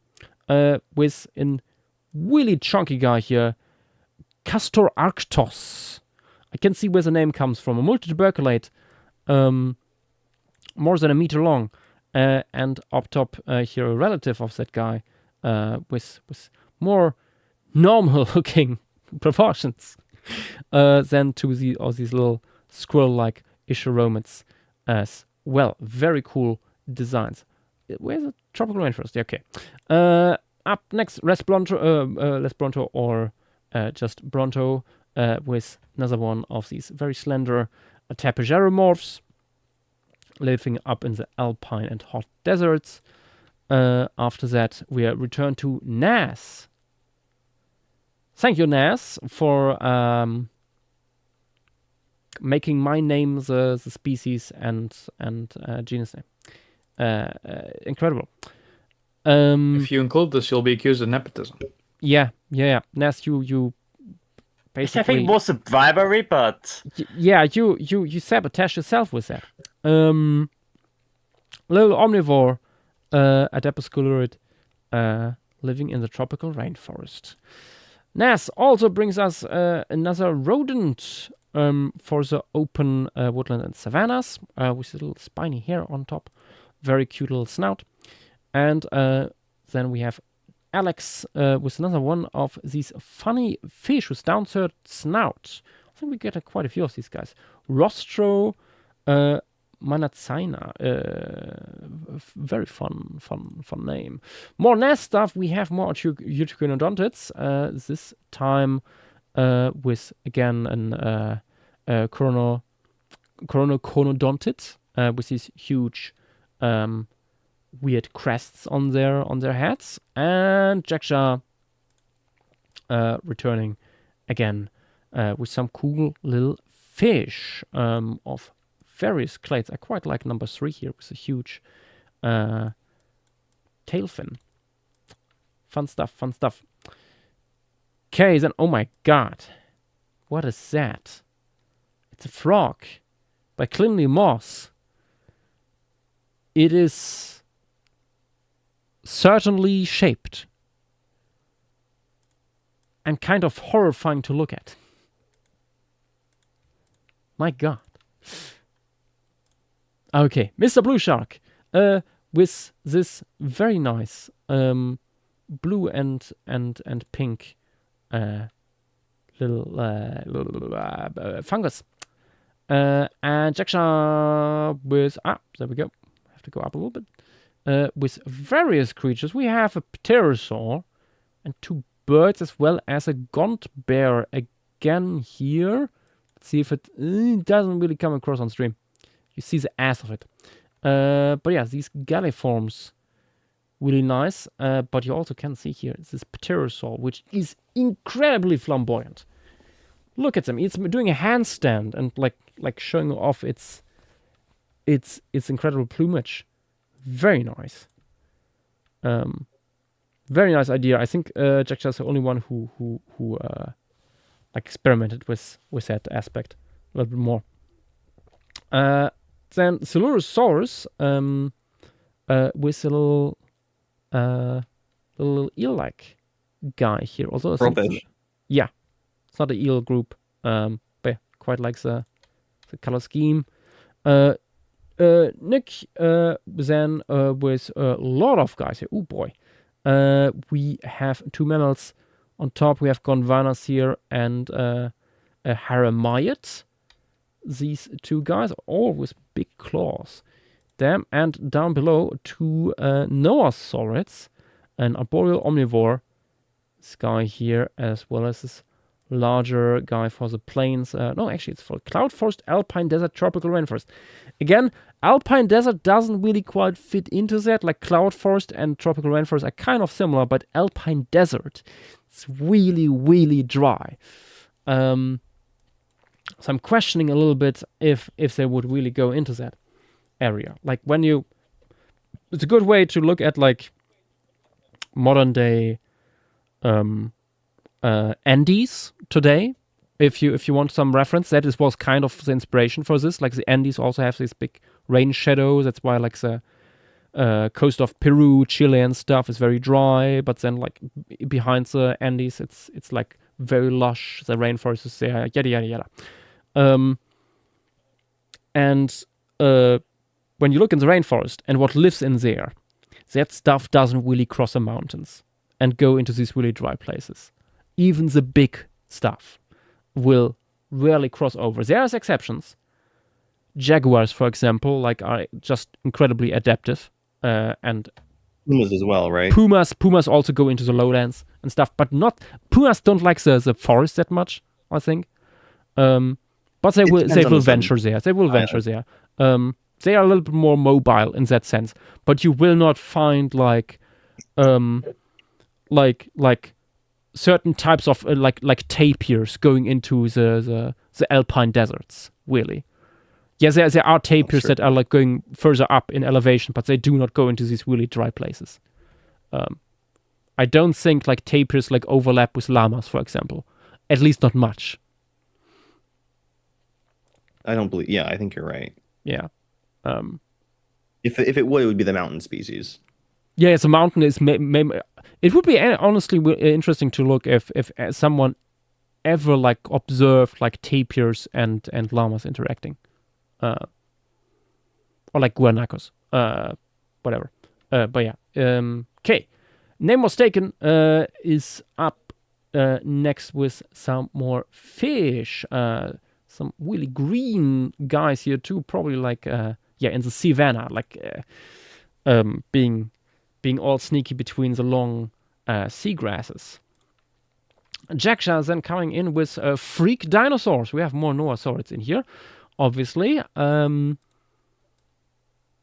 I feel like Jacksha didn't get the memo that we don't do large macropredatory theropods again. What is this guy? It's a tube. Okay, can't say that. Durophagus scavenger. That's how we go around that. I see. I think I like more the tiny one on top, which is an Enantiomycene. Very That's a fun. Spearon. It's a Spearon. It's small. Oh my god, the second small Spearon has hit the stream. And we have these really charming looking guys. Is it coming across on stream? Kind of. Yeah. Especially I think so the second one, he has a very interesting coloration. Fun stuff. Okay, a name was taken. Oh, come, load in. With 1 meter long river fish for us to look at. Very cool coloration here. And that's a big rainbow fish. Drongo Jack coming in with the first of his incredible Enantiomycenes. Oh my god. It starts now. We have these guys here with these huge They said the ping. claws. Someone just pointed out we're still on the last day of the vertebrate submissions. Yeah, the last day was very, very busy. Oh lord. Yeah. We might have to split this in half, the showcase. But yeah, the Regent Cloud Creeper is part of this group of Enantiomycenes that Jacksha established last time around that has these very pronounced wing claws. They are not the best flyers, but they are good climbers and use their claws also in different ways, as we'll see later on. Very fun stuff. A name was taken, gives us another fish with lots of stripes all over it. Very cool. And Bronto coming in with more burps. We have in here galliforms, rails, and more rails. Very cool. We always need more rails. Last time we get so many rails. This time around it was a little bit less. But yeah, I think still a lot good stuff in there. Celulosaurus. Next with the stem chocolate. Here going after some little flying insects. Very nice. And Jacksha with frogs. I think so, at least one of these is actually gliding. Nice. Bring that back, I see. And a little arboreal guys. And again, a relative of Alex Longfrog from last phase as well. Petite bring us more birdie goodness as well as some myolanet, some terrestrial ones this time around. We have this really cool stem chocolate with a long streamer feathers. some relics. And this guy is Psittacopasserine that apparently pukes something blue. For an amazing reason, I must suspect. Myolanate here, very cool. Also to see like different morphs here. One that is more like for the rainforest, one for the open Volemia forest. Very interesting idea. Duran by Nas here is a trichinodontid for the alpine deserts. What an absolute goober! I lost that face. Fucking Duran, really? Yes, Oh, beautiful. Duran. Even more shaped in the face is Taxon validus. God damn it, Ness. Running out of ideas, are we? Another Eutrichinodontid with a very downturned snoot. Oh my god, it's getting only more downturned with this one. Also having an incredible amount of hairstyle. I mean, look at it. It's from the Cloud Forest. And an insectivore. You love to see it.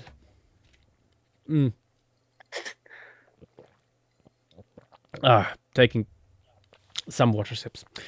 We stay with Trichonodontia with a tiny guy, actually. Only up to 20 centimeters long. Hemptra microta. Beautiful. Okay. No mammals this time. We have another tube by Silurosaurus. Really large faced one for the savanna and open woodlands. Name was taken. Continues with another Sicilian, actually. 2 Sicilians here. Very, very brown little guys. Look at them. Just little subterranean noodles. Nas returning with more Eutrichionodontia. Very armored ones this time around. Also from the Cloud Forest, though. And with very nice looking forelimbs, actually.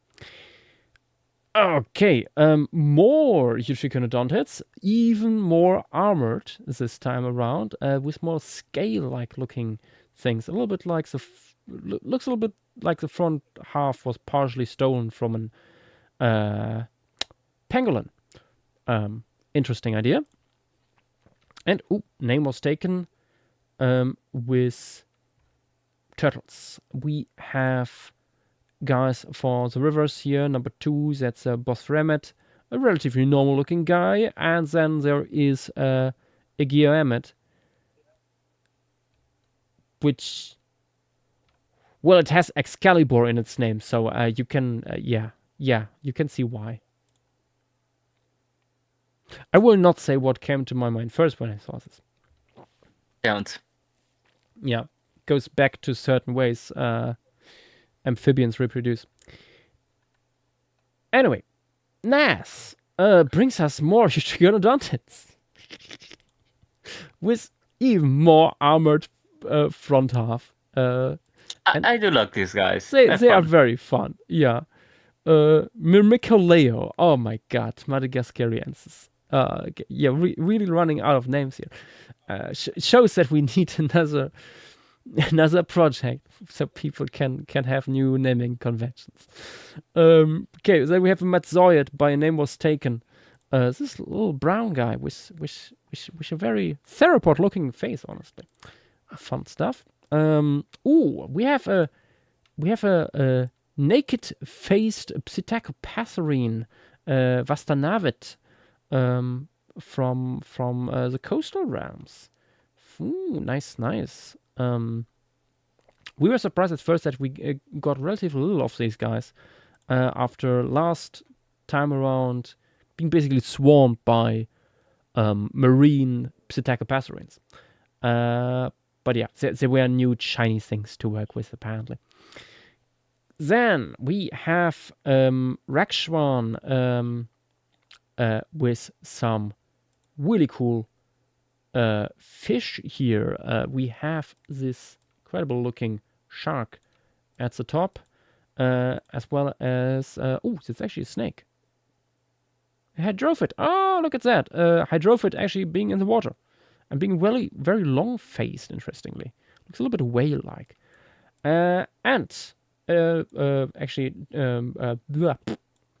Pufferfish here with very pronounced beak. Very, very cool shapes and patterns on that one.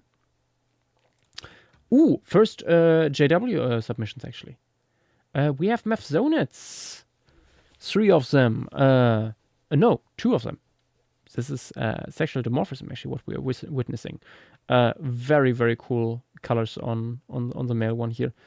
Very appreciated. Very nice fish designs indeed. Then we have the Finger Digger. Once again, a name I'm not approving of. little gobet that is hiding in small crevices and looking for invertebrates there. Very fun. By Octoless. JW returns once more with Heramayids. One of them with some interesting looking hair crests on its face, and another one here with a very long body. Fun stuff. Ooh, Fossilized, bringing us more of these 3D models, showing osteoglossiforms. We actually only had 1 osteoglossiforms from last phase left over, but some people still took that into cool places. Also here with sexual dimorphism and stuff, and at the top here we have a nice big gar. Oh my god, yes, that is really big. Oh no, sorry.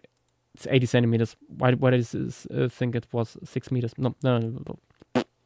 Should read properly. It's getting late, guys.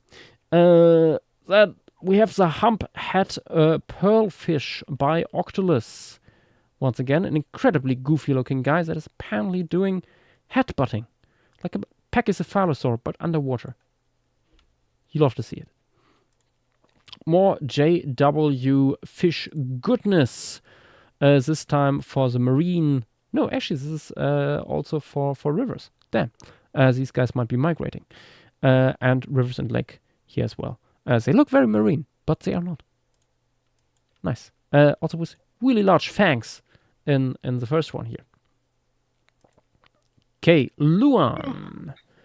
Coming back with a large mammal, multituberculate, 100 centimeters at the shoulder, the tall leg trunk walker. Nice. Then we have some lizards as well as a palm for these alpine regions. Penguin Grove Tree and his guests is up next, also by Luan with another penguin. I think it's a Matzoid. No, it is Matzoid. Okay, first had to find the description here, and we have Penguin Grove Trees, which it's a tree nesting penguin. You'll have to see it. This is an Araucaria. Okay, Sina brings us some big Uruguay sucets. Some of our last remaining big terrestrial crocodilians, really. Up to 3.4 meters long in this case. Look at them go. After that, a Daki ray with some more fish. I'm surprised we get so many of those clades this time around. But nice. How big is the largest one here? Oh, that's number 3. Okay, 30 centimeters. That is very reasonable. Nice. Octolus with more frogs that apparently ate too many berries. Natalie's frog, I feel like this is once again something that flies over my head. And they cuddle too. Look at them. Very nice. Oh my god. We're returning to Drongo Jesus. Jack's. Drongo Jack birds with these incredible looking, very diverse enantiomycetes. Yash, Yes. I don't mean to alarm. Yeah. I should have counted myself at the start of the stream. We do not have a total of 900 submissions because we have more than 1,100 submissions left. It makes sense. Yeah. Oh. We're still on the 23rd, by the way. You'll love to see it. Yes. 1,100 submissions left to go, roughly. Yeah. How about we go for 20 more minutes and then we call it a day? I would say. Why not 15 and cut it off at 4 a.m.? I mean, yeah, till 4. I would say. Though I should say, lovely enants again. Yeah. Some really good stuff in here. Absolute banger birds. Okay, let's go until 4 and then call it a night before I lose all my voice. And tomorrow on the birthday party, not mine by the way, I can no longer talk. Okay, we have another Uruguay Suket by Pterosaur Lover for the tropical rainforest. Here, hanging onto a tree, as it should. After that, a Phantocant with a very round Ganopristid, one of our last remnants of the clades that includes Onchopristis. Okay, Octolus with another Snish, a very iridescent one. Must be incredibly gay. Look at this little face. Beautiful. Swimming throughout the savannah and stuff.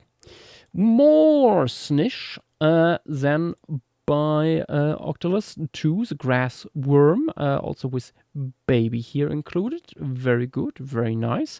And another incredible piece by Gaps.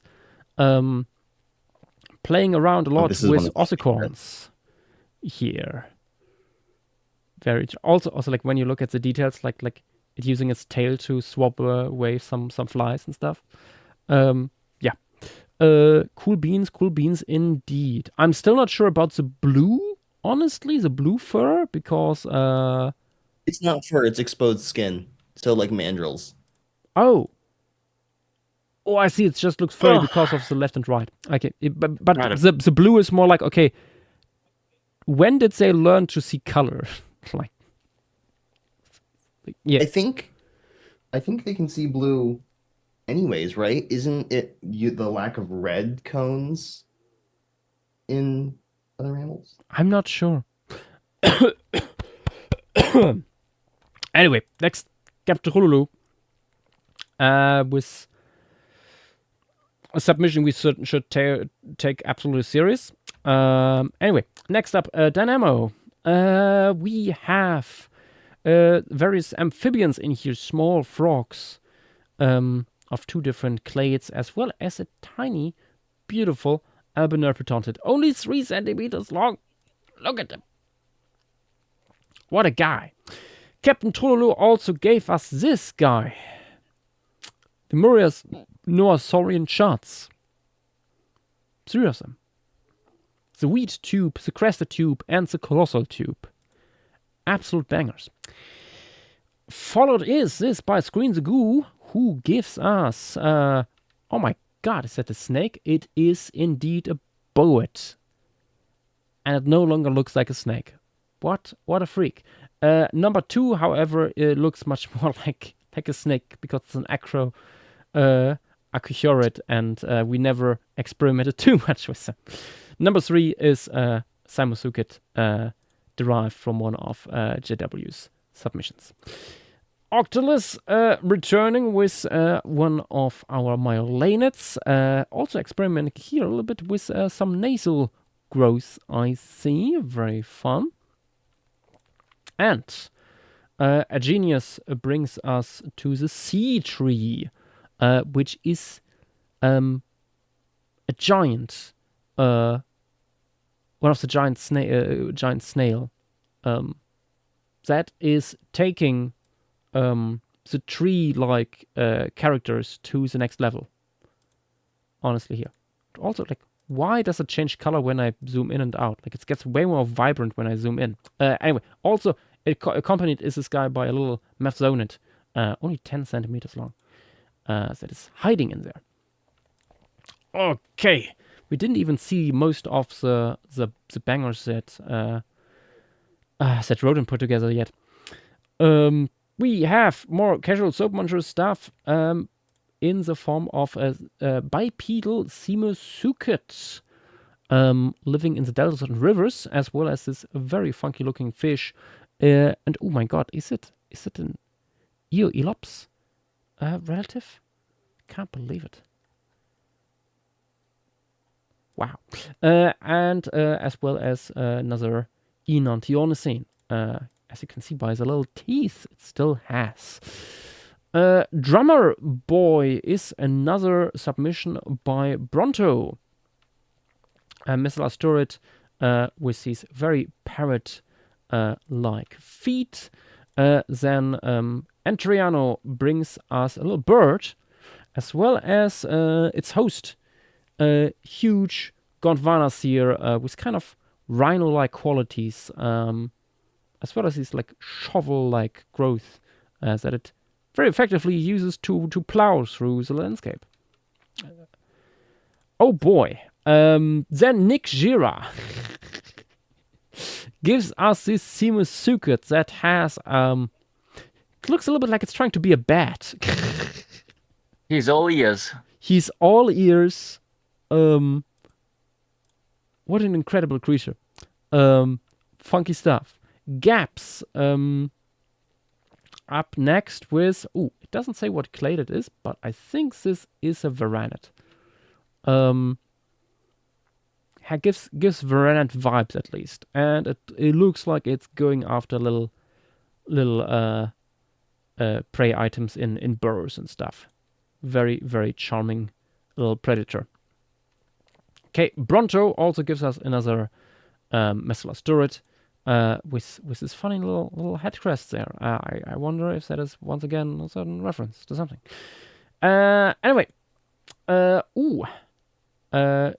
we have here is George with this guy here, which is an Omomayet, a terrestrial Omomayet by the looks of it. An omnivore and seasonal carnivore with a very large face. Very fun little guy. Hudson brings us a Serenian, a terrestrial Serenian, hippo-sized guy with like big facial nasal tentacles, as well as a long elongated lower lip, huge tusks, a very, very nicely shaped guy. Here's George, once again, with a very fast-looking predator. This time around it's a Heramiot. You can tell by the lack of actual ears. Very cool. And, I think we get our first elf in here. Yes, the skunk elf, which is, these guys are little marsupials. And, I think Gaps brought them to life last phase. Also, another Seminot relative here, huge parrot-like Psittacapasserine for the cloud force and canopy. We continue with weird-looking multituberculates. This guy he is George, who brings the facial ossicorns to a next level here. And very elephant-like looking trunk. After that, Glarn coming in with... that is a lot of text. Flip. Fortunately, not quite what our posting guide requires. It should be all in one image. This stuff. Very sorry. It's not quite following the formula we have looked for. But let's have a quick look. This is an Omomayet, followed by are these all Omomayets? These are all indeed Omomayets. Of some of them with some incredibly weird shapes. The sky looks a little bit like it's trying to be a Noahsaurid, for example. Maybe mimicking them. Okay, up next, Bronto with penguins. Oh no! Oh my god, we got our first Protopterids. Protopterids we brought over from the north. It's a group of penguin-like seabirds that independently evolved from penguins, and we saw the opportunity here in Lemuria to make them clash on the beaches, bringing certain groups together that otherwise never met. Yeah, very cool. Deep fish, as for us, more fish. These funky looking guys with huge dorsal and anal fins. After that, Ribro with, oh my god, look at him. This really, really fat looking Gondwana here that has kind of hippo-like facial structure.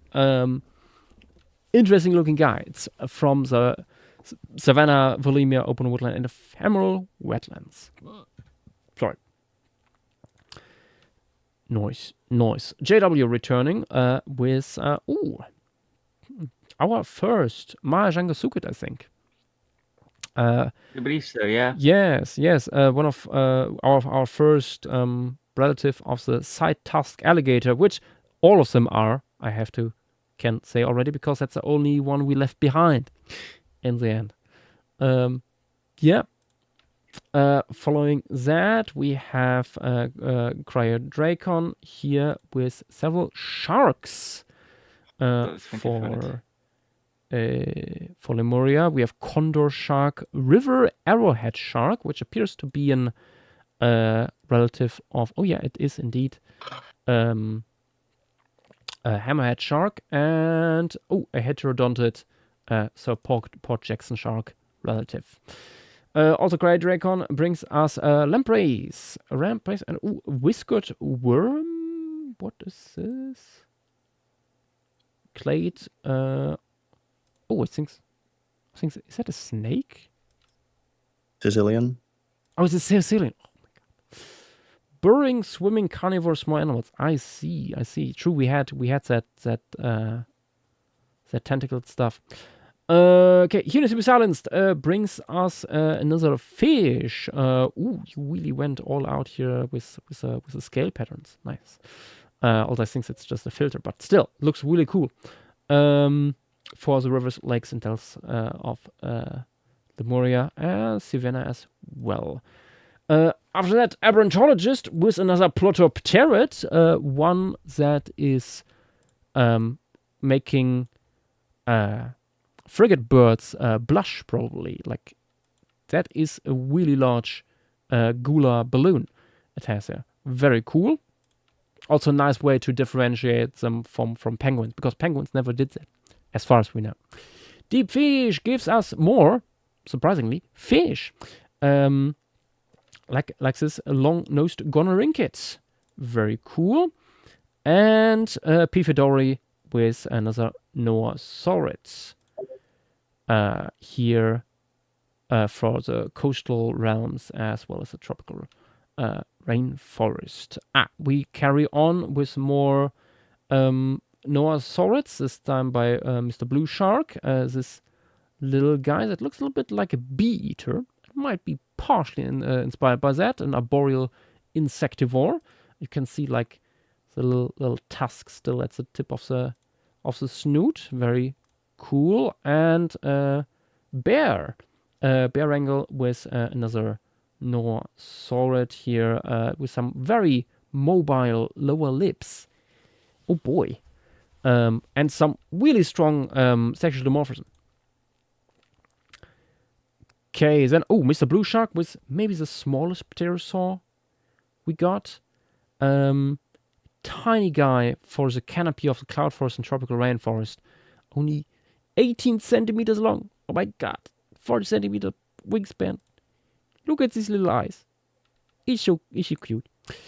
And that's crazy cool. Brings us more seabirds. We have Plotopterids here in number 1. Number 2 is a frigate bird.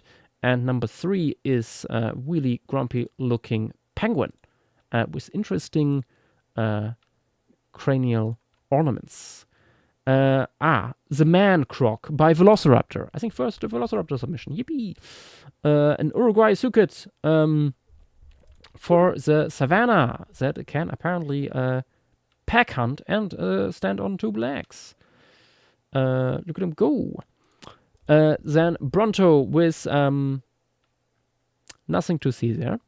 And Deep Fish with more rays. Our fingered cow-nosed rays are part of this as well in number 2 here.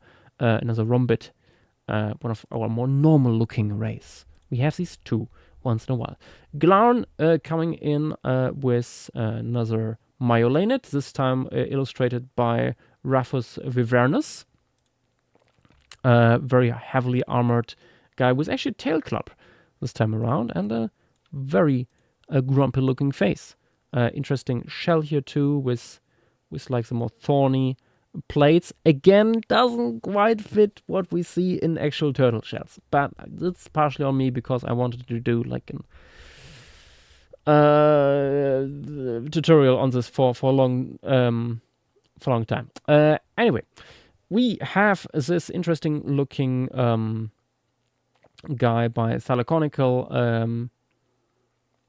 Is it an...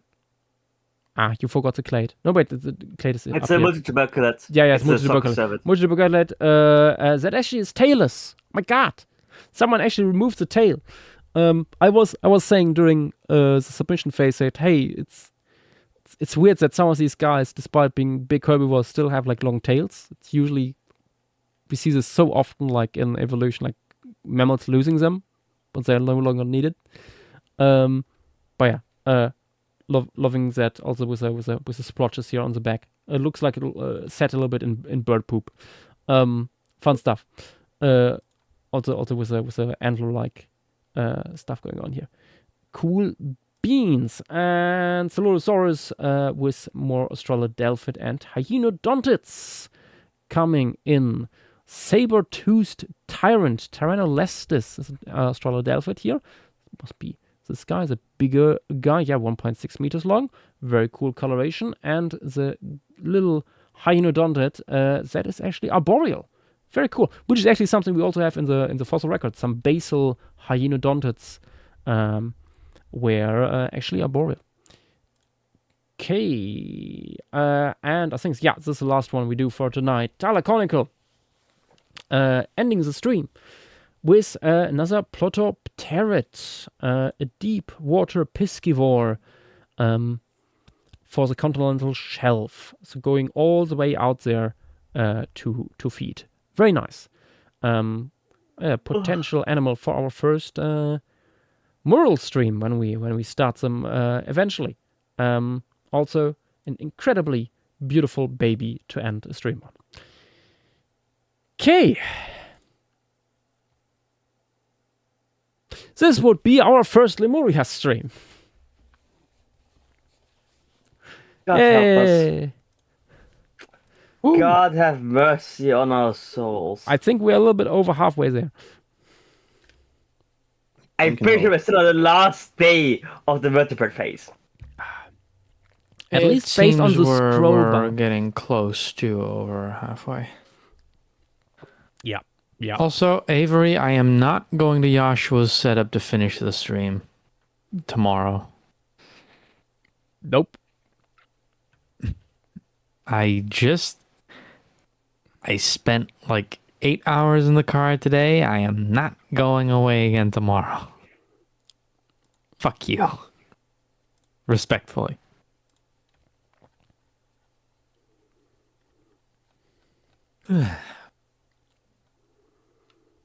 That was quite something. You'll get it. You'll get it when it comes back.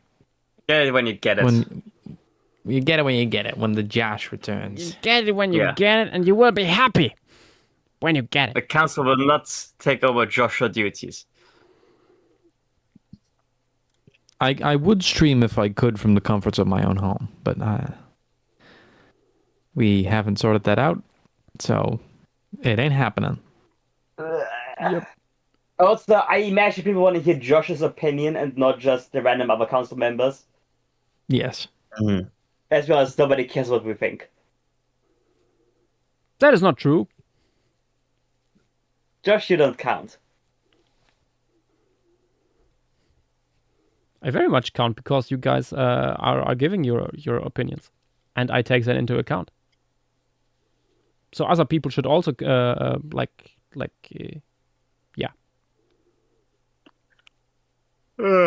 your opinion into account.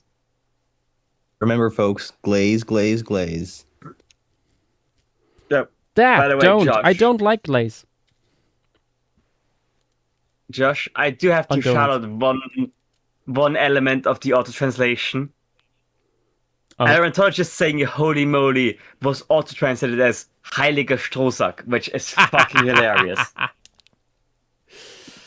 You can tell they put some AI feature in there because it's like sometimes it's like absolute bullshit.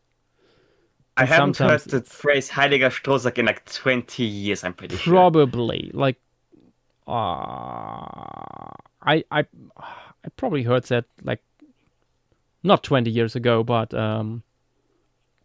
only 30 in years ago? context that is like very vintage.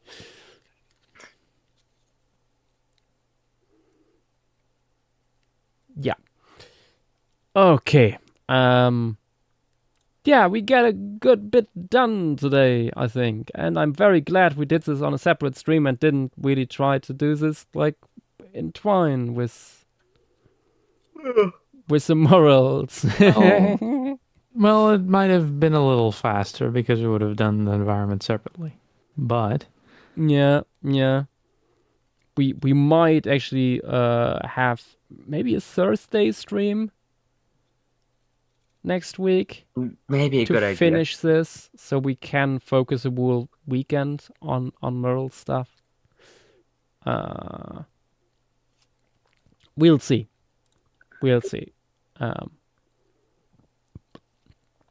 But yeah, this was our first Lemuria stream. We got through a lot of submissions. I think, I hope you guys got a good idea of the type of critters we are working with this time around, and we shall continue with this next time.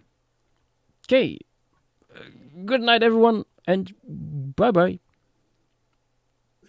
night. Good night.